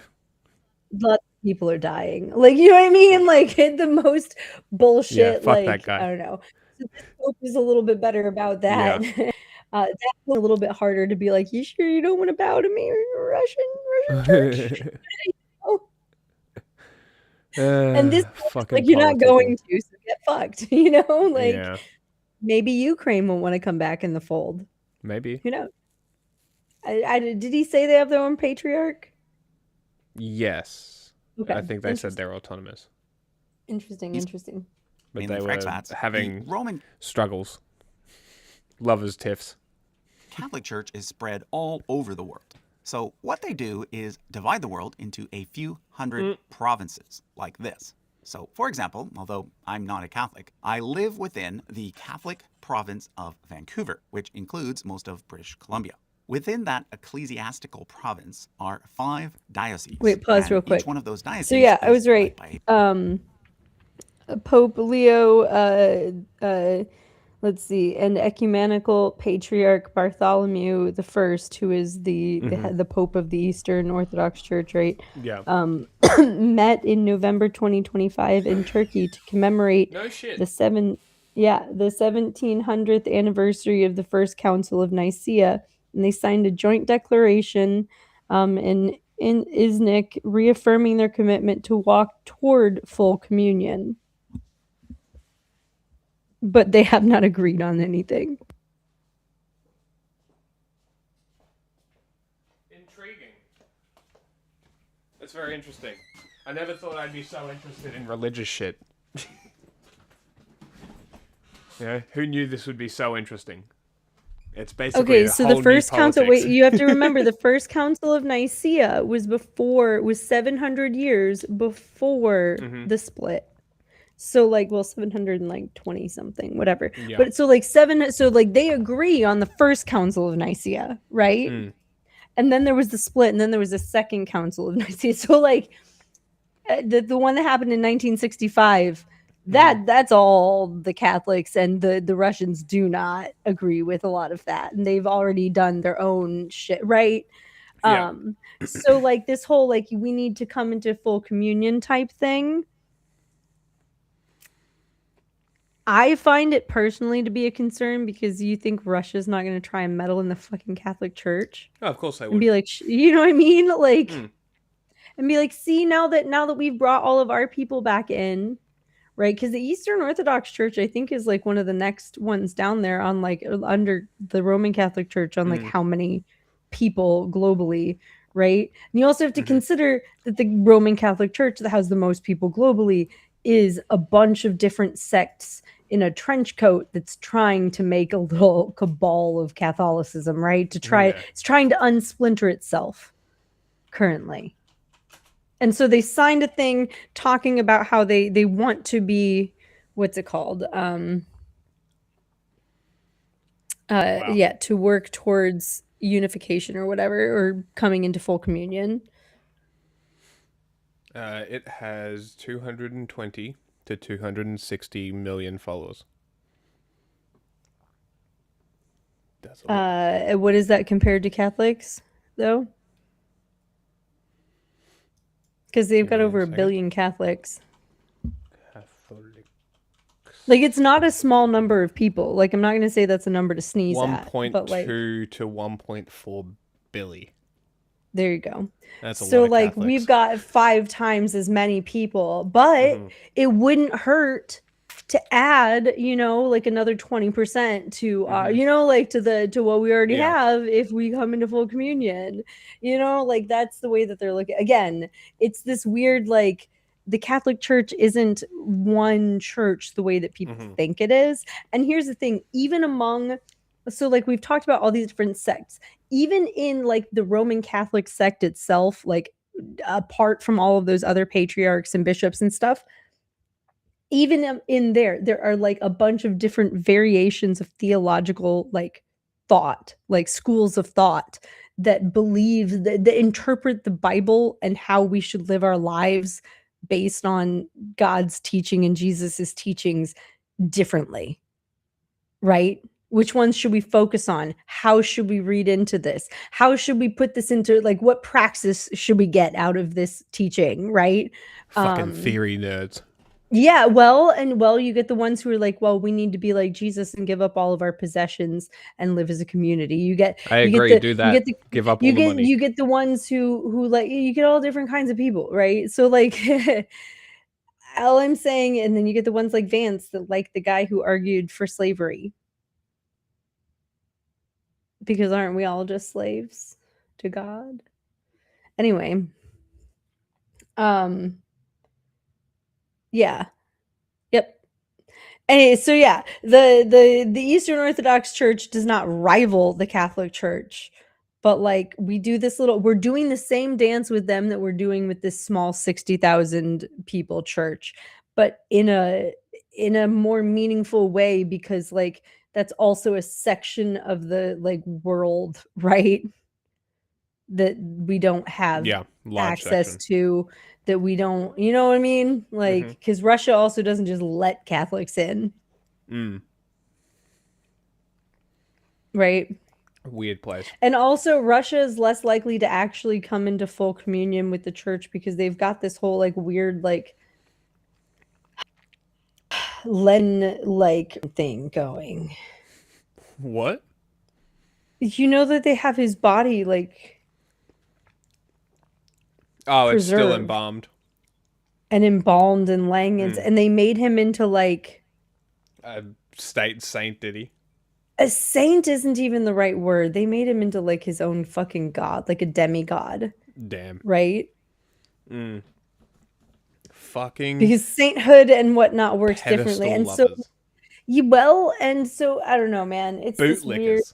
I'm gonna have to look. I don't remember this history that well. I would have to look into it because it's not like my forte. But I did look into this at one point, and I was like, "What the fuck is all this shit?" Right? Religion in Russia is extra fucking weird because like they tried to like make it a state thing, but like with communism, like but then also communism is no religion. Like no outside influence, but like no Roman patriarch, right? But then they were also like, but Lenin can be a god. It was weird. Pretty cool. That's right. You're on Blue Sky. I should have tagged you on Blue Sky. Oh, no, it's okay. Don't tag me on Blue Sky. You don't have to. I'm not trying to get that account tons of attention. Fair enough. I will not. You could retweet it though. Hey, this is definitely not me. Nope, I'm actually going to avoid doing that because I don't want my if I might create another account for doing that. Might be a good idea. Because that is too close to my personal account. Fair enough. If that makes sense. Yeah, fair enough. A bishop. However, one of those dioceses is an archdiocese, led by an archbishop, who, in addition to being in charge of his diocese, is also in charge of the entire province. Now, within each diocese are a bunch of parishes, or local churches, each run by a parish priest. So the closest Catholic church to me happens to be this one. Which Although ones I are the also ones happen that to touch live people? fairly close to a cathedral. Growing up, I always thought a cathedral was simply an extra big and fancy church. Well, no, that's it's not not. quite It's the a case. specific Each church. diocese Really? has just one cathedral, Yeah. and it's called that because that's where you'll find the bishop. or Amazing. archbishop for that diocese. Yep. Of course, the most notable thing about the Catholic Church is that above all the bishops and archbishops in the hierarchy is the Pope, who is the leader of the entire church. That person is currently Pope Francis, who is No, it's also not. the bishop It's not in him Lies. anymore. This was Lies made and a few years slander. ago. Whoever is in charge of Rome is in charge of the entire church. Now, like I mentioned earlier, in addition to the main Latin Church, there are also 23 other smaller churches, which are the Eastern Catholic churches. These There you operate go. independently from the main church, but are still under the jurisdiction of the Pope. Of the 23 Eastern Catholic churches, I am going to point out just the 10 largest. Let's start here at the bottom. These three churches all trace their origins to the Church of the East, which I mentioned earlier. Basically, what happened is that in 1552, there was a schism in the Church of the East that resulted in some congregations remaining in the Church of the East. These are the ones that became the Assyrian Church of the East and the breakaway Ancient Church of the East. But at the same time, there were other congregations that decided to join the Catholic Church instead. These became known as the Chaldean Catholic Church. Then there are the St. Thomas Christians from India. These Christians trace their origins back to the Apostle Thomas, who supposedly traveled all the way to India in the 1st century. At some point, though, the Christians in India became associated with the Church of Supposedly. the East. But then later, some joined the Oriental Orthodox churches, becoming known as the Indian Orthodox Church, while others joined the Catholic Church, becoming known as the Syro-Malabar Catholic Church. The Syro-Malankara Catholic Fascinating. Church is also based in India and consists of congregations that broke didn't away know they were from Indian the Indian Catholics. Orthodox Church. So note that there are two different Eastern Catholic churches based in India. The Syro-Malabar one follows Eastern Syrian traditions, whereas the Syro-Malankara one follows Western Syrian traditions. The largest Eastern Catholic Church is actually the Ukrainian Greek Catholic Church, with over 5 million members. This church traces its roots back to the Ruthenian Orthodox Church that I mentioned earlier. So basically, back in the 1500s, there were some Christians in Ukraine that didn't want to join the Russian Orthodox Church, so they joined the Catholic Church instead. Now, there's also a Ruthenian Greek Catholic Church, but it actually has nothing to do with the Ruthenian Orthodox Church. It actually formed when certain congregations broke away from the Serbian Orthodox Church. Then there's the Armenian Catholic Church, which, as you might have guessed, is based on those who broke away from the main Armenian Church, which is associated with Oriental Orthodoxy. That leaves us with the Coptic Catholic Church, which broke away from the Greek Orthodox Patriarchate in Alexandria, and these three, which all broke away from the Greek Orthodox Patriarchate of Antioch. Which means that when it comes to the original Pentarchy, we now have way more than 5 patriarchs for 5 cities. So as I mentioned last time, there's an Oriental Orthodox Patriarch of Alexandria who uses the title of Pope, but there's also a Greek Orthodox one. Well, now you know that there's a third Patriarch of Alexandria too, a Catholic one, who is the leader of the Coptic Catholic Church. In Antioch, it's even more complicated. There's the Oriental Orthodox Patriarch and the Greek Orthodox Patriarch. But there's also 3 different Catholic Patriarchs representing the 3 different Catholic churches based in Syria. Now, I should mention, which I failed to do last time, that the city of Antioch is now actually located in Turkey. But for most of history, it was associated with the region called Syria. In Rome, of course, it's simple. There's just one patriarch, Pope Francis. And in Constantinople, it's mostly simple. Lies. There's mainly just Bartholomew I, the spiritual leader of the Eastern Orthodox Church. Although technically, the Armenian Church has a patriarch there too. Finally, in Jerusalem, there are 3 patriarchs. There's the main patriarch, who is Eastern Orthodox, but there's also a Catholic patriarch who represents the Latin Church, as well as an Armenian patriarch. So that takes care of the official branches of the Roman Catholic and Eastern Orthodox churches. But before I go, I want to point out a few unofficial or independent branches. In 1870, the Roman Catholic Church held a council that is now known as Vatican I. Oh, Antioch is right in that little tail bit of Turkey near Aleppo. Infallible. Now, this doesn't actually mean that the Pope never makes mistakes or that he has the power to radically change church doctrine. It actually only applies to special statements that are clearly made ex cathedra, meaning from the chair. Well, there were some Catholics that disagreed with the idea of papal infallibility, among other things.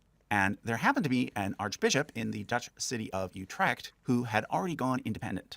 So basically, after Vatican I, a bunch of other priests joined with that archbishop to form the Old Catholic Church, also known as the Church of Utrecht. today they are led by this man here.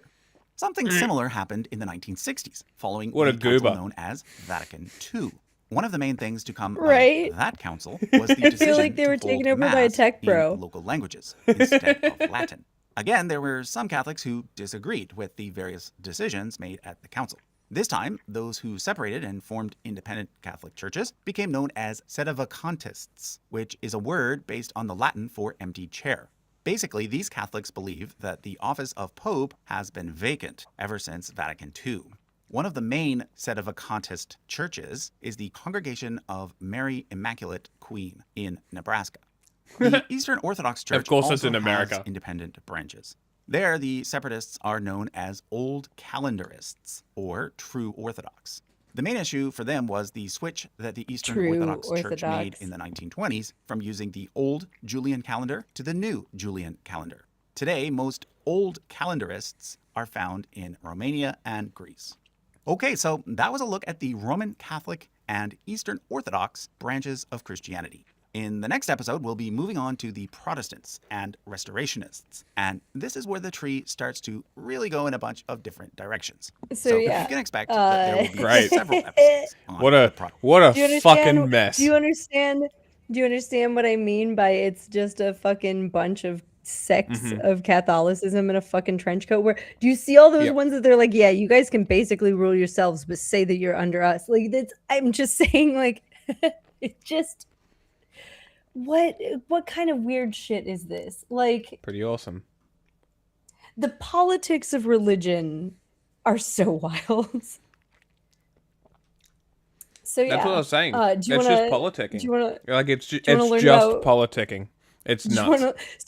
So anyway, this guy grew up in a British Israeli cult, okay, and he like ended up like going through various things and ended up, I believe, being Jewish at the end of it. But he makes very useful charts. Interesting. It um, was a good chart. if you want, we can watch the other one too on British Israelism because I think that it's a really good one. It's been a while since I've watched it. It's one of his earlier ones. But like because he grew up in that cult, I felt like I don't know.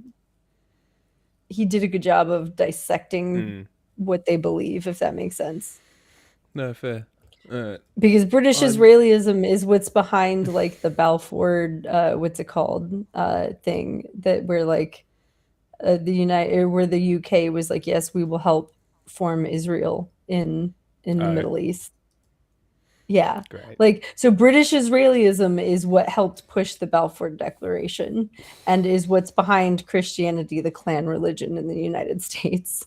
And he was the guy who made that Roman, like that Catholic chart that we just listened to was raised in the British Israeli like cult. And like, that's how he got into all of this weird stuff. Was like Very when he cool. started researching, he was like, okay, like because he was raised to believe this like absolutely like weird shit, and so like he started to like research religion, and then was like, oh wow, this is fascinating, and like I am in such a small corner of it, you know. All right. And now he makes charts on well, it. we Anyway, can watch sorry. that. I want to do this. We can watch Oh, okay. that. Sorry, I thought after you this. said that you wanted to do a religion stream, so I was like, No, I okay, said we can I do said we that. could. Okay, sorry, we don't have to. We can do that. Another I day. still want to look at the speech as well. Oh shit. Okay, yeah. Wow, it's getting late. Okay, got you. I forgot that we were going to do the speech. This shouldn't take necessarily too long, Okay. so we'll just give this a read through. Wait, which one is this one? The AI okay. bacteria. Oh yeah. Okay. Yep. This really piqued my interest. I'm like, damn. Yep. So, do you want to give a slight breakdown before we go into this?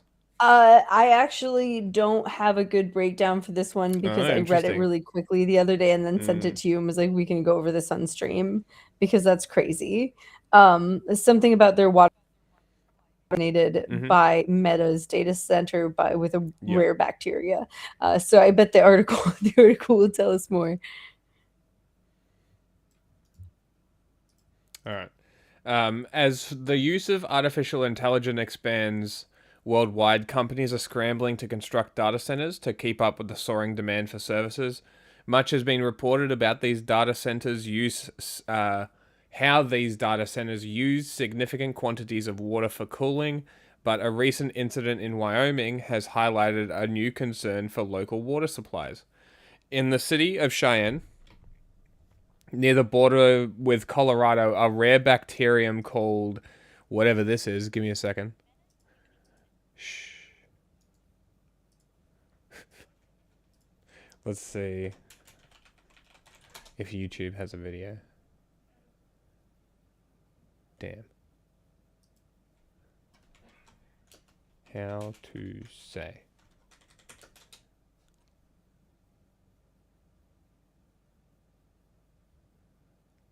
Cupriavitis gilardii. Sure. Whatever. Was detected in the city's reclaimed water system in February after wastewater from a construction and commissioning of Meta's AI data center entered the city's wastewater network. The finding resulted in a temporary shutdown of parts of the system while officials carried out remediation work. The bacteria is an environmental bacterium found in soil and water, and reported infections are rare. When infections do occur, they generally involve people with significant underlying health conditions or compromised immune systems. Like many environmental bacteria, some strains can be resistant to multiple antibiotics. If people are infected, I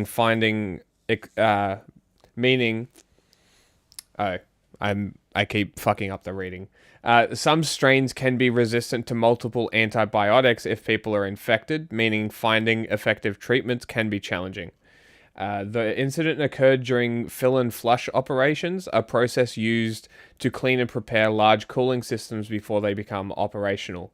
Officials were keen to stress that the bacterium was never found in drinking water, only water used for irrigation and other non-potable purposes. But despite this, there was concern that residents could be exposed to the bacteria through inhaling aerosolized droplets where the water was used, for example in parks and golf courses. Quoted in Business Insider, a Meta spokesperson said the company was working with its contractor Fortis to rectify the issue.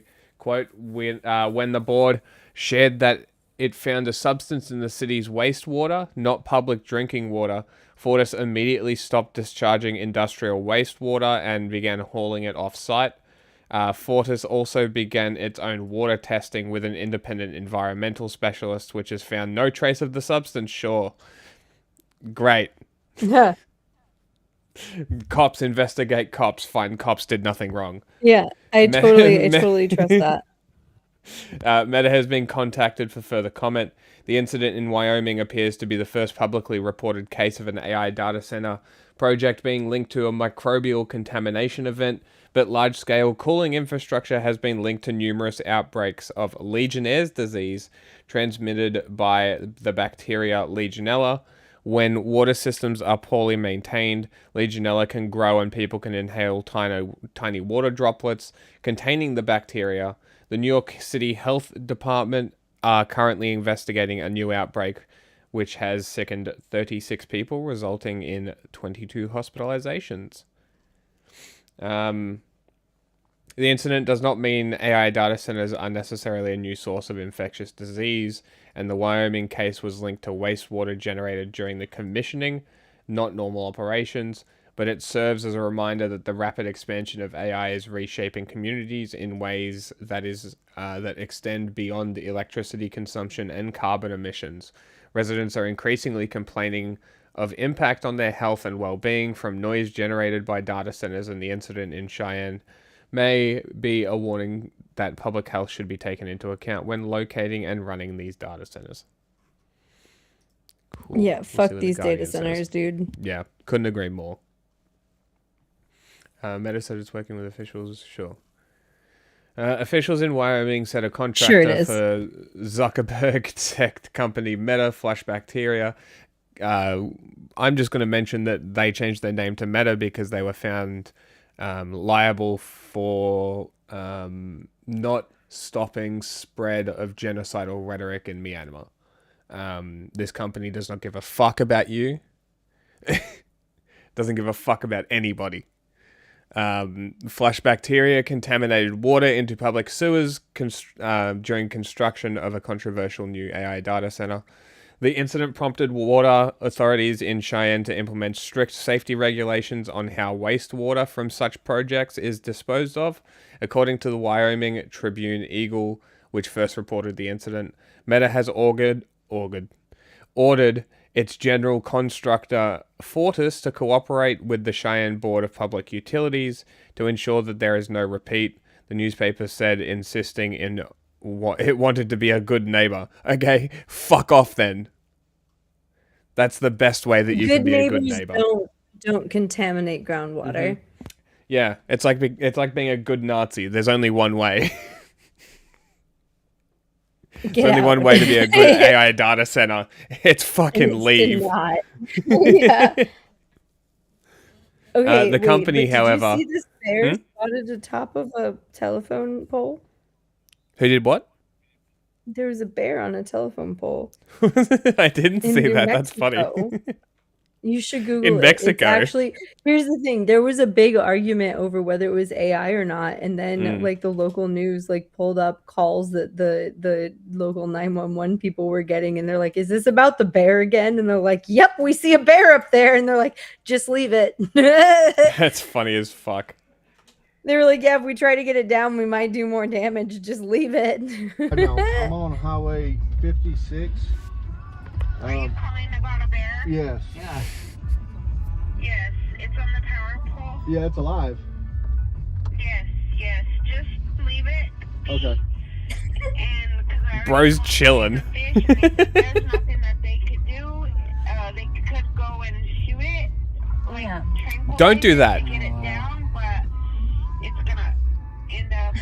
If they do that, then it's gonna fall and could hurt itself. So they told me that. We're just gonna leave it. We're gonna just leave it up there. He is a big bear. There's multiple videos of it. That's crazy. I did. Oh, it got no, zapped. it died. No, poor thing. I didn't hear that part. That's so sad. Oh no, this went from a funny story Thanks, to a Win. story.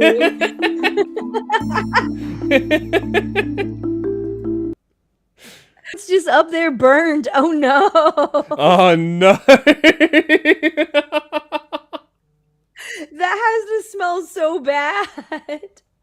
I wonder if people lost power over this. Oh no. This stopped being so cute.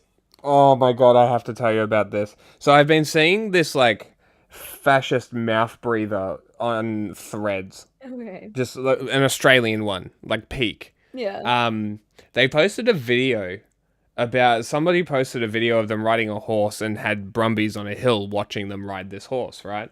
And they're like, Australia first. Brumbies are so intelligent. Stop the murder of these beautiful Australian animals. Oh I'm God, just like,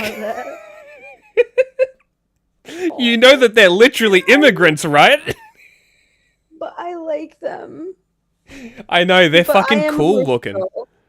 I am horse girl, and that is a land-race horse. They are cool looking. There are definitely better ways that they could kill them. That's a landrace horse at this point. Like, I don't know what to tell you other than like that is worth protecting at least some of them. Do we need to kill all of them? No, it is a cull. It's not a extermination. Because I'm pretty sure they did. Okay, so there's places in the United States that do this stuff far more ethically. Like, 1 minute, let me find. Like, there's that one island where they make all the horses swim once a year, which sounds really mean, but it's like a whole thing. Okay. So this is what they've been doing. So in Kosciuszko National Park, which is our alpine region, they are trampling compact soils, collapsing peat bogs, and muddy waterways. Oh, so they're basically stopping water flow from the mountain. Oh no. And killing vegetation. So like there's a big fucking problem. But their solution is a very American thing of going up in helicopters and just shooting them and hoping that they Machine die. gunning them down. Yeah, that's what we It's do. moronic. To ours. Like, they should be doing it much more methodically, and paying money for people to do it ethically. You could do it in so many ways. I mean, shit, use a shotgun and just blow their head off. That's like, how much more ethical do you need? Like, glue them. I don't give a shit. Like, capture them and funnel them into a glue factory. I don't care. Like, whatever they're doing right now is not the way it should be done. And it looks awful in, like, the public image sort of way. So, like, they need to change something, but they also need to do something about it. That's the problem. Okay, look up the Chickateague pony swim in the United States. It's not spelled how you think. It's spelled CHINCOTAGUE.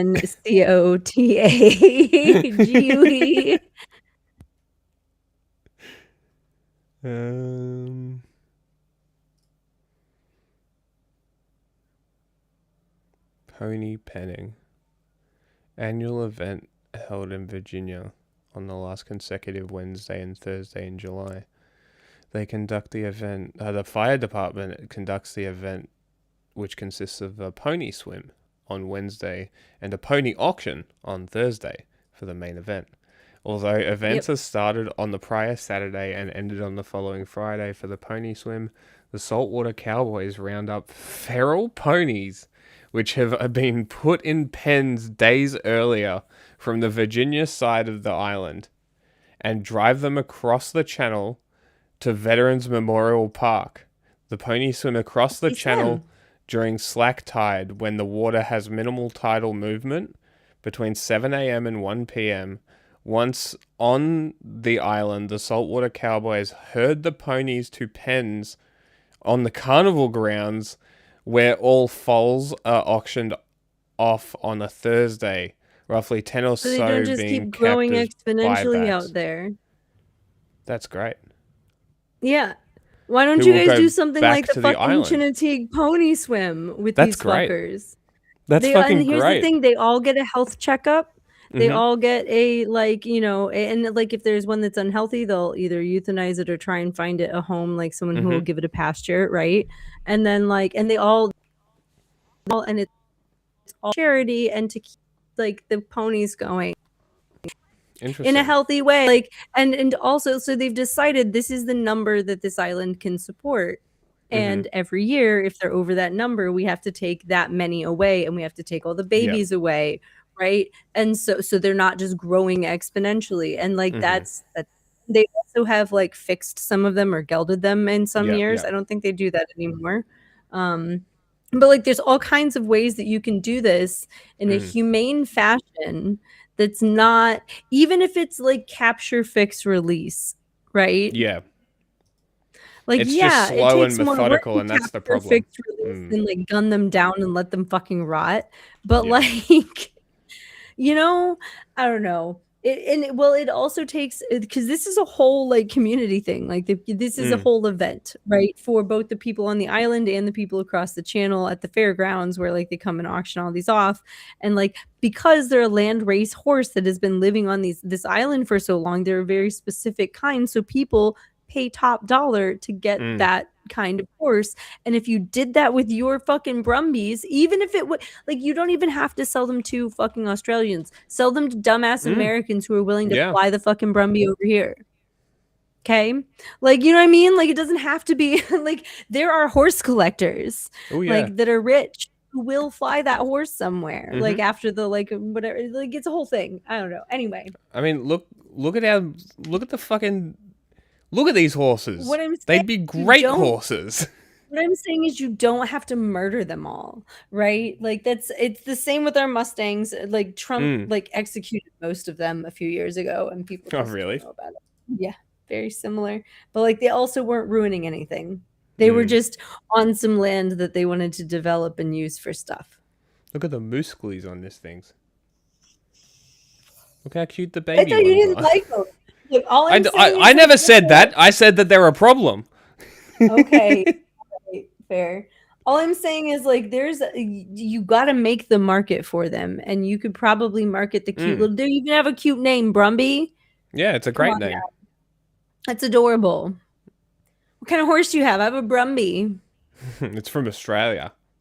He says "arnar" when he sees something that's like.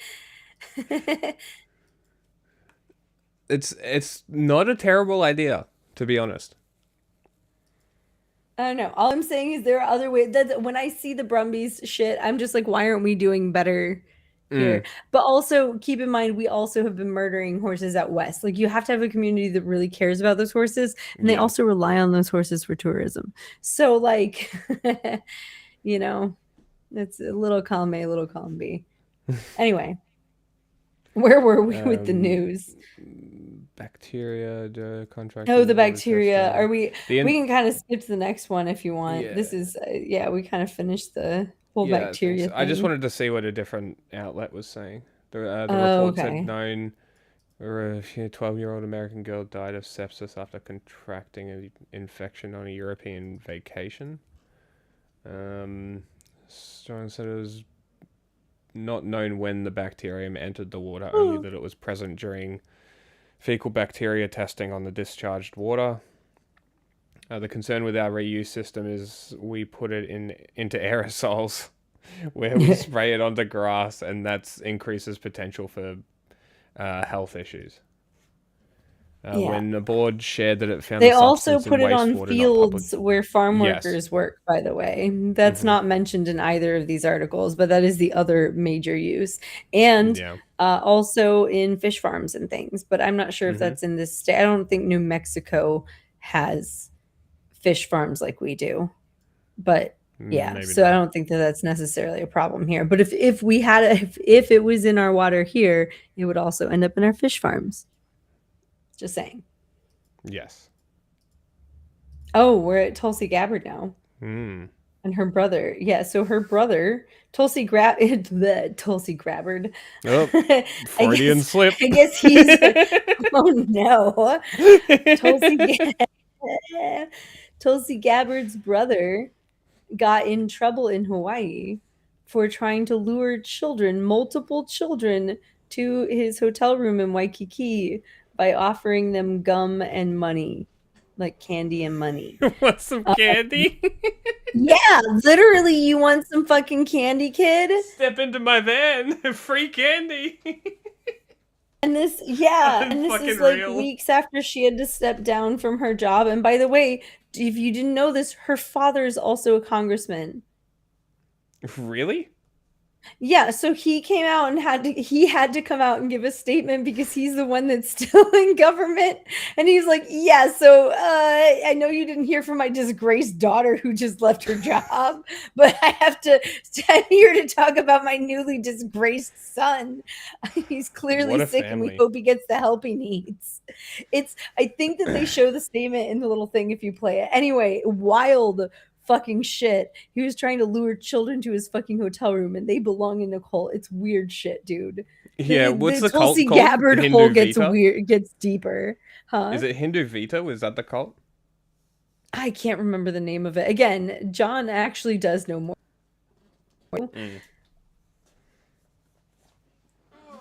Well, that's worried. Fuck it. Watch the video they got. Explosive new documents released by outgoing DNI Tulsi. Nothing. It's literally unrelated. Oh, useless. Well, shit. The older brother of former Director of National Intelligence, Tulsi Gabbard, has been charged after Honolulu police say he allegedly tried to lure several children into his Waikiki hotel room by offering them gum and money, as his family says he is continuing to receive psychiatric treatment. Good candy. He didn't even offer them good candy. He offered them gum. Here's a double bubble.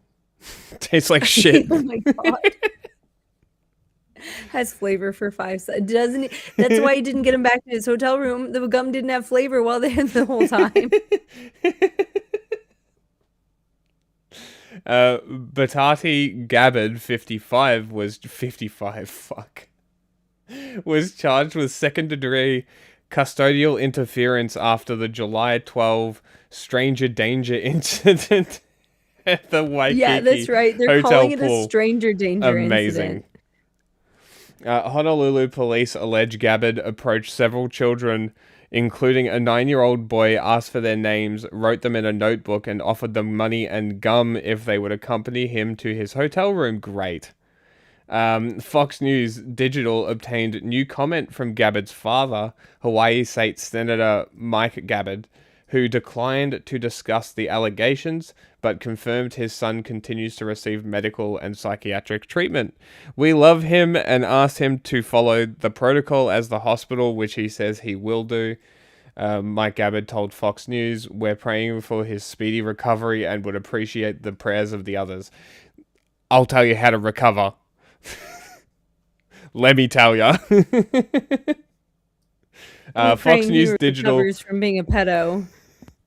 We're praying so hard. Like, we're already on our last leg. Tulsi already fucking got the whistle goddamn blown on her so hard that they can't even tell the public about it. Fox News also reached out to Tulsi Gabbard through her public office and left a voicemail requesting comment. She did not immediately respond. Police said the incident occurred around 2 p.m. on July 12 at the pool area of an unnamed hotel where he was staying, where he allegedly approached several children. According to police, the children refused. Gabbard walked away. A 42-year-old woman reported the incident to police. According to KITV, Gabbard has also been arrested on July 16 on charges of theft. He pleaded not guilty to the charges of theft on Friday morning, was released, and is scheduled to appear in court again on the 14th of August. Great.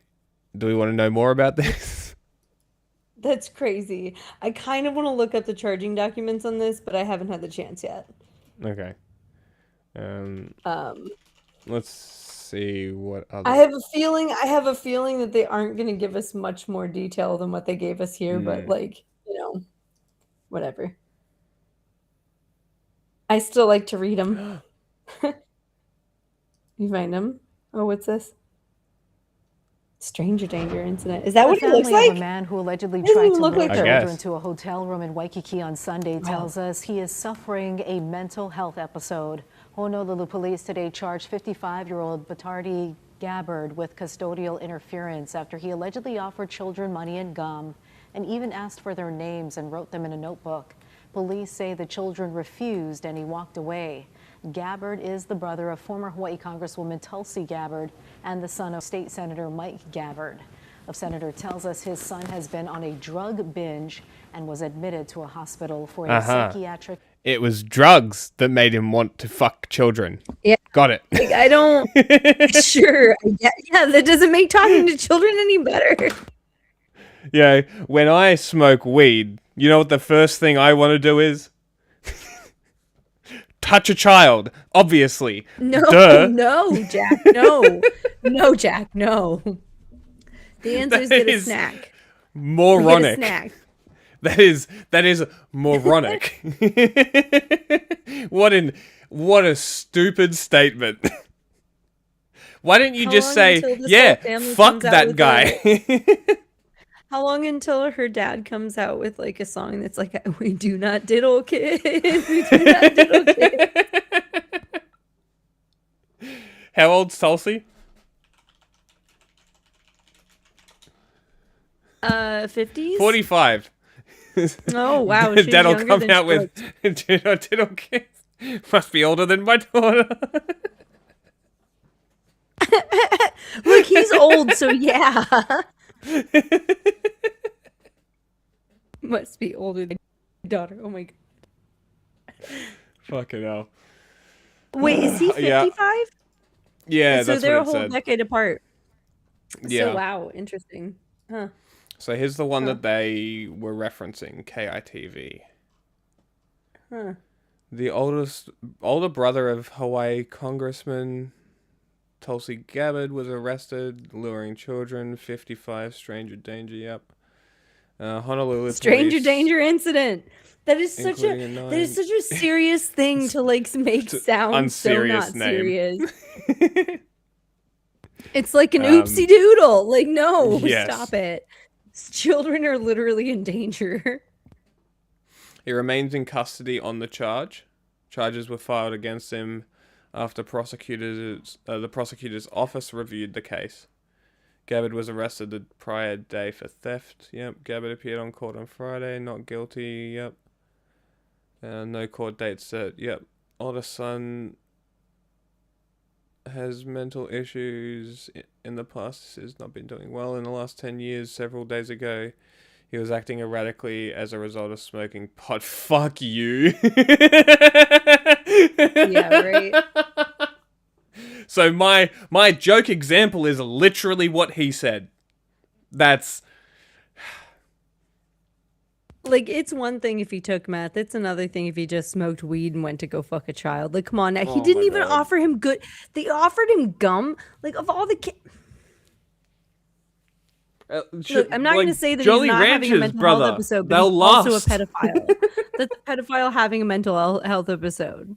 Like, what was he up to when he wasn't having him on TV? All right, was he offering better candy and getting him back to their room? Like, is that like? Are you lost, little child? Let me escort you back to your room. Here's a Jolly Rancher. I have so many fucking questions. His wife kicked him out of the house. He's been sleeping on the streets. He gave away his car to a homeless person. Lost his ID, phone, no money. He's renamed himself and is also Jim Morrison Jr. Okay, I'm gonna say there's no way that he just smoked pot. Okay, like Yeah. I've smoked so much pot and I have not done any of those things. Yeah. Yeah, heavy doubt. Well, boy. Okay. Have you not ever gotten kicked out of the house by the missus and then gotten in trouble for trying to lure small boys to your hotel room with gum and money after smoking pot? Like,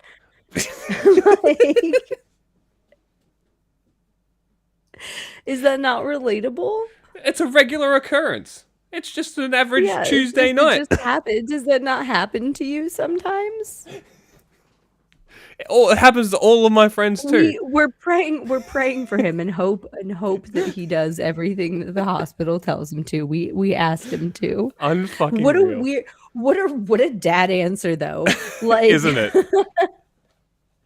Like, wow. Not even like what happened is concerning, or like you know what I mean? Like, some lawyer helped craft that. Yes. Because he clearly didn't want to say like, yeah, my son might have actually done this. He just implied it real hard.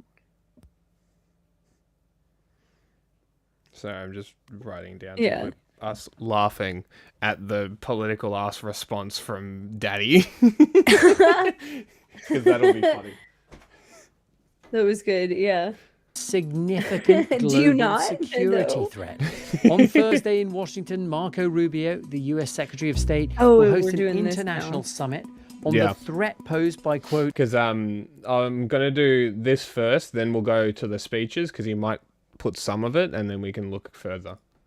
the resurgence of transnational far-left terrorism. He There'll said be a going particular to. focus on the group known as Antifa.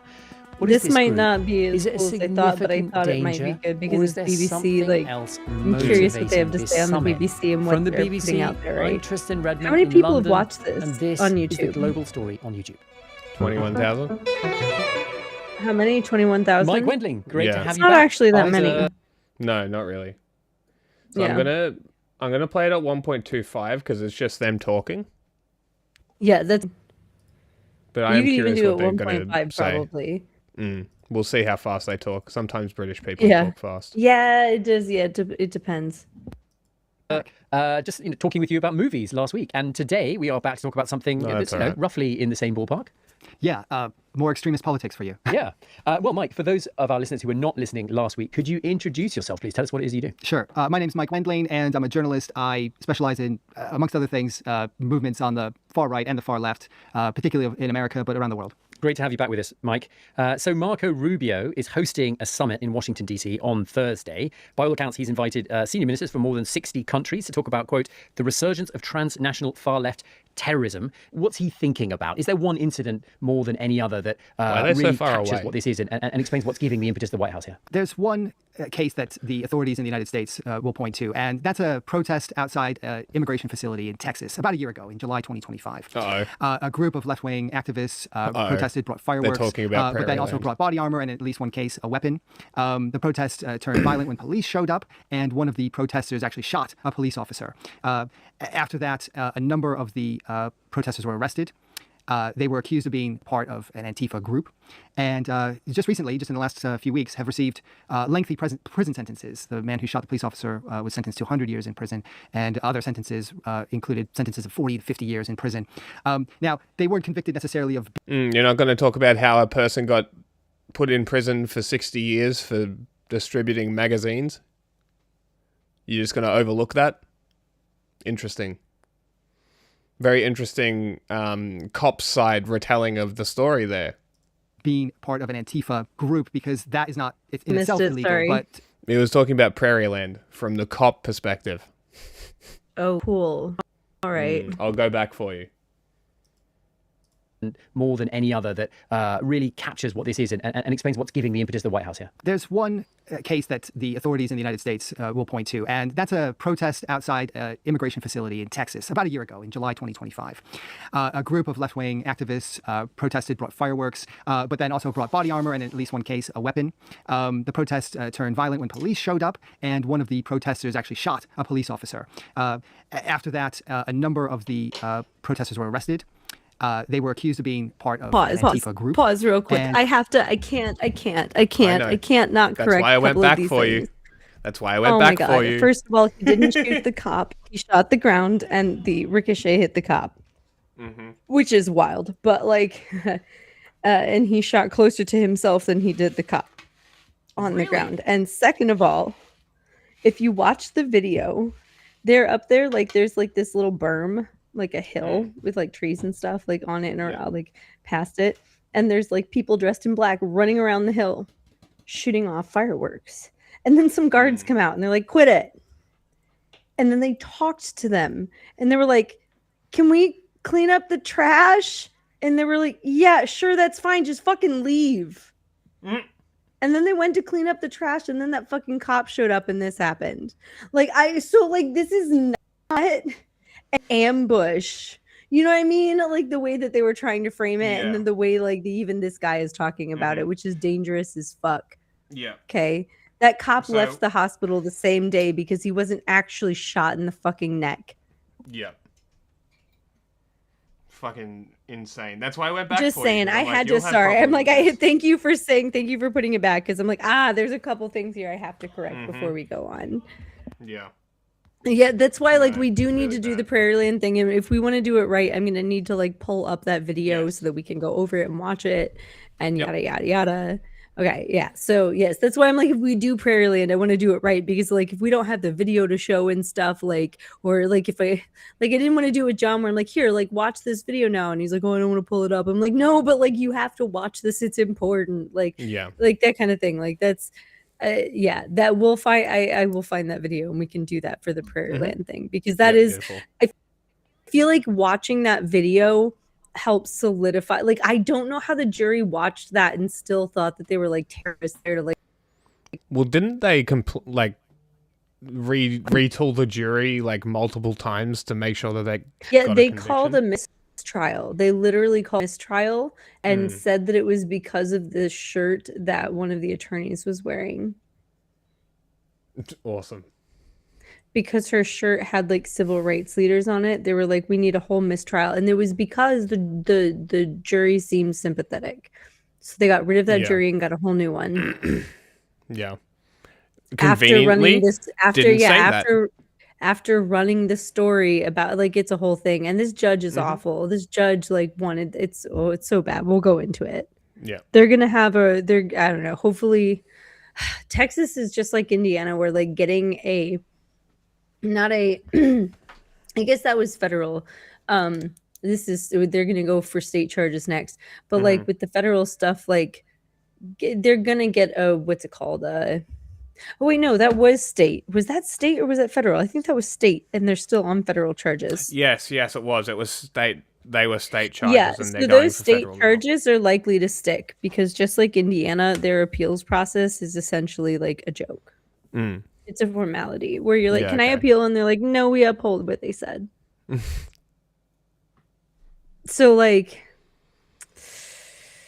we'll see how the federal trial goes. And just recently, just in the last few weeks, have received lengthy prison sentences. The man who shot the police officer was sentenced to 100 years in prison, and other sentences included sentences of 40 to 50 years in prison. Now, they weren't convicted necessarily of being part of an Antifa group because that is not in itself illegal, but the organization that went into the protests and the consequent violence led to their criminal convictions and those long sentences. This is one of the cases that the Trump administration has held up. Conveniently not mentioning 60 years for distributing zines. Cool. Very nice. Yep. Love that. Thanks, BBC. Insanity, it's kind of like important. literal First Amendment shit. Yeah. Like, kind of important to mention BBC. You would think if you're talking about something like this and a thing like this, They don't have a First saying, Amendment. Like, if They don't if have a you're, First Amendment. I know, but we're talking about America, right? And a good journalist would understand the laws of the country that he's reporting about, right? I would think so. Yeah, but that's And not how they've- you make like propaganda. Of course. But they've titled this Antifa and the Global Threat from the Far Left, right? So if you're telling me that there's a global threat and you are leaving out information like somebody getting 60 years for distributing zines, you would think that that's an important thing to mention. And letting off fireworks and not actually shooting a cop. Like it's crazy. They went to clean up their trash, guys. Like it's nuts. But They asked the guards who were trying to shoo them if they could clean up their trash. But what do we expect from the BBC? They've been covering for And then a cop Israel's showed up genocide. and pulled out a gun. And then a Yeah. cop showed up and pulled out a gun ready to kill them. That's why he's a cop. Yeah. As a signal of the potential threat of left-wing violence and Antifa violence in the United States. So the Trump administration would hold up. According to the Global Terror Index, 100% of deaths from political terror came from right wing, by the way. That's over like a 20-year period. This particular case as 100%. justification of something. There were more left-wing terror attacks, but do you know what the difference was?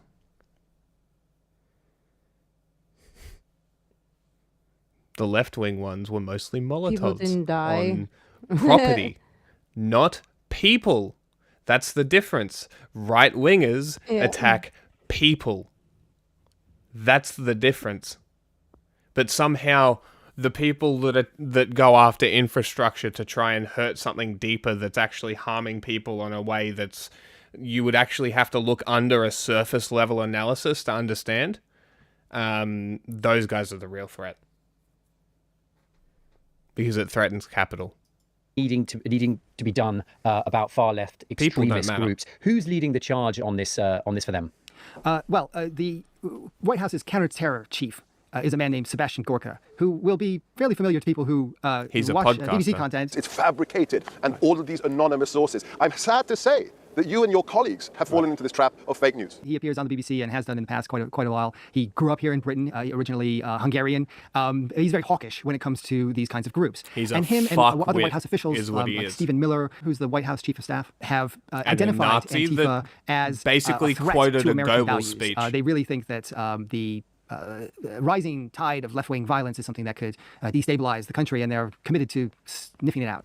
Okay, well, over the last decade or so, Mike, there have been two competing narratives, haven't there, about what's happening in the United States. The first is led by people who believe that there's a rise of fascism in the United States and something needs to be done about that. The second is led by people who believe that there's a rise of violence in the US fomented by people on the far left and something needs to be done about that. So today, we're hoping that you're going to help us establish how much truth there is in each of those two narratives. So let's start from the beginning. Oh my God, they're both Antifa was in the it. public. Like, violence is when scary mob, not fascists going around beating people. Got it. Ooh, fire, scary, look bad on news. This came out after Belfast. This came out after Belfast. Yes, it did. Yep. I have never seen anybody report that it was Nazi groups. Discourse a lot after Donald Trump was elected for the first time in 2016, but it's been around for a long time in the United States. Where did it start? They published some things, but you know, only has so much reach. Where does it come from? Well, it's originally a European movement, right? If you go back to the history, there were anti-fascist groups in Germany in the 1930s prior to World War II. They don't really have any sort of direct lineage to the groups. No, they don't. However, the original groups were mostly Jewish, and they did it because the socialist parties of Germany refused to act. So they, instead of, and I think it was specifically the Communist Party of Germany, refused to align with the violence against fascists. So they went out and made their own group, which actively, I believe that's when they started calling it direct action. And they went to Nazis and started beating the fuck out of them. That's where it comes from. So if you're complaining about violence now, just wait. It's going to get better. Because when fascists actually start coming out and doing publicly noticed attacks, people are going to start coming out and hunting them. And that's going to be a good time. That sprung up in the 1970s and the 1980s. In the American context, it's a little bit different. In the 1980s, Anti-racism. There was a group called Anti-Racist Action, which developed in Minneapolis and other Midwestern cities. And basically, this was around the punk scene. It was a subculture. At the time, as punk and underground music was taking off, to oppose those the kinds of things were skinheads, attracting not only sort of which I left-wing believe anarchists, came but also later. neo-Nazi skinheads. And the anarchists didn't really want to hang out note with the that neo-Nazi skinheads, so they Minneapolis formed is these being sort of units, targeted right now. Yes. Yep. defense units to keep those people away as from well their as Chicago.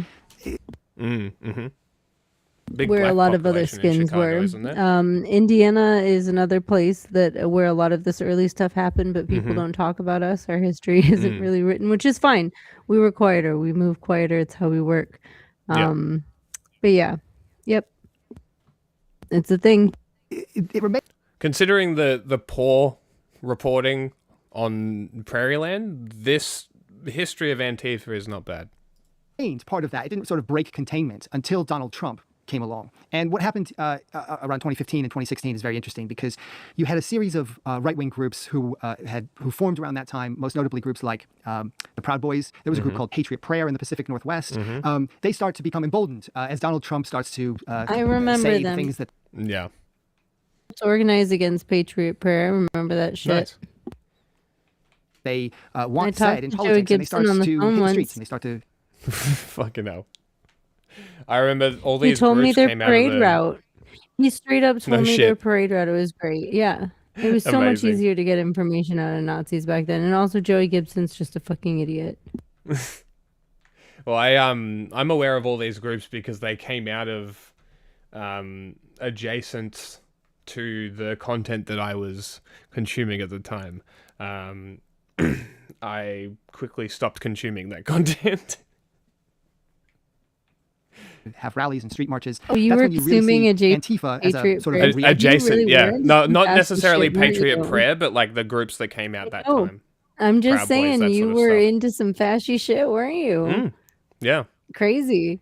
Wow. I'm very open about it. I will script a I video know it's eventually. just, it's wild to remember that or be reminded of that that's the kind of people you used to. I will likely I don't know. consult you when I do script that video and write that article. All right. Because I Yeah. will probably need help tracking down some of these people because they have since Okay. deleted accounts and disappeared from public. There was one guy named Andy Warski, who I remember explicitly, who I'm almost 100% certain is in a Nazi group now. And it would be interesting to see where he's ended up. That is one person that I would be interested to try and track down. All right. Reaction to that, also step out into the streets. And in many cities... Also, I did stop using the YouTube account that I was watching all that stuff on, which means my watch history is still there. So I was going to go back through the watch history and see what I can find. See if there's any fucking shit in there that's very interesting. That will be interesting. We can, we could even do it Wednesday where like we go back through old things that you watched at one point and you can rewatch them and be like, wow, this is how I used to see it versus how I see it now, Have I told you that there's a whole channel? Yeah, you have. You told me about it. Yeah, you did. We interviewed Clint Russell. There's a interview with Clint Russell on that channel. Oh my God, that's crazy. Portland, Oregon, Berkeley, California, in New York City, you had pretty violent street clashes between these far-right and far-left groups. When did Antifa first become something that politicians in the mainstream would actually talk about? Like, do you remember when you first heard Donald Trump mentioning them? They first came to light in a big way in Donald Trump's consciousness in 2017. In August 2017, there was that violent melee in Charlottesville. If you remember, there were a large... Is that what you want to call it? That's an interesting framing for a Nazi march. A large contingent of neo-Nazis, ethno-nationalists, other assorted far-right groups and people came to this university town under the banner Unite the Right. They wanted to show their force. And then that attracted counter-protesters. Not all of them Antifa, but a sizable number of them were anti-fascists. And they battled in some ways on the streets. A member of one of the far-right groups drove a car through a crowd, hitting people, killing a counter-protester from the left-wing side. He eventually was convicted of murder and put in prison. But this... It didn't even say her name. Great. Right? How are you not going to say Heather Heyer? This is appalling.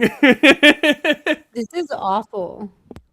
A whole range of media. And I bet he missed the whole thing afterwards where they got like convicted of literal fucking conspiracy. Unreal. And many other people. I mean, this was the moment, and many people remember when Donald Trump famously said that there were fine people on both sides. That's right, and that comment has been sort of picked over ever since. You mentioned this as a kind of warning sign of what was to come. At what point do you start to realise, Mike, as someone who follows this very closely, that there is something happening on the ground as far as far left groups are concerned? Well, later that year, I went to Berkeley, California, where there was a campus event at the University of Berkeley, famously a pretty left-wing, pro-free speech university, and I witnessed sort of running the free speech university battles between groups like the Proud Boys and groups like Patriot Prayer and counter demonstrators. Many of them were Antifa. Many of them were what they call the black bloc wing of Antifa, dressed head to toe in black and masked. And I believe the what do they call themselves? They're the trans Antifa group, and they have specific flags. What do they fucking call themselves?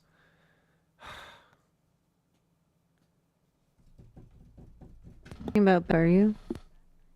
No, that does not sound familiar.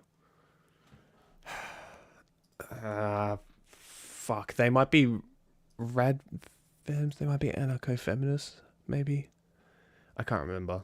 There was a group that was at one of these protests. It might have been a recent one actually. I might be thinking too far back. Basically, there for what they would say is security or self-defense, but they are willing to use violence. There were fights. It was a chaotic situation. There's Nazis. And then I also later witnessed the same kind of thing happen in Portland, Oregon. It became a regular feature. What are you going to do? Counter-protest against Nazis and be like, please, Mr. Nazi, don't assault me. How's that going to go for you? How'd that go in France? Andy, no. I wonder if he saw the milkshake thrown at Andy No. Feature in the Trump years, and it would be anything from sort of verbal confrontation to pepper spray to fighting with sticks and batons. That time I was still pretty deep, I think. When did that happen?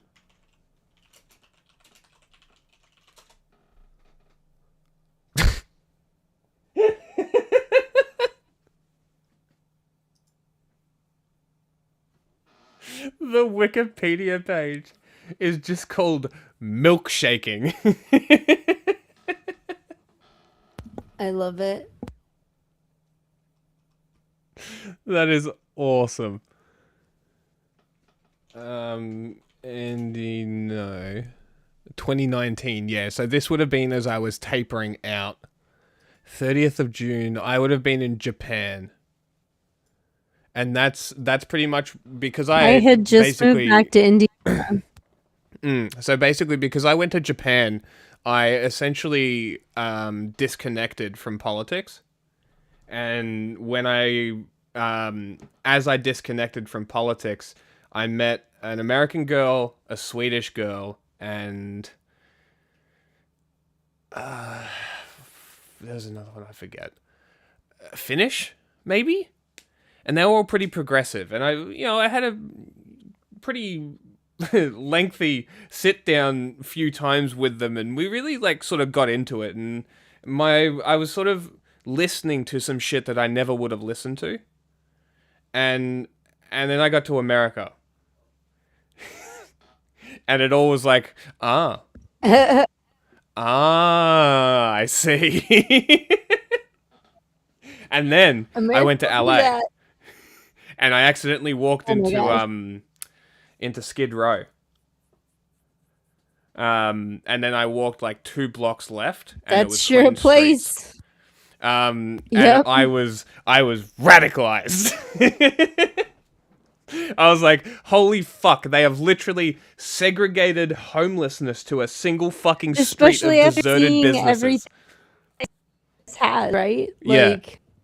In LA, of all places, the city of angels, the people where the place where all the rich people are, and there's people rotting in the street, and then 2 blocks away, there's boutique shops and clean streets. Are you fucking kidding me? The woman who voiced Moana just died of AIDS. Seriously? Wow. What the fuck? Moana, the Disney show. What the fuck?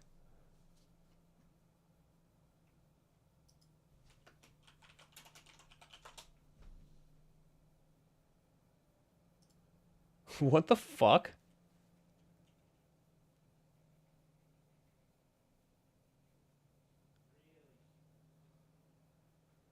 Are you sure? Yep. It just happened a month or two ago.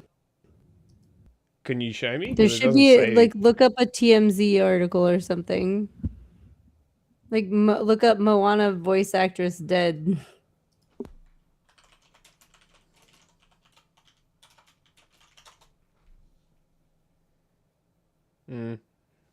Doesn't say so. Are you talking about Lilo and Stitch? I'm sorry, not Moana, Lilo. Wrong one. Wrong. Oh, oh no. I was gonna say. That's Look, honestly more devastating. They're both about Pacific Islanders. That's more devastating. No, it's really sad. It's really super sad. They didn't let her come back for the second one or the live action or anything like that, and she died on Skid Row of AIDS after intravenous drug use. Meningitis, blood infections. It makes you wonder if she was a kid or thing. End up that. I don't know. But Hollywood also eats people up and spits them out. So it really does. And she was a kid, a literal kid. So who knows, man? And this is what I was saying this to my friend the other day. Because he sent me a video about the Epstein thing, and I'm like, bro, it's and it was an Alex Jones thing. I'm like, Alex Jones, sure, he predicted it, but he was always projecting it onto the wrong side and always pointing it at Hollywood. And I'm just like, you have to realize that the Hollywood is a completely different monster to what the fuck Epstein is. You have to understand that he was actively running cover for it. Whether he meant to or not. Alex Jones with his saying oh yeah, it for was sure. the left and you know what I mean? And And this is what I said to him. I'm like Alex Jones was saying all this shit, and it was a real thing that was happening, but it was his mates that were doing it. It was his buddies, his friends that were involved with it. And then pointing at Hollywood, which is an abusive, disgusting industry. But it's a completely different monster to what Epstein and the power mongers are doing with the child abuse, right? What does Alex Jones call it? The systemic child abuse, or whatever the fuck his term is for it. God, did I send you the thing? Oh, Since it's we're QAnon, talking isn't about it? Alex Jones, since we're talking about Alex Jones, did I send you him complaining about the new Olympic regulations on like or it's not even Olympic, it's like some sports broad regulations on No. on like what to shoot and what not to shoot. Look back through our conversation. Pretty sure I sent you a screenshot. And I was like, look, Alex is mad that he's not going to get Olympic upskirt anymore. Yes, I actually remember that. Yes. Fucking hilarious. Yeah, where he was like, oh no, these pedos love to show children, but they won't show you healthy, real, live adult women. And I'm like, dude, they literally are like, do not fucking zoom in on their ass when they're bent over, like, or do an angle just have where some it shows basic their respect.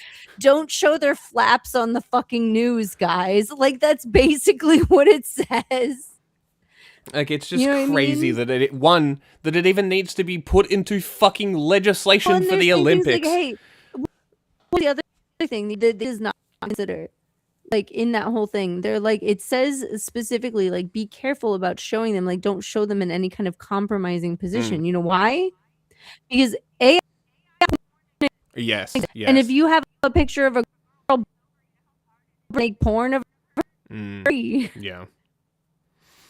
So stop fucking showing up skirt stuff. Like, this is part of the reason why that we are starting to like have regulations about this from media, is because they don't want to be the media that was fed into the AI porn generator, just like a fucking news broadcast. I tell you what, though. That's why. Think about that. Alex Jones did not fucking consider that, did he? No, he did not. but if anybody has the ability to take down AI, it would be the Olympics and their copyright team. I don't think that the Olympics would go after AI for making AI porn of their people. No, Probably but already would have. You know what I mean? their legal I don't team know. would take them the fuck down if they'd sick them on them. Disney do you already know took down do you know from how AI. impossible it is to show Olympic clips on any YouTube video? It's not possible. They will claim the whole thing and it will be blocked globally. Even like 5 seconds. Nah. I look, all I'm saying is AI doesn't care. And neither do people who are generating porn of people without their consent. No, that is true. But Right. if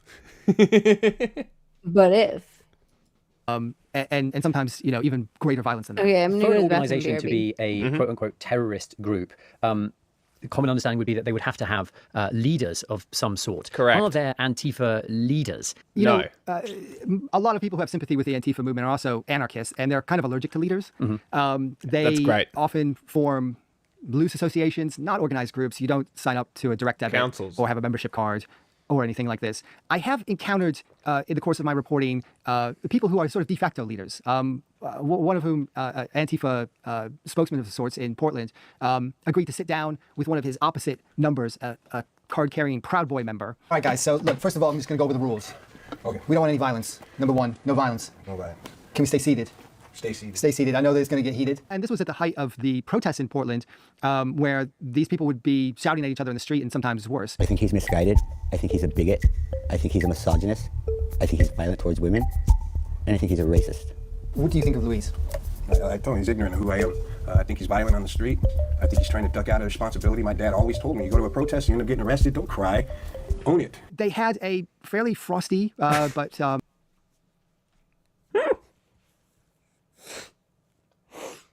he says to a black bloc person who's literally like people who show up to these protests go and most don't give a fuck. The point is to get arrested to waste police time.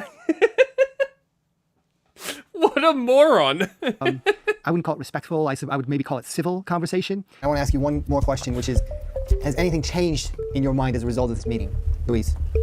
Honestly, more sorrow, more sadness. The fight's gonna be longer. Man.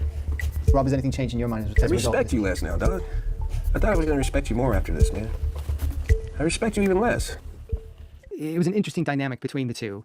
I'm not sure if it told us much more than they would continue to be ideological. I wouldn't want foes respect forevermore. from a Nazi. Okay. Well, so this is fuck off and in die. 2019 that you were reporting in Portland. Not very long after that, the world enters the 2020 COVID pandemic, and within that moment, there is the murder of George Floyd in Minneapolis in May 2020 by a police officer, and in the wake of that, months and months of civil unrest.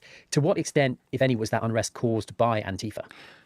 You know, that's a great Zero. question, and I think this really shows how Antifa operates on sort of two levels. One as an actual sort of street force, and one as a bogeyman for Donald Trump and his allies. So Antifa activists were certainly present in protests, right? Of course. And Antifa activists, there are cases where some of them were arrested on charges of criminal damage and rioting and whatnot. They certainly weren't the majority because this was a mass movement, right, that sprung up after George Floyd was murdered. However, in certain segments of the right, it became a common wisdom, conventional wisdom, that Antifa was driving the whole protest movement. It's called a Antifa buzzword. activists were certainly there. How much they had to do with the ensuing violence and mayhem that happened because of that takeover is certainly there. Conventional wisdom that Antifa was driving the whole protest movement. Antifa activists were certainly there. How much they had to do with the ensuing violence and mayhem that happened because of that takeover is really debatable. So the public perception of their involvement is possibly greater than the actual evidence of them being involved. And certainly from the Trump administration and the MAGA movement, which tends to use Antifa as a catch-all for, not just the sort of people who are directly inspired or pledge their allegiance to Antifa, but left-wing violence as a whole. And then even... What do you mean, pledge your fucking allegiance? It's a politic. How are you talking about this and not fundamentally understanding what you're talking about? Anti-fascism is a politic. It's a literal, ideology of anti-fascists. You are anti-fascism. The quote, fascism is not to be debated, it is to be destroyed. That is anti-fascist. It's very simple. Maybe you should stop using Antifa and start calling it anti-fascism, which is what it is. And stop drumming up this boogeyman about, ooh, the spooky Antifa, ooh. Even other incidents that don't necessarily have anything to do with What a left-wing violence or joke. come from different political perspectives. So yeah, it's become a much larger thing than the relatively small numbers would imply. So much of this is party political. I mean, as we've discussed, there was an increase in activity of groups like the Proud Boys during Donald Trump's first term. Is the reverse true? When Joe Biden entered the White House, did that allow an increase or a flourishing of left-wing extremist groups as well? Well, not in the same way, because Antifa at one level is reactive. When Joe Biden was in office, there was a huge investigation into the events of January the 6th, 2021. As a result of that, a lot of those right-wing groups, the Proud Boys, the Oath Keepers, they were hobbled. Their members were in prison. They were broken up. They weren't holding marches and rallies. And so you didn't have the corresponding reaction by Antifa groups, which was be to come out and confront them. You mentioned January the 6th, which seems like an important staging post in this story. They were literally banging on the doors of Congress. And then some Trump supporters managed to get inside.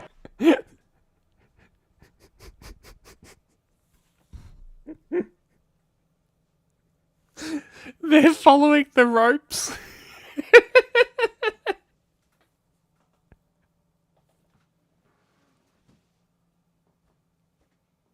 They're following the line.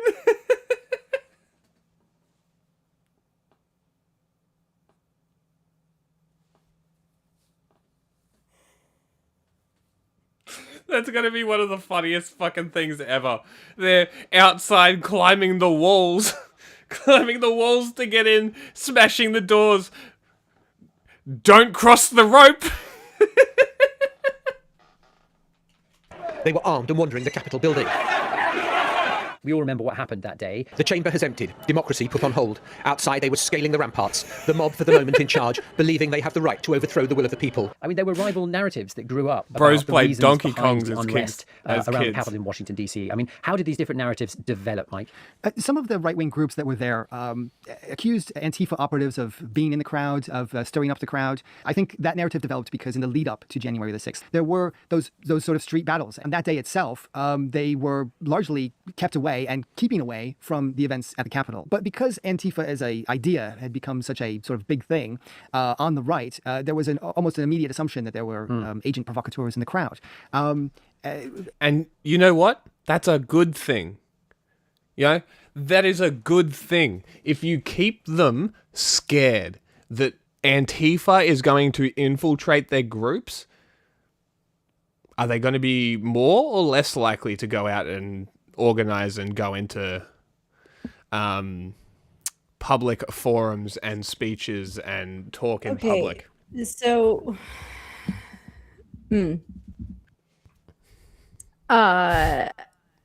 I was just laughing. Here's what notification does for us. Not only does it give us information about them, but it makes them being afraid of us and afraid of infiltration. And this works both ways. Means that it's harder to join their group. Yep. If you have a group of people that's been operating for 5 years and then they find out that one of them was a Fed or one of them was a right winger or one of them was a left winger or one of them was not one of them, they close ranks. Mm-hmm. It's harder to become trusted. It's harder to become vetted. It's harder. And it is. If you are joining the movement now, you're not going to see, like, you know what I mean? There'll be a lot of skepticism. Because people have already, when you're asking, what are you guys doing to rebuild it? We're not rebuilding anything online. Some people still have their little platforms they yell from, and that's fine. And we do that. Like we still like have our little, but we are more heavily focused internally, maintaining our own data, maintaining our own networks and things offline, because online is becoming less safe. Yes. And yeah, that's so just to let you know, like that's not we are very much focusing on ourselves, and we have very much closed ranks ourselves. Yeah. Like if you don't already know people, you're on the outside of the onion. Sorry, kid. Yeah, fair. Like we tried to tell you a decade ago to come to Food Not Bombs and make your face known, and if you didn't do that until now, like it's nice to meet you, but like I don't trust you. I just met you. So if you show up now having all of the answers that we've already tried, but you don't know that, right? A lot of people are going to spin their wheels and get frustrated, but that is just kind of how it is. And we let those liberals just kind of go do their own thing. I got followed by Food's Not Bombs recently. Cool. The Sydney one. That's neat. Yeah. You should go visit them. Well, it says the Melbourne one is in Collingwood and Coburg. You should also hit play again because I have to go to the bathroom again. Right. I'm starting to wonder if I have like this outbreak thingy. I might hit them up and see what they're about. You should. And then some Trump supporters managed. I've been looking for stuff. Looking for people to get inside. They were armed and wandering the Capitol building. Let me put it this way: Food Not Bombs is a gathering space that anyone can be in, where you can meet people that are likely to be involved in other things and have conversations with them and get involved in other things. Don't expect to get involved in anything crazy. Like you just met these people, right? Like don't be offended. But like go get to know people, go help out with some shares, go be in community with them and get to know them as people, because you have to get to know people and trust them as people before you can really do anything, you know, quote unquote dangerous to the state, you know? Yeah, and that's what I mean is I like want to go and do volunteer work and like and it's a lot easier to instead of reinventing the wheel, go to communal hubs that are already functioning like Food Not Bombs and get plugged in. So I highly recommend Food Not Bombs to anyone who is interested in getting plugged in and is not already plugged in. You should do that, Jack. Report back, let us know how it goes. Will do. Got a task list after this stream. Yeah. happened that day. The chamber has emptied. Democracy put on hold. Outside, they were scaling the ramparts. The mob, for the moment, Oh in my charge, God, I believing they forgot have the about right to that. Oh overthrow my the will of the people. I mean, there were rival narratives that grew up about the reasons behind the unrest around the Capitol in Washington, D.C. I mean, how did these different narratives develop, Mike? Some of the right-wing groups that were there accused Antifa operatives of being in the crowd, of stirring up the crowd. I think that narrative developed because in the lead-up to January the 6th, there were those sort of street battles. And that day itself, they were largely kept away and keeping away from the events at the Capitol. But because Antifa as an idea had become such a sort of big thing on the right, How much there was longer do we almost an have? immediate assumption that there were agent provocateurs in the crowd. Get late 7 and minutes. watch the whole Yeah. thing. Yeah, that's a fair point. All right, I'll move on. Let me go to the bathroom and then we should switch over to the Miller and Rubio thing because I am sorry. I still have to like 30 in the morning and I have to work tomorrow. Is it this 20-minute one? So BRB, I have to go to the bathroom. I'll be right back. Okay. I will go back to the other video. Largely kept away and keeping away from the events at the Capitol. But because Antifa as an idea had become such a sort of big thing on the right, there was almost an immediate assumption that there were agent provocateurs in the crowd. Again, there was almost no evidence that that was the case. Well, if we jump forward a few years, Donald Trump comes back to the White House. Less than a year into his second term is the murder of Charlie Kirk. Back then, we did a whole episode on how the bullet casings were engraved with far left slogans. A trial is underway right now. Shortly after that murder, Donald Trump signs an executive order in which he designates Antifa a domestic terrorist organization. What was the reaction to that order, and what does it even mean? What does it change? It doesn't change a whole lot. So the president can't ban a group, for instance. You can't make it illegal to be a member of a group. But I think from a policy perspective, it showed that the president suddenly wanted to emphasize his opposition to the left-wing activists and Antifa specifically, and make a counterterrorism official like Sebastian Gorka concentrate on this Antifa idea. You said the president can't ban a group, but why not? It's just not a part of the United States law. Is it a First Amendment thing? It is definitely a First Amendment thing. Freedom of speech? Yeah, absolutely. You can declare yourself a neo-Nazi, and as long as you're not threatening anyone, you can walk down Broadway and goose-stepping all the way. Similarly, if you call yourself Antifa, it doesn't matter if Donald Trump has said that this is a domestic terror organization. You cannot be thrown in prison simply for saying, I support Antifa. But to be clear, if I declared myself a member of Islamic State, that would be different because it's an international. Absolutely, yes. The law is different for foreign terror groups. So the State Department does keep a list of foreign terror groups. And the Trump administration has actually banned a number of foreign Antifa groups. One notable example, Antifa Ost, a German group, translated Antifa East, that is on the State Department's banned list of foreign terror groups. Well, Mike, this brings us neatly to what's happening in Washington on Thursday, because this summit, under the aegis of Marco Rubio and Sebastian Gorka, who we mentioned, is aimed at discussing Antifa as an international terrorist group. Is there a real security threat from left-wing groups in the United States? Or all right, we need to go back. Similarly, if you call yourself Antifa, it doesn't matter if Donald Trump has said that this is a domestic terror organization. You cannot be thrown in prison. Almost an immediate assumption that there were agent provocateurs in the crowd. Again, there was almost no evidence that that was the case. Well, if we jump forward a few years, Donald Trump comes back to the White House. Less than a year into his second term is the murder of Charlie Kirk. Back then, we did a whole episode on how the bullet casings were engraved with far left slogans. A trial is... No, the fuck, they were not. Are you fucked in the head? Fucking unreal. This is BBC. They were engraved with esoteric 4chan garbage. You incompetent boob. What the fuck is wrong with you? They tried desperately to pin it on the left. Never, not once, did they successfully do so. The only thing that we know is that they were esoteric memes that originated from 4chan, which we now know has potential ties to Epstein and Bannon.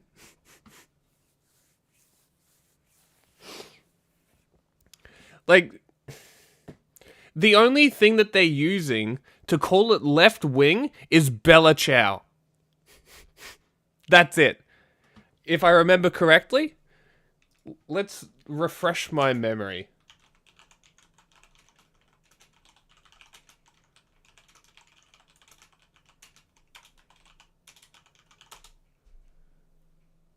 I think the bulge one is the one that he got killed by.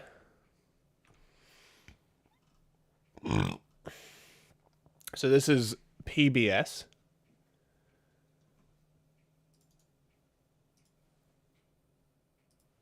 A clearly more reputable source than the BBC. So let's watch this. As investigators continue to seek answers about what drove the young man accused of killing conservative activist Charlie Kirk. Boy. I'll show you. Where are they? Fuck off. Here. Right-wing groups that were there.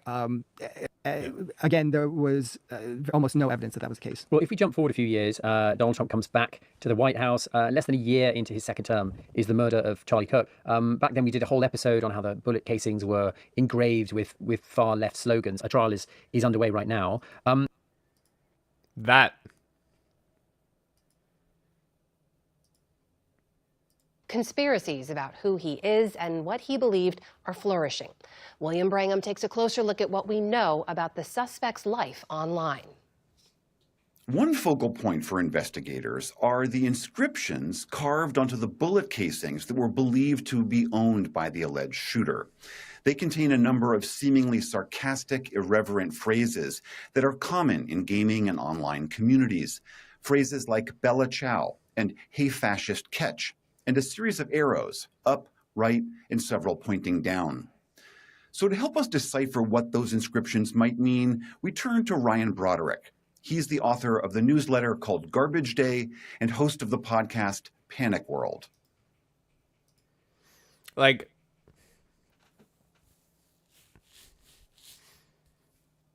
you can't assign a political fucking belief to these fucking terms. One of them was a literal helldiver's stratagem. For fuck's sake. Fucking BBC. Ryan Broderick, thank you so much for being here. We heard earlier today the latest on the investigation into this alleged shooter, but I want to ask you about those bullet casings. They clearly imply that the suspect lived a very, very online, internet-focused life, heavily steeped in gaming and these subcultures. From your expertise, what can we glean by what was written on those bullet casings? Well, the bullet that struck and killed Charlie Kirk allegedly had a phrase of a very common meme written on it. It is part of a subculture called furries. They are people who dress up in animal costumes, and this screenshot has been traveling around the internet forever. It doesn't mean that Robinson is a member of that subculture, but he is of an age where he would have grown up online seeing it everywhere. It's a bit of what they would call cringe humor. The other bullets recovered by law enforcement include a reference to the satirically fascist video game Helldivers 2. You basically play as fascists in space. And the message, hey... How dare you? That's undemocratic. Execute this man. Fascist Catch with the arrows written on it references the most powerful bomb attack in the game. So the idea was you play those buttons, you throw the bomb, it's a massive explosion. The other bullet referenced by law enforcement is the Italian folk song Bella Ciao. It is common among anti-fascist and leftist communities, but it's also a popular fixture in pop culture. It was used in Netflix's show Money Heist. It's referenced in the video game Far Cry 6. And then the last one... do you want to explain how Bella Ciao was appropriated by Nazis? No, Or they attempted to? Fair enough. You can. I'm so tired right now, dude. It's no, fair enough. 1:45 in the morning, and I work at like 9. Did you want to save the speeches for another time then? I will stay for the speeches if we switch over to them. I'm kind of over the debunking this because I'm so tired. That's fair. That is and fair. people who believe dumb shit about this are going to believe dumb shit about this. And I'm not even certain anyone's actually watching right now. So it says there's 2 people and there probably isn't. But this one, it's only 20 minutes, which is great. Say hello if you're here. Go 1.5. Very much. In conversation, we're grateful to you. I also want to thank members of the President's team and cabinet that are here today. Our FBI Director, Kash Patel, who's here with us. Thank you. Our Secretary of Education, Tony McMahon, has joined us as well. You'll hear shortly from Stephen Miller, the President's Deputy Chief of Staff and one of his top advisors on Homeland Security issues as well. And of course, our Secretary of Treasury, Scott Bessent, is here. But again, I want to thank all of you that are here today. I want to thank the whole team here at the State Department as well for putting this together.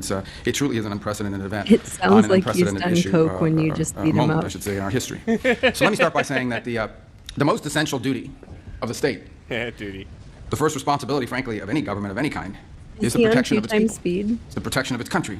1.5. Okay. 1.4. Because I was like, damn, it sounds like he just did coke. You know what I mean? Like, I thought he was speaking this fast, like, for real at first.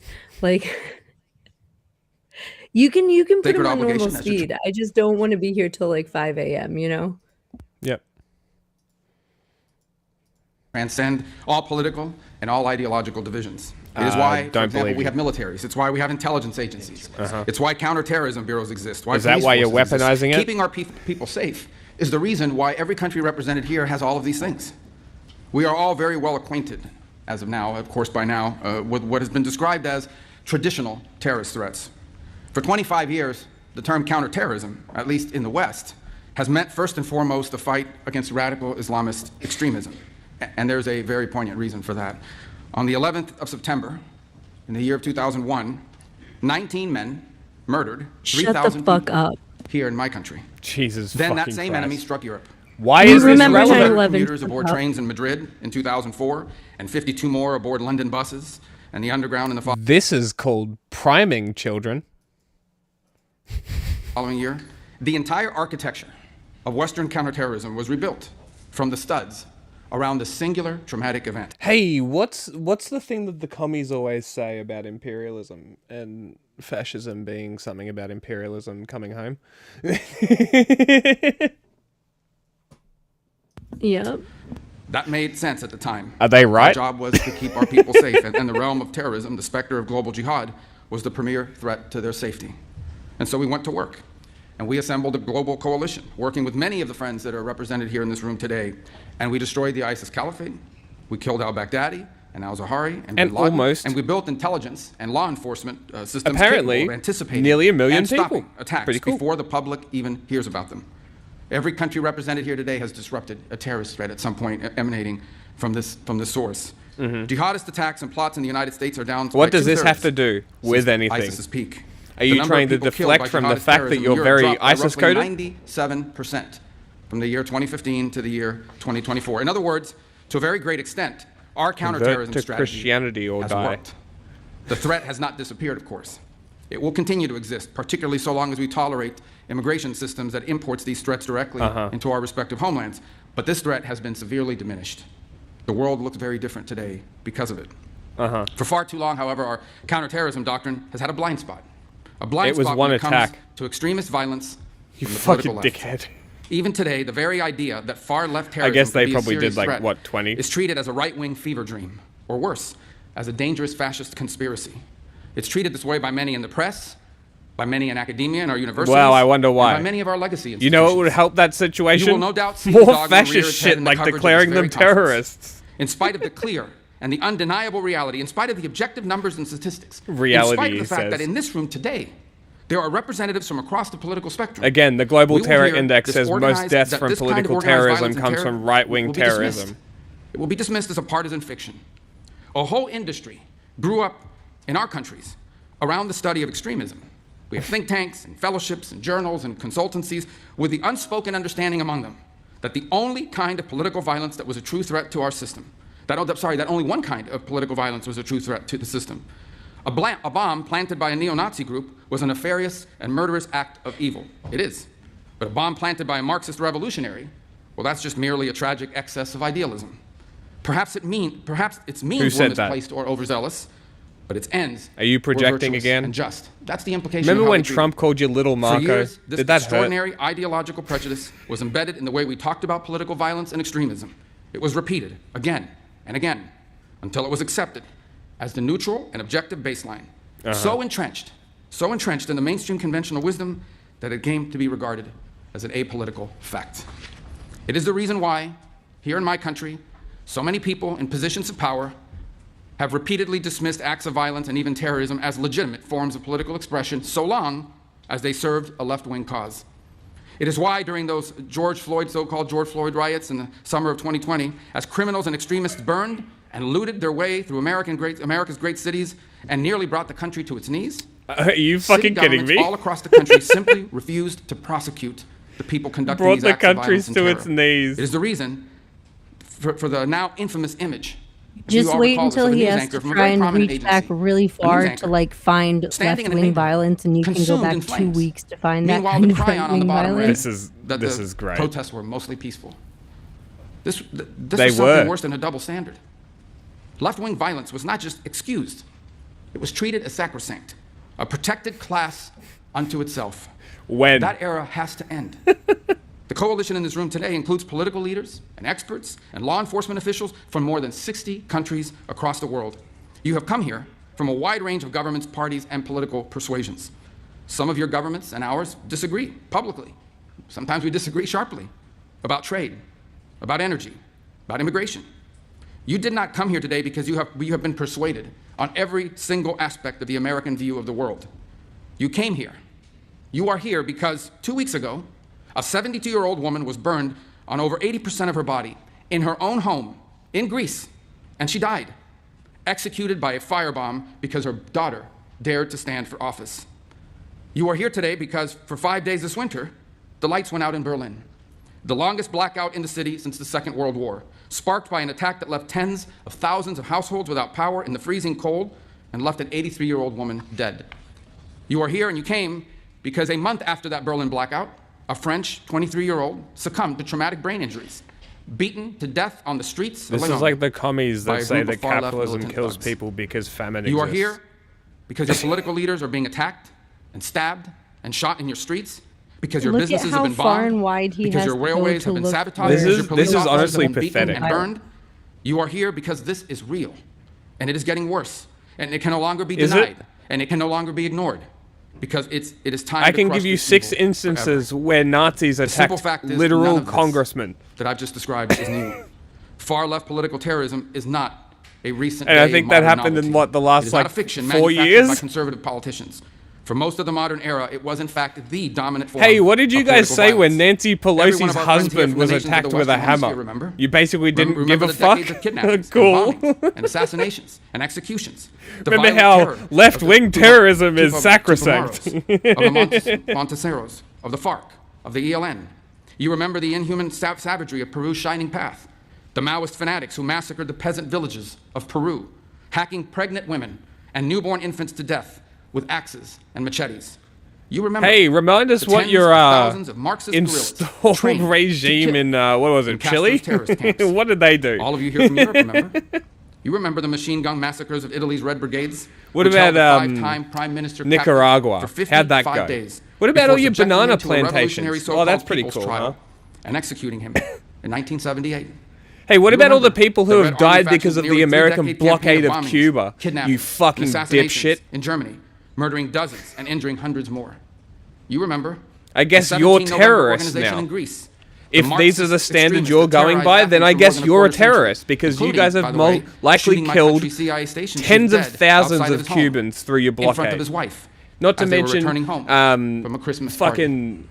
And here in America, like we birth remember. defects and We shit remember the from same reign of like deadly terror, malnutrition. I'm not sure justified how by the bad same that is slogans, in Cuba, but I'm sure it's motivated by not the great. same wicked ideas. We remember the Weather Underground, which I'm bombed the sure Pentagon, it's not which bombed the great. State Department, and bombed the Capitol.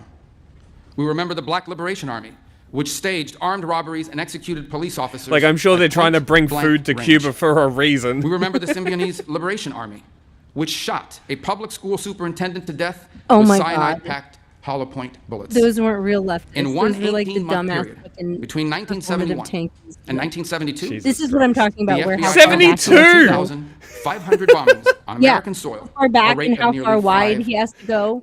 1972, bro. Oh no, they shot one person in 1972. You know what happened a few weeks ago? Like, come on. Like, I could probably bring up hundreds of examples within the timeline that he's given. I literally could name over 100 examples between then and now of right-wing violence where at least one person not even was injured. Oh, insane! Like literally, I mean, I could go through my notes and give you that. I mean, he's It's literally insane. including the 80s, which included Nazi Yeah. skinheads going around murdering people. And all of the paramilitary stuff, the like, Yep. and all of the standoffs and all the stuff that led to the Oklahoma bombing and like the. Yep. Oh my God, are you fucking The kidding me? Oklahoma bombing. Like in the 90s, yeah, like it never stopped. Their violence never stopped. It feels was like it does persistent. if it doesn't happen around you for like 2 seconds, Mm. right? But it's never literally stopped. been normalized. Mm-hmm. It's So so all I'm saying persistent is and it's so wild. underreported. I tweeted about this one or whatever on Blue Sky because I was like, it is wild to me that like I'm listening to this like, you know, speech by Rubio and like he's literally going back like decades to try and be like, look at this left-wing violence when you don't have to go like 3 months back to find as many deaths from the right wing. Are you Yeah. fucking kidding me? He's like, Like, 60 years ago across the sea. And I'm like, dude, last week down the street. Like, you know? Like, I really hope that the people sitting in this room are not that stupid. That would They be are, though. They're great. they're the same people who listen to the BBC thing and they're like, yeah, those were left-wing bullets. You know?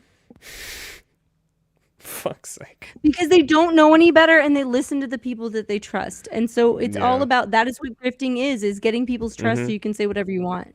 It's Yeah. not about being honest, it's about saying whatever you want. Which is the difference between grifting and journal, you know what I mean? Yes. Yeah. The overwhelming share of that violence came from left-wing extremists. Between 1970 and 1980, Wrong. 93% of terrorist attacks in the West came from the far extremist left. How much? These are numbers that would shock forgetting most about- Americans today pause because it. we've been taught to believe. Pause it. He's forgetting about when we had the Bayou of Pigs, when we had literal white supremacists, the one of the guys who created fucking Stormfront, right? Who ended up trying to fucking take over a small island. Get the fuck out of here. Insanity. There it is. Oh, we should. That's a whole thing that I'm willing to do a whole episode on at some point is the Bayou of Pigs because it's crazy. And then the fallout of this. Okay, so Don Black was one of the guys that was part of that group. Okay, he's the guy who went while he was in jail. He took classes on how to code for computer stuff and internet stuff. Right. Yep. So he created the first online like major, not the first, but with the first major online like Nazi fucking website where they could all talk to each other. Stormfront, right? Very well known if you know your shit, right? And so he created Stormfront. He has this whole legacy of like being one of the godfathers of fucking white supremacy in this country, right? He has a son that he raises that like is following in his footsteps and going to like take over and yada yada yada yada. Then his son kind of like denounces the movement and decides that he's gonna like write a book and then disappears. And I was like, where'd he fucking go? And then a couple years later, he pops back up, but he's not he is she, and she has transitioned. So Don Black, the guy who fucking was part of the Bayou of Pigs, who started fucking Stormfront, has a trans daughter that he still talks to. Fun facts. Who is very anti-fascist and anti-fascist in the right way. Like there are a lot of people who leave the right that I'm like, I still wouldn't platform them. Like I'm glad that they aren't over there, but like they have not fully unpacked or whatever, right? Yeah. Like insert the chick who left the Westboro Baptist Church here, right? Who ended up like shilling for J.K. Rowling a year later. Yeah.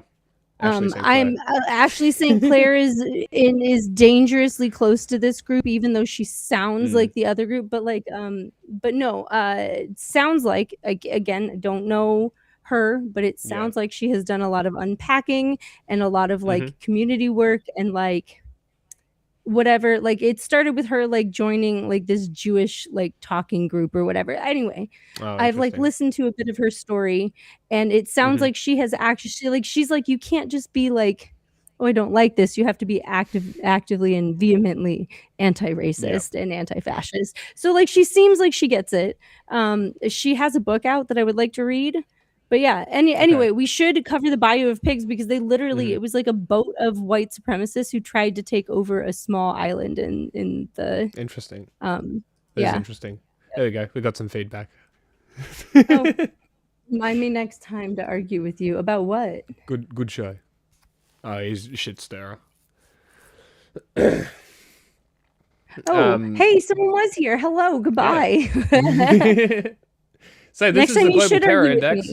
I didn't know you were there the whole time. Yeah, I never thought we were spoke up. just talking to each other, so I was like, why not just learn about Catholics? Sorry. No, that's fair. Sorry, guys. So this is the Global Terror Index. While far left groups have recorded far more attacks, far right groups have recorded more deaths. From 2007 to 2024. So like he's a lot of things like if he mentioned, I think he even mentions a bunch of bombings, right? A couple things to keep in mind. This was before automatic rifles were readily available to the public, right? That happened in the late 80s, early 90s. And this was before, and also bombings don't necessarily kill people. If you do them when people are not around, it just destroys property, as you were saying. Yeah.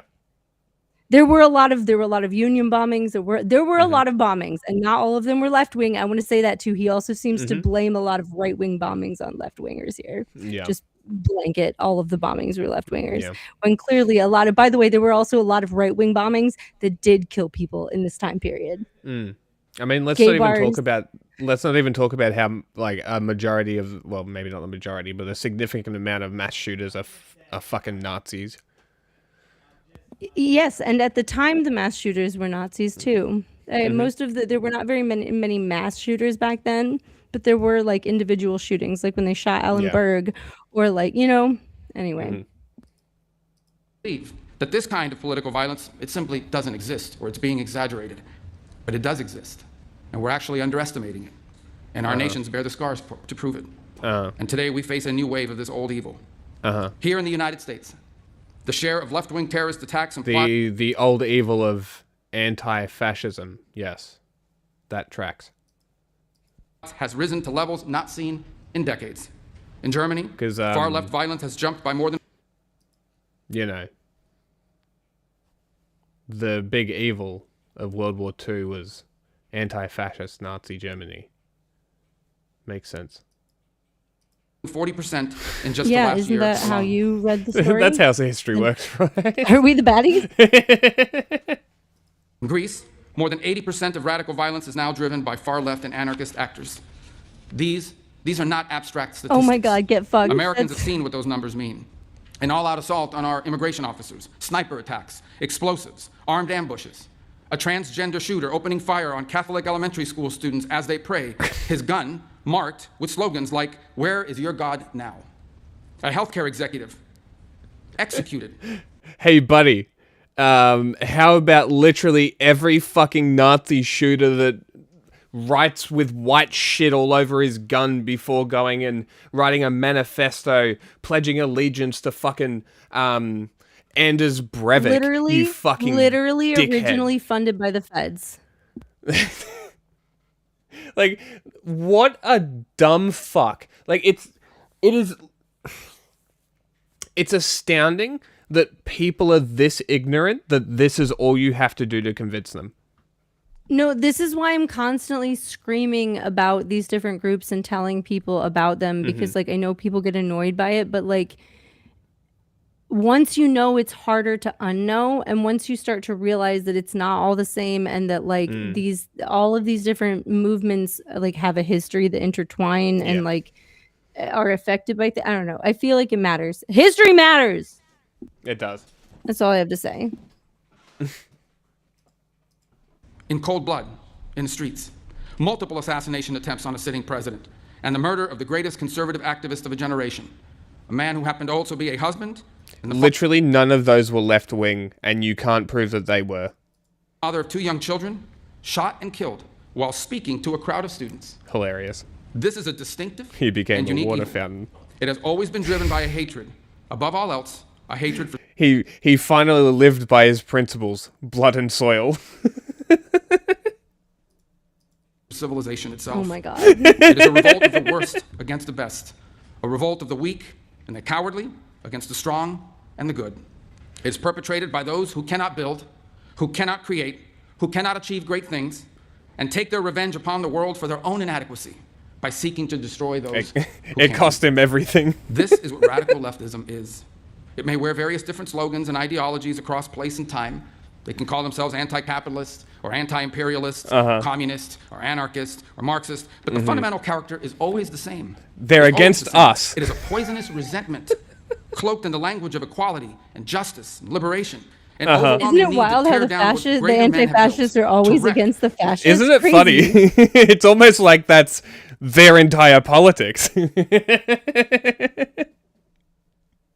And, you know, they just go on about their life normally like everybody else during the day. And then, there's a fascist group over there.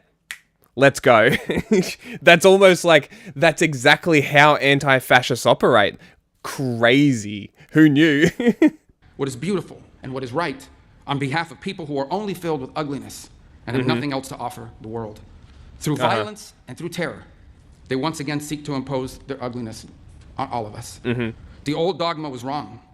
The old dogma was wrong. None of this Fascism is driven by good. idealism. It is not utopian. In fact, it is the opposite. Yeah, right. One of the Ignore the criticisms anti-fascists. you sometimes hear of communism, for example, is that it sounds good in theory, but it What was that shit in 1984 about Newspeak? Yeah, don't believe your lying eyes. Yeah, it's the shit that he's saying. He's Or your literally ears. telling you to not believe reality. That is what is happening Well, here. it's we saw this like when we watched Alex Preddy and Renee Good get gunned down in the street. Like they literally showed us the video and then we're like, don't believe what you see. Yeah. Here's what actually happened over the top Yeah, of it. believe You know what the I mean? police. Yeah, believe the We police found the account. shittiest angle that you might be able to see what happened if they play it just fast enough only once for you. Yeah. And just Torch shot believe at that us with they're this right. cop gun. Believe us. Because they're not allowed to report on it if it's wrong, right? So of course they're telling you the truth. Of course. Yeah, they got it Why directly from the wouldn't- cops. And why would the they? cops lie? They wouldn't stay in business, Jack. They wouldn't stay in business. The market, if they lied to you, the market will regulate itself. It's fine.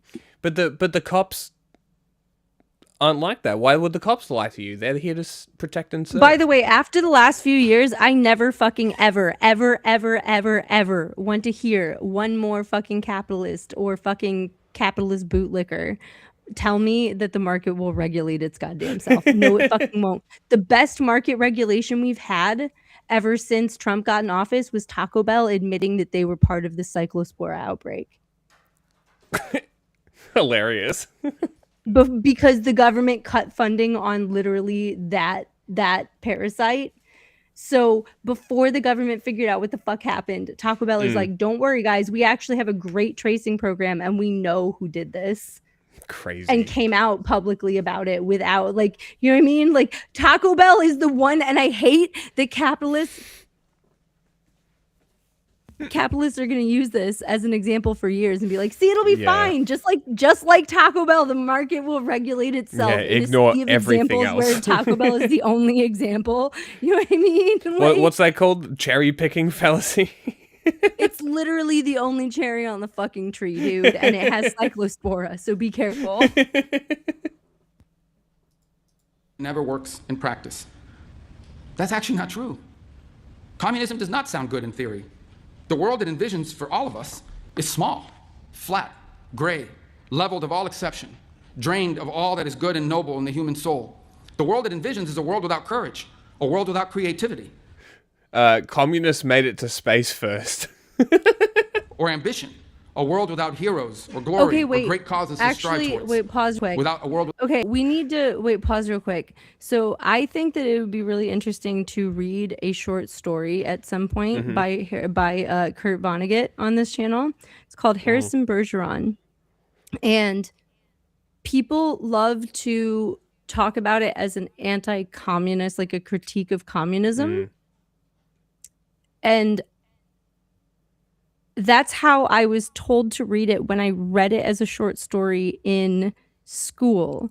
However, I have reread it as an adult and I'm like, I think people are misreading this. Interesting. I think that this is a satire of what because this is not actually what communism is, right? And it's supposed to show you how fucking ridiculous you sound when you say that that's what communism is. Does that make sense? Okay. Interesting. So I think, but maybe, I don't know. I also have not, here's the thing. I need to go back and actually see what the author who wrote about it has to say, because it's entirely possible that he was like, because he was like he fought in World War II and was very like, disenfranchised by that. So like he was like, fuck the communists, but also fuck the capitalists. Yeah, okay. But like also didn't like the propaganda that like made people think worse of each other than they should and hate each other more than they should, because that's how he got in this war, right? As a child, as an 18-year-old. So anyway, I think we should read that on this channel, or at least I'll send it to you so that you can read it. It's a good short story. Okay. Yeah, do that. I want to read more. So yes.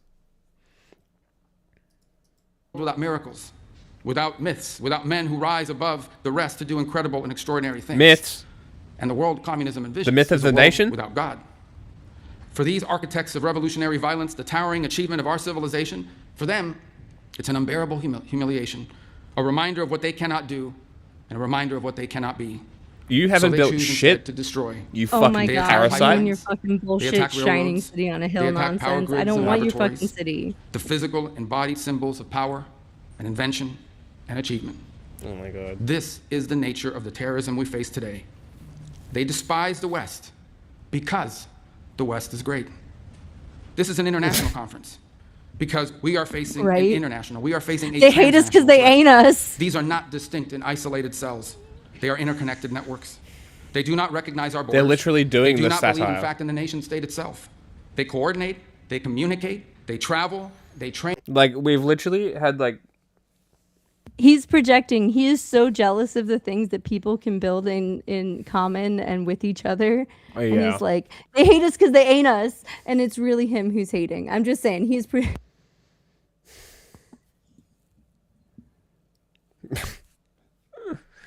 It's pathetic. Train and act together in the same infrastructure. Like, I hate it when people claim the achievements of people who came before them. You didn't do it. Shut the fuck up.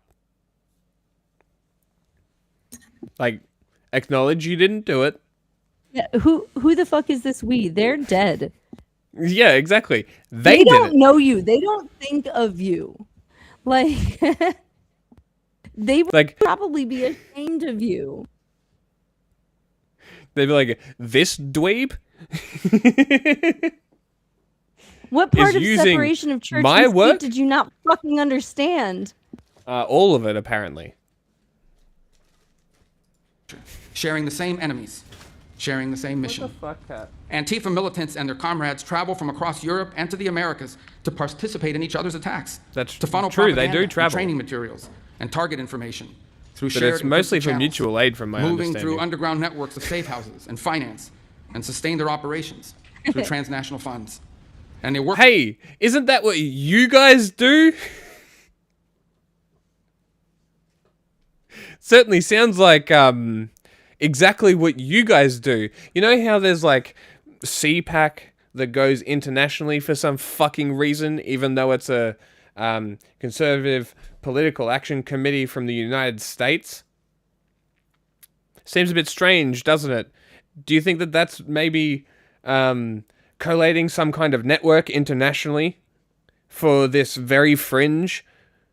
It's wild how they're saying that like all of these other groups are doing it while literally they're doing it and they're letting Russia do it. Crazy. It's insane.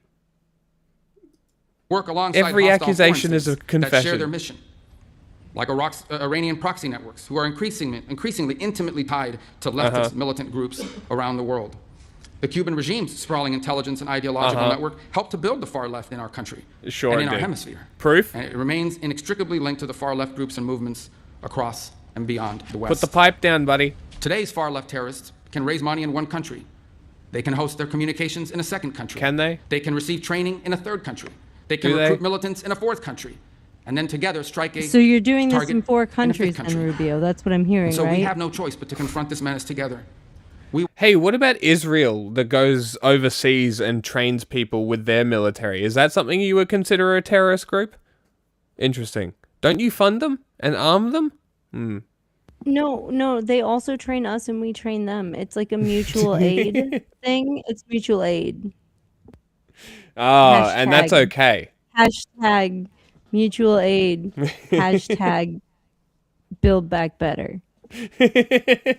We will either cooperate across our borders, or the terrorists will continue to exploit the gaps between them. Under President Trump, for the first time, the United States is building the infrastructure, the partnership, and the strategy to defeat the scourge of far-left terror.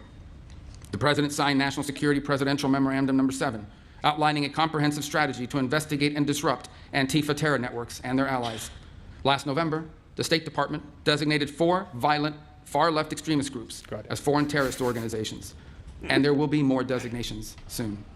In December, we announced Rewards for Justice offering up to $10 million for information disrupting the financing behind these groups. In May, we convened the first counterterrorism law enforcement workshop, joining American law enforcement officials and their counterparts in our partner country nations together to map and develop strategies for dismantling these networks. The next workshop will be co-hosted with our partners in Germany. The coalition we're building together is already bearing fruit. And we are here today to build on that work.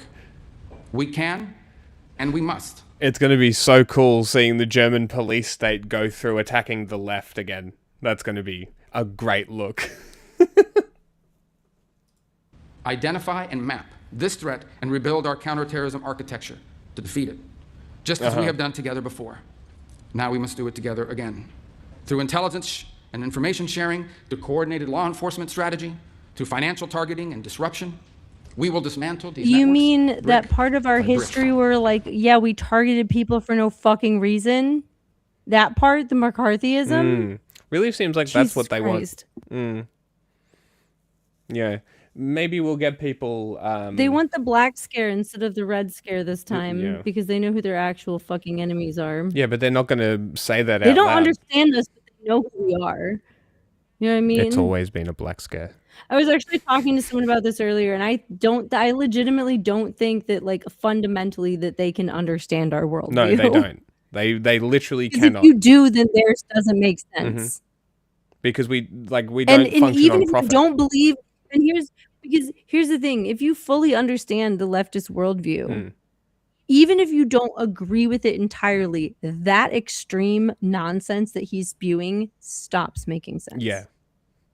It really does. Like, once you, like, really listen to people and you realize that, oh, these people just care about people.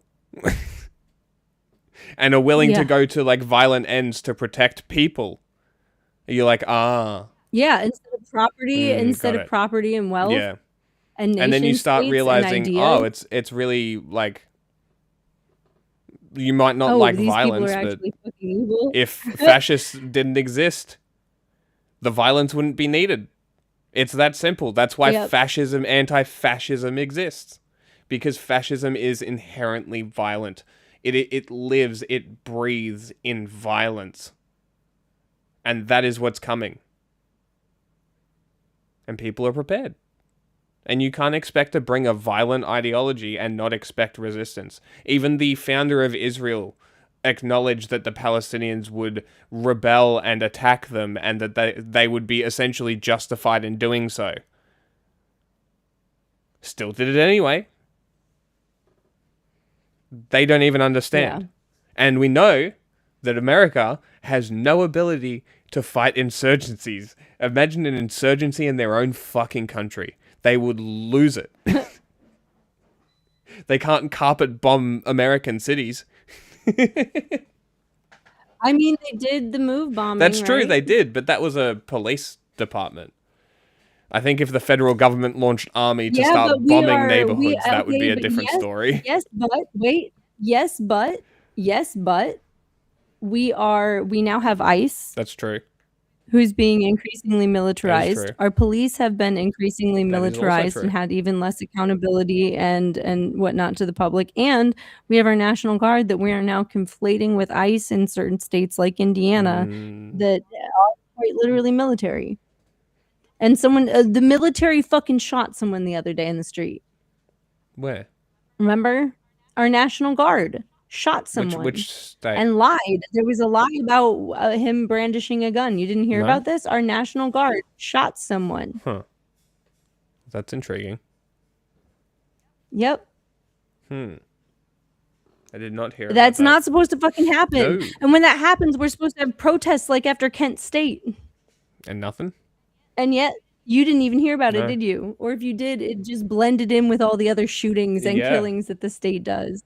You probably did hear about it. I'm sure John or I mentioned it at some point, and it just literally did just blend Yeah, in maybe. with all the ICE shootings that happened, because there were ICE shootings that happened like it was like within that week of like ICE killing Yeah. 2 more people.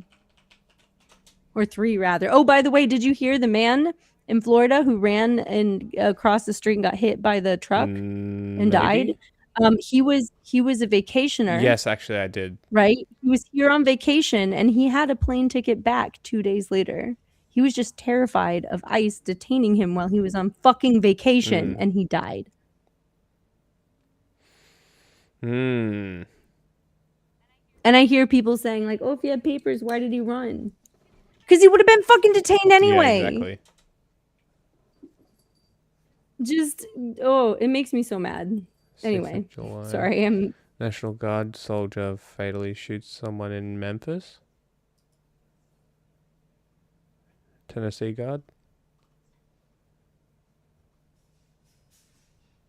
20-year-old. Hello? Oh, sorry, what? I wasn't listening. Was it the Tennessee? I was looking for Memphis? something. 20-year-old? That sounds right, yeah. Yep. I thought it was either Tennessee or Kentucky. Tennessee sounds right. It was down south somewhere. Okay. Sunday Memphis task force includes local police.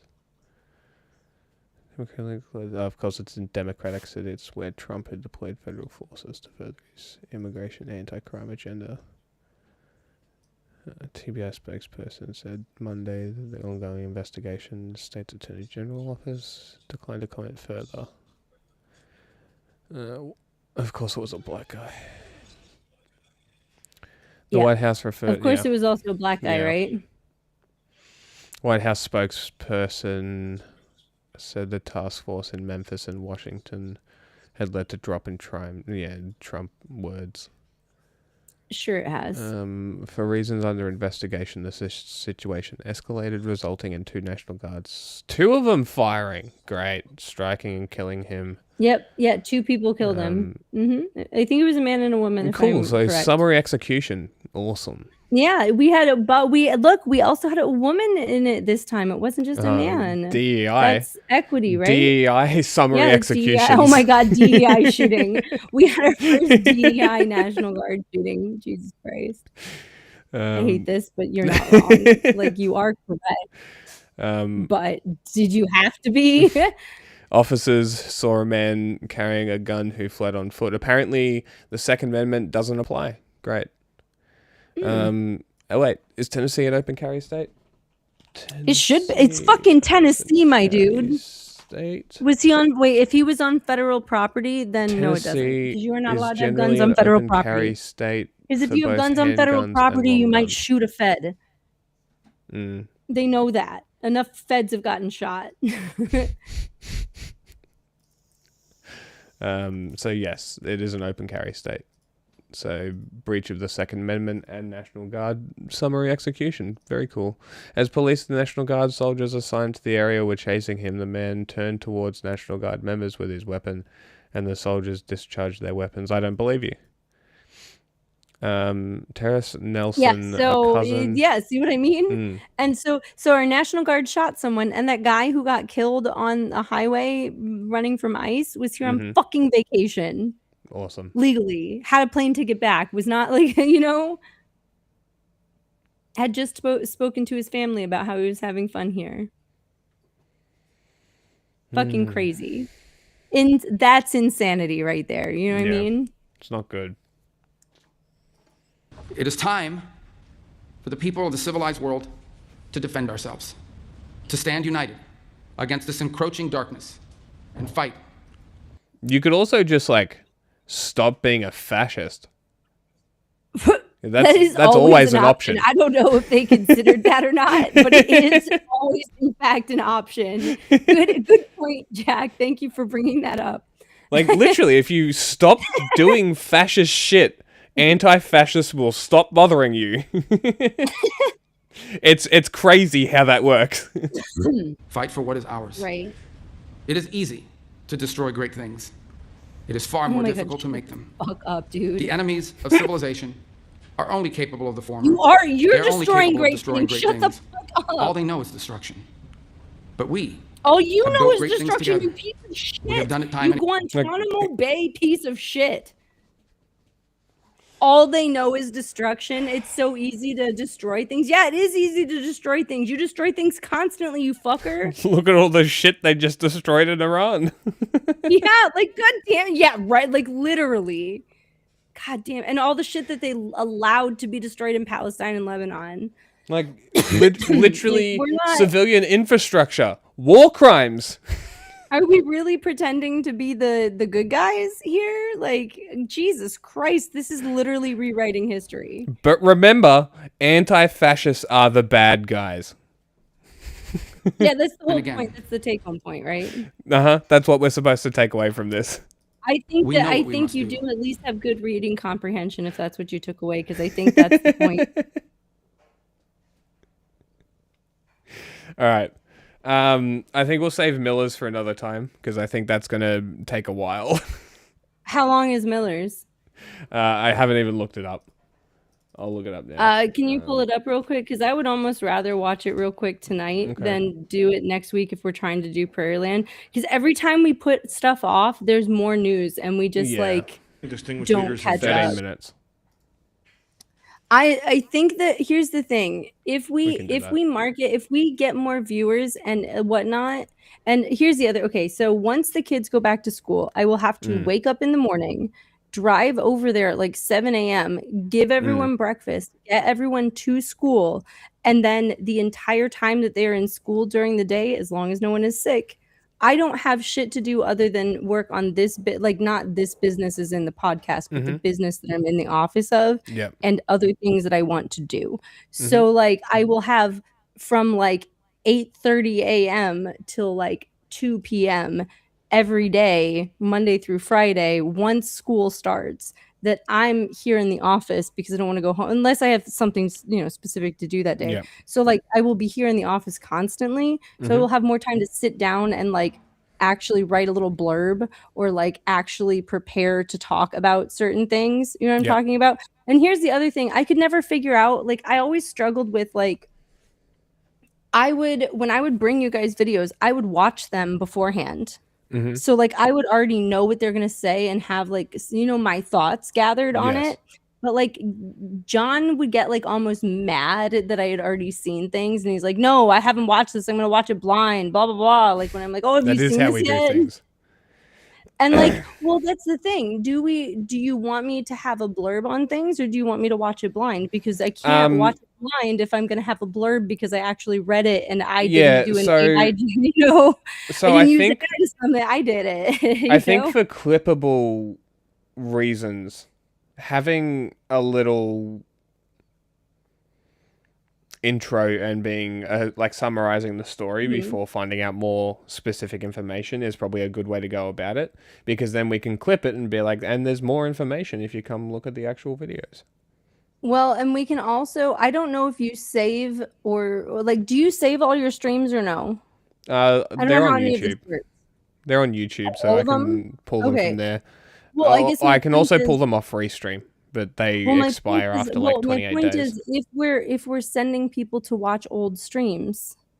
Oh no, like, I would if- clip the videos. I would be I would clip the listen to me. sections. Let me listen to me. If we're sending them a clip that makes them maybe want to watch an episode, we can always put the link in like the description or in the comments. so that people can then go watch the show. Yes. Does that make sense? Yeah. I did not know that you archived every single episode. I thought that they went into the ether. No, they're all saved on YouTube. Oh no, please delete the ones with me. That's embarrassing. I didn't realize any of these were saved. Nobody's looking. Yeah, well, yeah, until they are, dude. Yeah. How embarrassing. I don't know, you talk long enough and you say things that you're like, that was dumb, and then you just keep talking. Like, Happens you know all what I the mean? time. It's the problem with streaming in general is because you can't, like, unless I you talk my are, way unless through you have it scripted, right? Like, you're gonna say dumb shit or things that you didn't think of, or like things that you weren't aware of are gonna come up. You know, like, I don't know. It happens. I prefer there not to be a record. That's all. No, that's fair. And that's why you got a black screen with an M.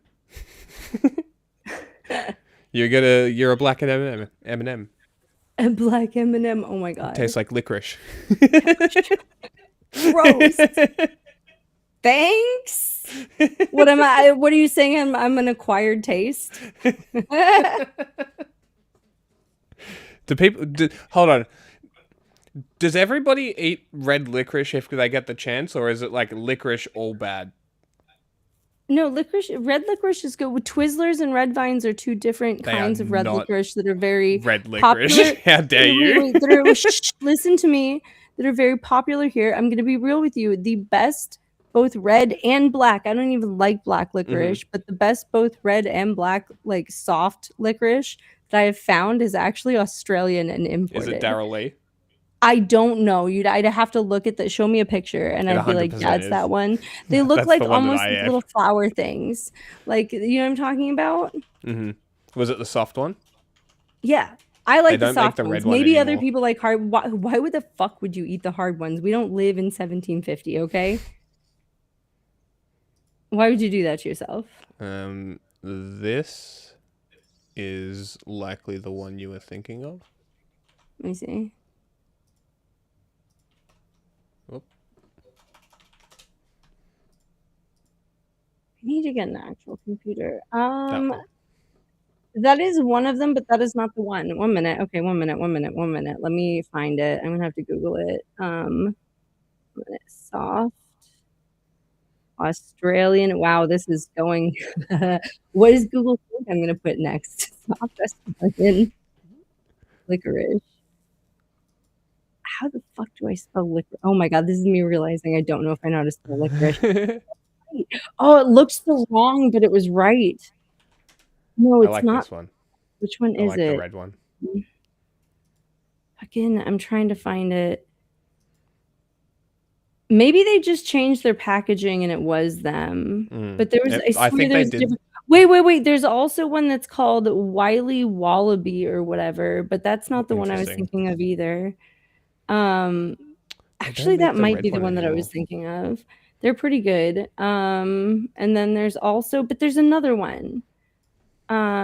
Is it American though? 1 minute.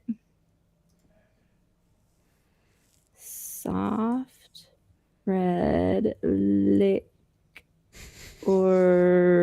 It's so wrong to spell licorice. It is. I completely agree.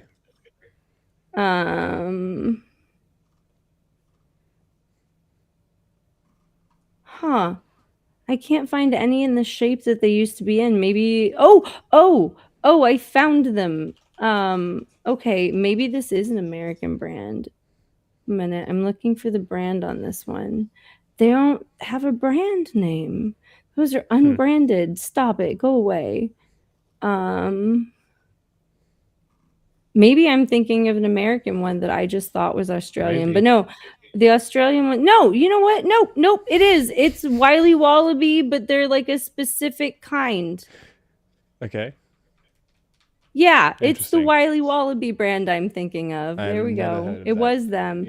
But it's the ones that look like little flowers, not the ones that are like solid. Do you know what I'm talking about? I have no idea. Let's type in soft red licorice bites and see if it comes up for you, because the bites seem to be how you get the right shape. Are they the twisty ones? No, they're not the twisty ones. I've never seen this brand. in my entire life. They're probably not even Australian. Just like, have you heard about Uggs? Did you know about the American brand of Uggs? No. Okay, so You mean these? No, well, no, the shitty American version.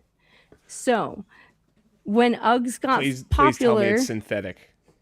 it's actually, you know what? Look up a video on it real quick. We can end with this if you don't want to do Stephen Miller, because you're going to be like, what the it's fuck? only They 13 let minutes. them do this?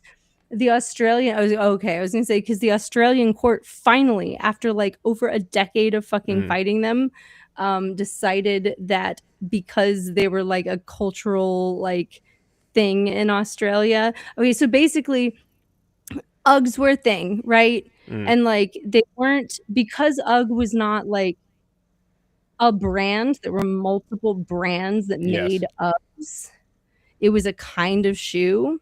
No one copyrighted or copywritten. Like no one did a thing where they're like, no one else is allowed An to make this American did legally. it, didn't they? And then an American did that. They Unreal. copied, yes. And then they went around the world, including to Australia, and started suing people, being like, you are not allowed to call yourself an UGG anymore. Yeah, you I can have go a fuck copyright yourself. on How about that? And it took a bunch of people who made like sheep lined boots that were not bullshit, because the American ones aren't even good. They're like plastic and nonsense, right? Gross.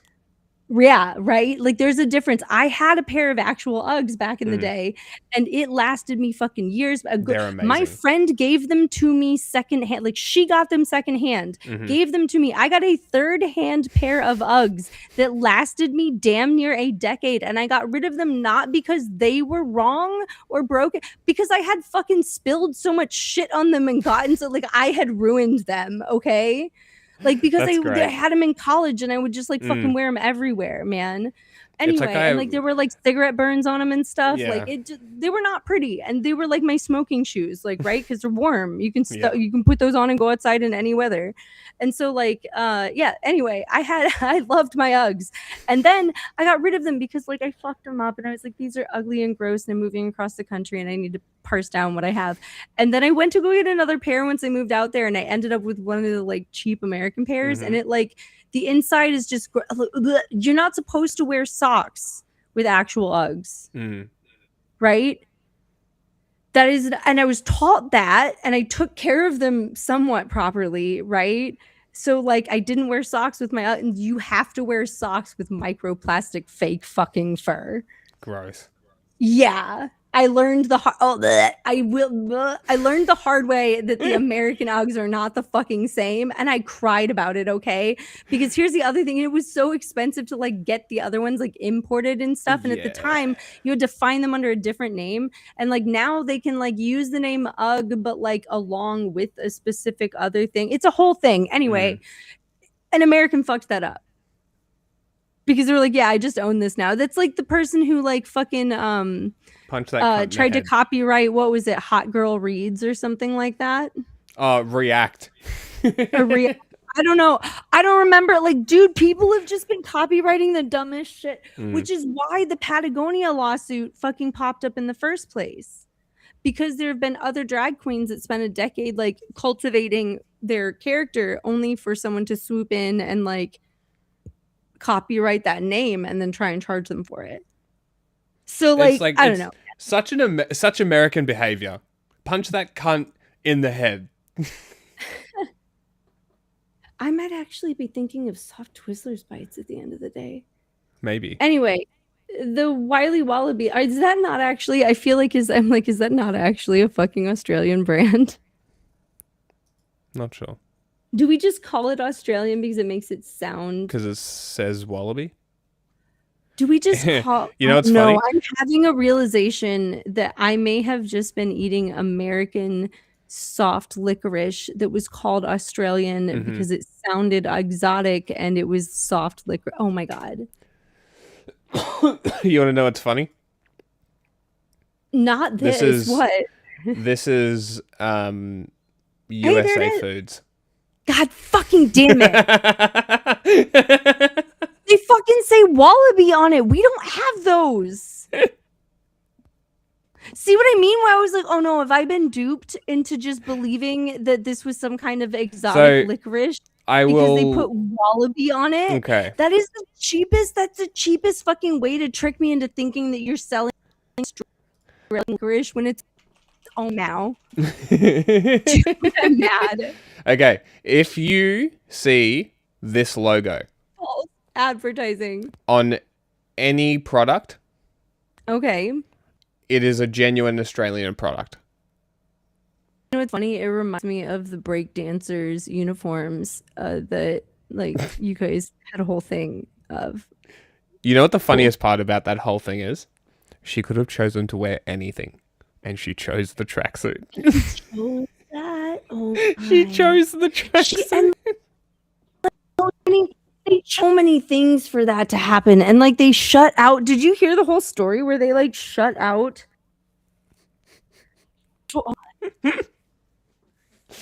It's funny though because she had such an opportunity to become an icon, how and she just couldn't stop but be a cunt. You can just make an awards show and give out awards, right?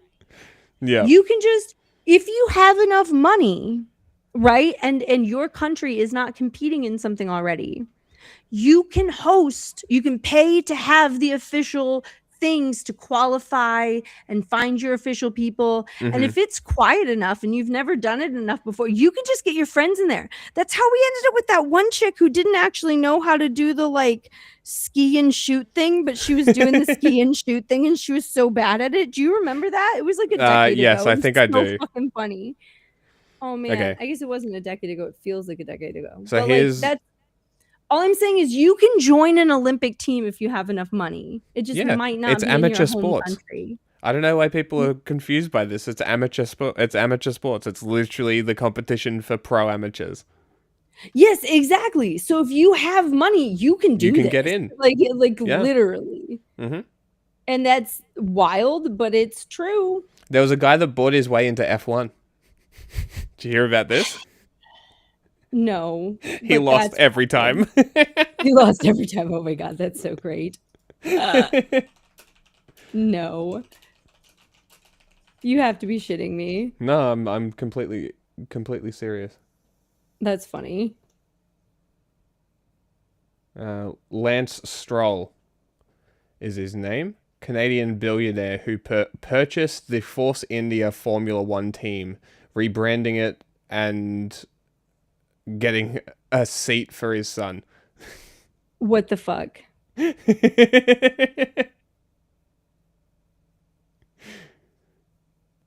So yeah, pretty cool. It is now the Aston Martin team. I'm sure it is. I'm not 100% that's who it is, but that sounds who it is. That's Anyway, crazy, dude. so I don't. This is about the logo. It's the logo is underpinned by a third-party accreditation system, which ensures the product that carries the logos are certified as genuinely Australian. So it's a certification trademark. Australia's most trusted and recognized and widely used country of origin symbol. So for more than 40 years, the trusted green and gold kangaroo logo has helped thousands of brands communicate their Australian credentials to consumers. At the same time, the Australian-made logo provides consumers with highly recognized and trusted symbol for genuine Australian products and produce. It does both of these things in conjunction with a campaign encouraging consumers to look for the logo when shopping. Now, this might be a domestic thing. I'm going to see if it was an international thing. Well, it sounds like something that would go on those products whether they stay in the country or leave, if that makes sense. Yes. We do that with like our union stuff. Like again, these things used to matter a lot more than they do now to people. Like people would look for the union made logo and shit, you know? Mm-hmm. Okay, yes, the iconic green and gold kangaroo is not just domestic. The Australian-made campaign actively promotes and projects this symbol in global export markets. Beautiful. So yeah, you can look for this symbol, and that is a genuine Australian product. Want to get my Tim Tams? Yeah. I'm not even sure if they're made in Australia. I've not had a Tim Tam in a while, but they're pretty fucking good, They really okay? are. Oh, they are. Great. Made in Sydney, Adelaide, and Brisbane. Cool. Genuine Aussie product. Let's now watch this Nazi speech. It's good to see so many familiar faces. And thank you, of course, to Secretary of State Rubio for organizing this conference and for leading this initiative. Here in the United States, we have taken the necessary and essential action of formally recognizing left-wing violence He's such a freak. as a form of political terrorism that is a direct threat Look at to him. our He's all national neck. security and the survival of our Republican form of government. President Trump issued a directive in our parlance. It's called a National Security Presidential Memorandum, or NSPM, NSPM 7 to be exact, that directs for the first time in American history all of our law enforcement and intelligence agencies To do Nazi work shit. together to disrupt, identify, defund, debank, arrest, and prosecute That's ironic. these political terrorists that are operating in our country. Uh-huh. It's very important to understand that left-wing political terrorism seeks as its ultimate end the overthrow of our system and form of government. buddy. And we've seen this has taken place many times in many places throughout the years, and Has Secretary it? Rubio has provided you many examples. No, he didn't. Left-wing terrorism always ends in bloodshed. It misery, literally suffering. doesn't. It only can travel in Do one I need to bring up direction. the global terror There's index no again? point at which the left-wing terrorist is satisfied with his gains and ceases progressing. Inevitably, left to run its course, it always Bro becomes the thinks gulag. it's It always only becomes men. the mass imprisonment of political enemies, the stripping of their rights and freedoms. That's our benefit. Inflicting immense pain, humiliation, suffering, in order to establish complete and total control. Control through The bigotry of psychological low and expectations physical and is how we actual get 'em. terror. We have to understand that that is the Right. Oh scope my and the God. extent of the threat that we face. Play to their And as weaknesses. Secretary Their Rubio also weaknesses pointed are out, women. This is an international network. Antifa, as an example, operates in dozens of countries all throughout the world. They share common networks of funding, organization, and information sharing. And so all of our intelligence Wow, agencies no and way. law A enforcement global, entities should be interconnected collaborating and community of coordinating and people who working together care. in order Wow. to root out these organizations. One of the I hallmarks can't. He of can't even left-wing imagine those violence existing, and can he? terrorism is its completely pretextual and disingenuous appeal to civil liberties in an effort to shield its own violence. This is the tactic that the left always uses to try to protect itself from facing. They're criminal willing to fight for civil liberties. Wild. Crazy. Who knew? It's almost like there's been almost 100 years of civil rights conflicts and It's wild. civil rights leaders dying at the hand of police to move forward social progress. That he's actively trying to erase, like, Jesus. This is crazy. This is crazy go nuts. Like, we have entered fucking full on banana nuts fascism. You know, the women who got shot by the police demanding their right to vote, Antifa. They deserved it. The people who got shot at Kent State, Oh, yeah, Antifa. clearly, They deserved it. Yeah. You know, fuck it. The myth of the nation, let's fucking rewrite history too. Who gives a fuck? Move bombing, justified. Essential that we are wise enough and strong Waco, enough to understand not justified. and that these appeals must fall on deaf ears.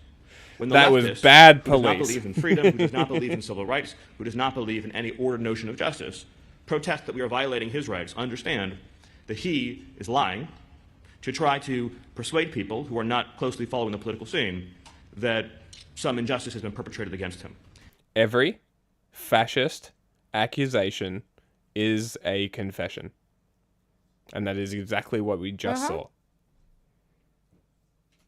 We must stay the course and be completely unflinching in the pursuit of justice against these enemies of civilization. If the left is allowed to use the real or actual threat of violence to destabilize our institutions, then those institutions cannot and Shut will not up. succeed. So here in the Real United States, or for example, actual? we saw in the What do you recent mean or? He says like What do they you mean aren't. or? He says like they aren't actively destroying the institutions of the country. Oh my god. past, clear threats of violence against our Supreme Court to try to shape how they rule on upcoming decisions. The leftist does this with the full desire, intent, and understanding that the threat of violence against a public figure or their family is meant to cow them into behaving or acting or conducting themselves differently. Okay.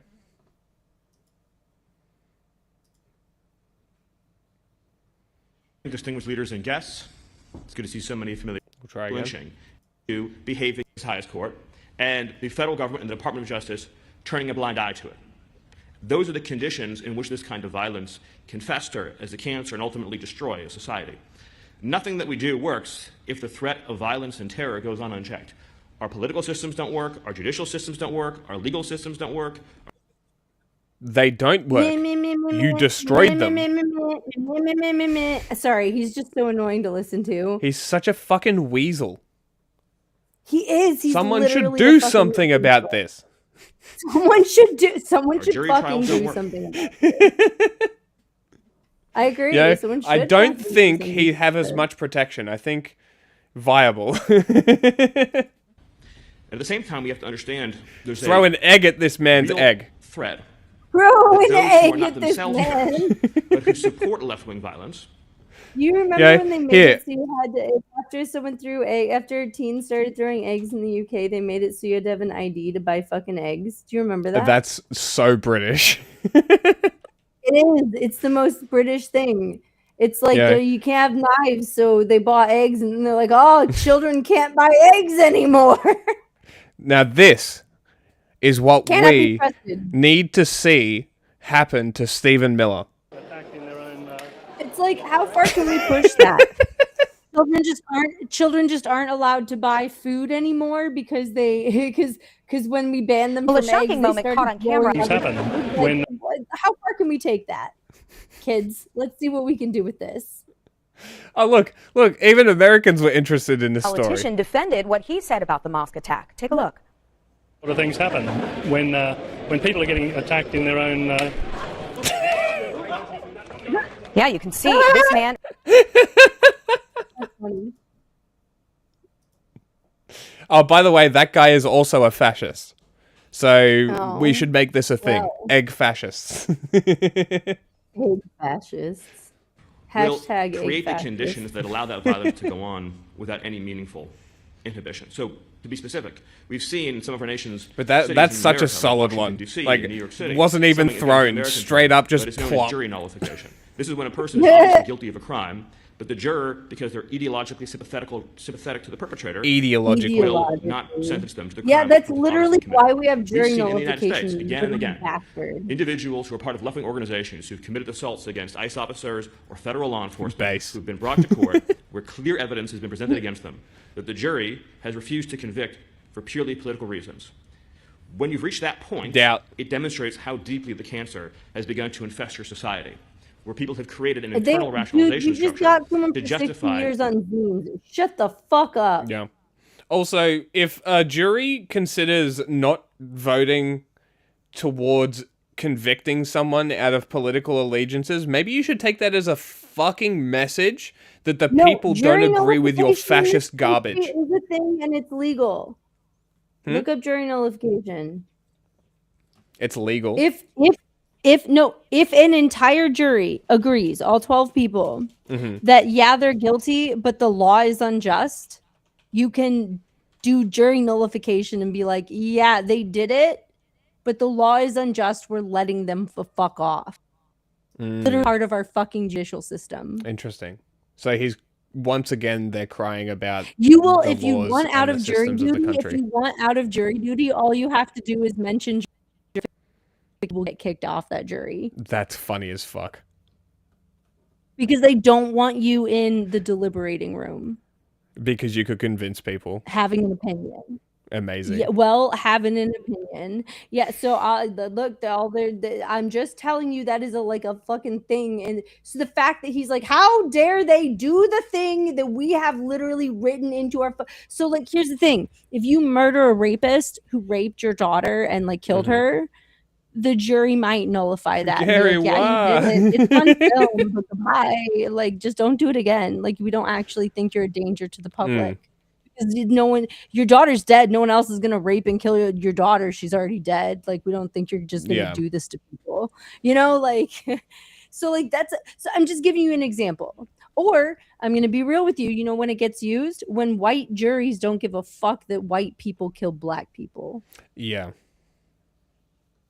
Yeah, I imagine that is when it's used. So when this white often. man is standing up there saying this has happened, this has not happened in ages, by the way. Yeah. It's not normal. So the fact that he's up there complaining about it preemptively is very concerning, especially when he's getting people on 60 fucking years for like moving zines. Yeah. So like this is actually scary because it's telling me where they're going to go with this and be like, yeah, we're going to close the loophole of jury nullification before we start charging people out the ass for nonsense. Right? Yeah. They're already mad that they can't take away my citizenship and other people's citizenship. That's what they wanted to do. They made that very clear. Did you see that people that they deem as leftists might not be able to come back into the country or leave? Yep, I did. I saw. That's why I'm not leaving. That smells like a refugee claim. If you can prove that you're actually targeted for political reasons, that's a genuine reason to seek asylum. It sounds like a reason to go visit literally any other country right now. Yeah. I'm just kidding. I have a cat at home. I don't want to. Can't tell if the title is attacking the left or making fun of people who attack the left. Exactly. Oh my God. Unsanctioned violence against the state. It's clearly a good title. To achieve a political end. We have to use every lawful and legitimate tool that we have to demonstrate that justice will be served and delivered, and to prove that these kinds of tactics and techniques will ultimately fail. No. If the leftist learns and observes that their violence and criminal activity helps and ultimately succeeds in achieving their desired political end, they will be endlessly emboldened. Here in the United States, we've seen a growing and deeply alarming increase in attempted assassinations against public.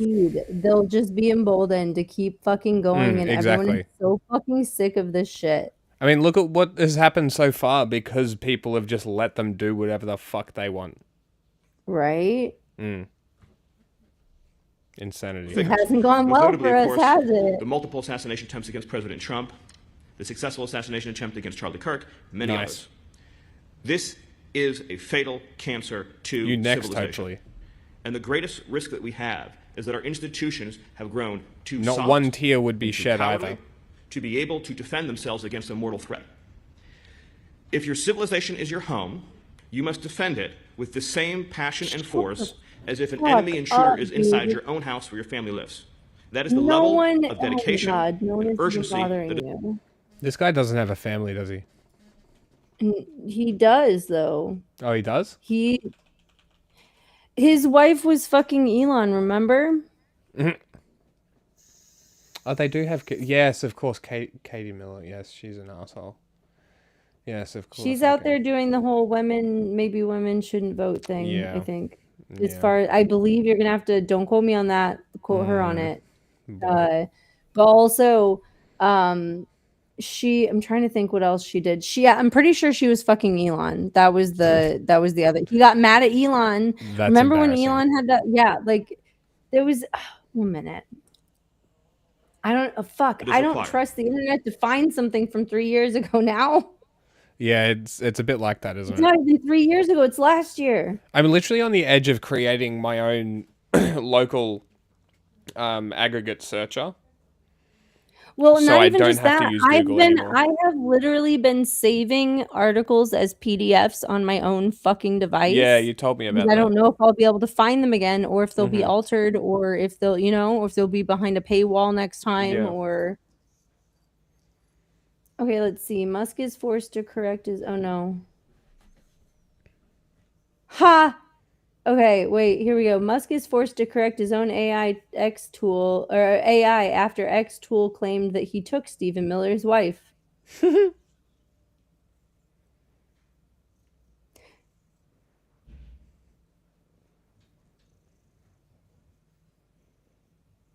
Let's see. Over the weekend, an X user posted a doctored screenshot that appeared to show Musk replying to Stephen Miller, the White House deputy chief of staff, with a cutting insult, just like I took your wife. Katie Miller, who has been married to Stephen Miller since 2020, so not that long, was one of the first people Musk hired to help with Doge. See, so she was working very closely with him. There were rumors. She left the administration alongside Musk last week. So when Musk quit, she quit too. Right? And then so there were stories, I can't find them right now, but there were like articles about how she was working him and the sexual angle was part of it because he's weird, right? Yeah. In reality, the post was fake. So like so Grok was quoting this, but also there were actual rumors, I swear to God. Let's see, Musk unfollows Stephen Miller's wife after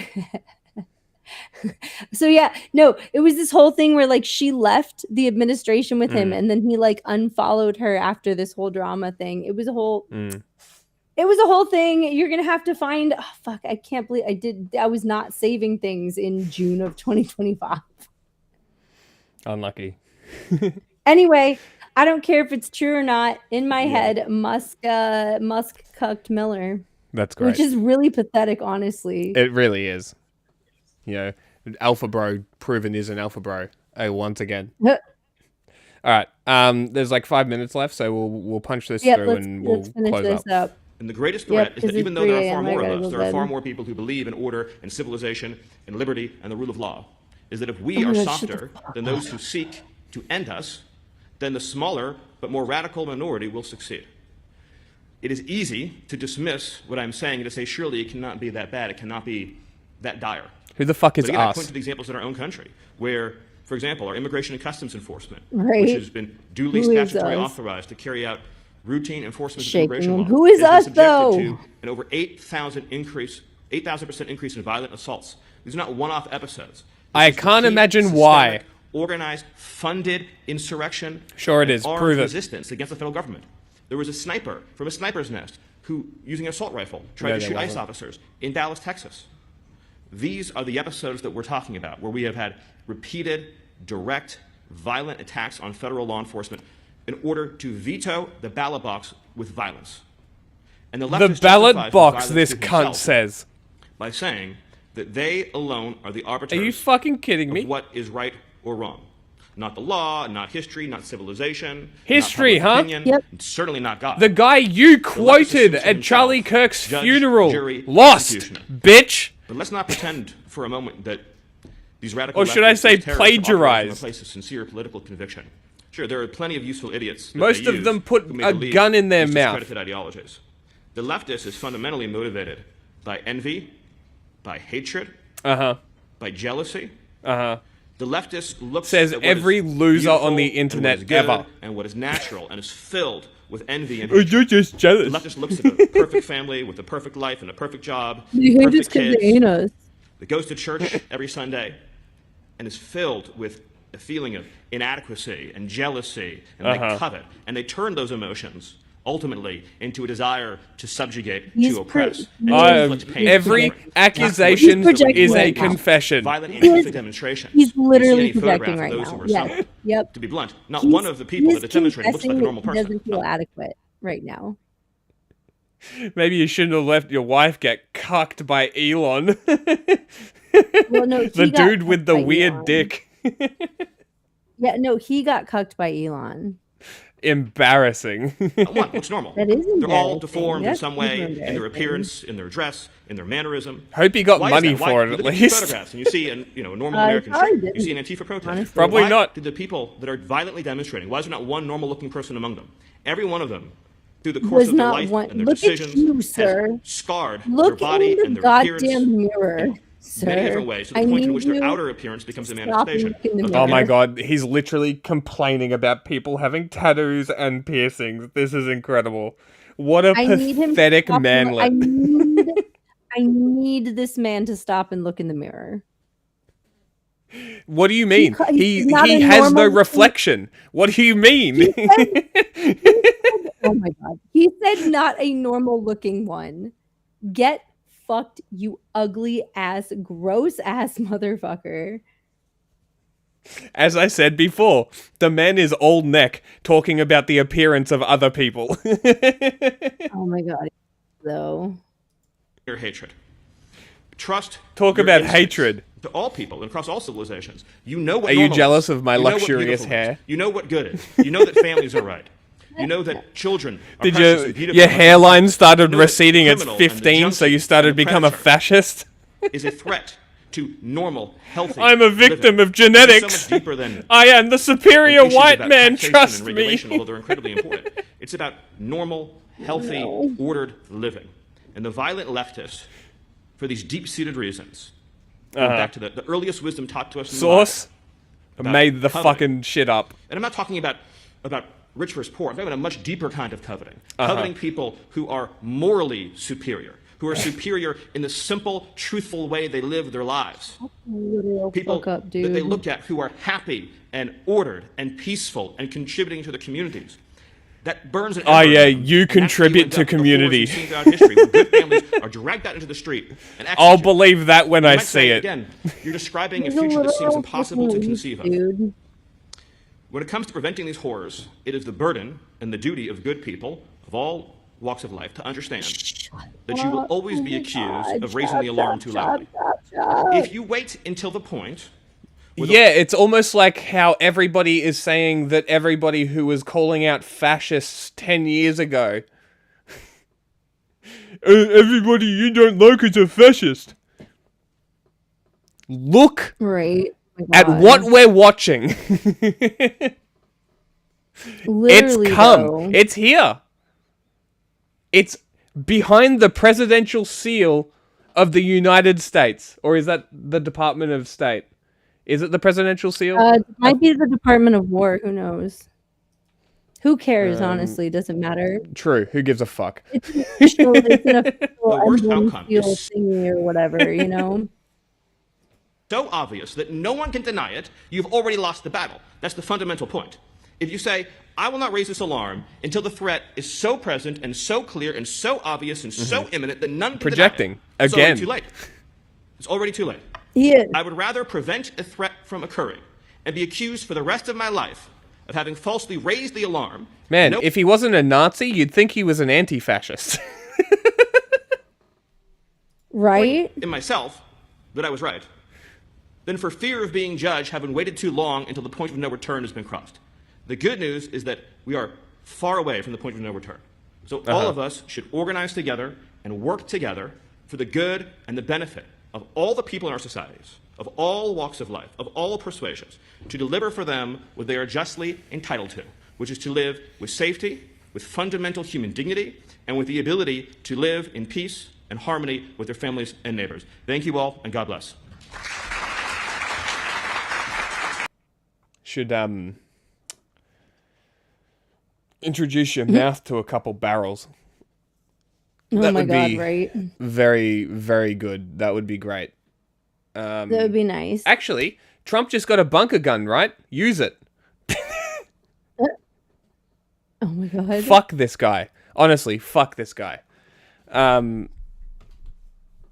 He's going to become a very big problem in the future. Yes, especially when Trump dies.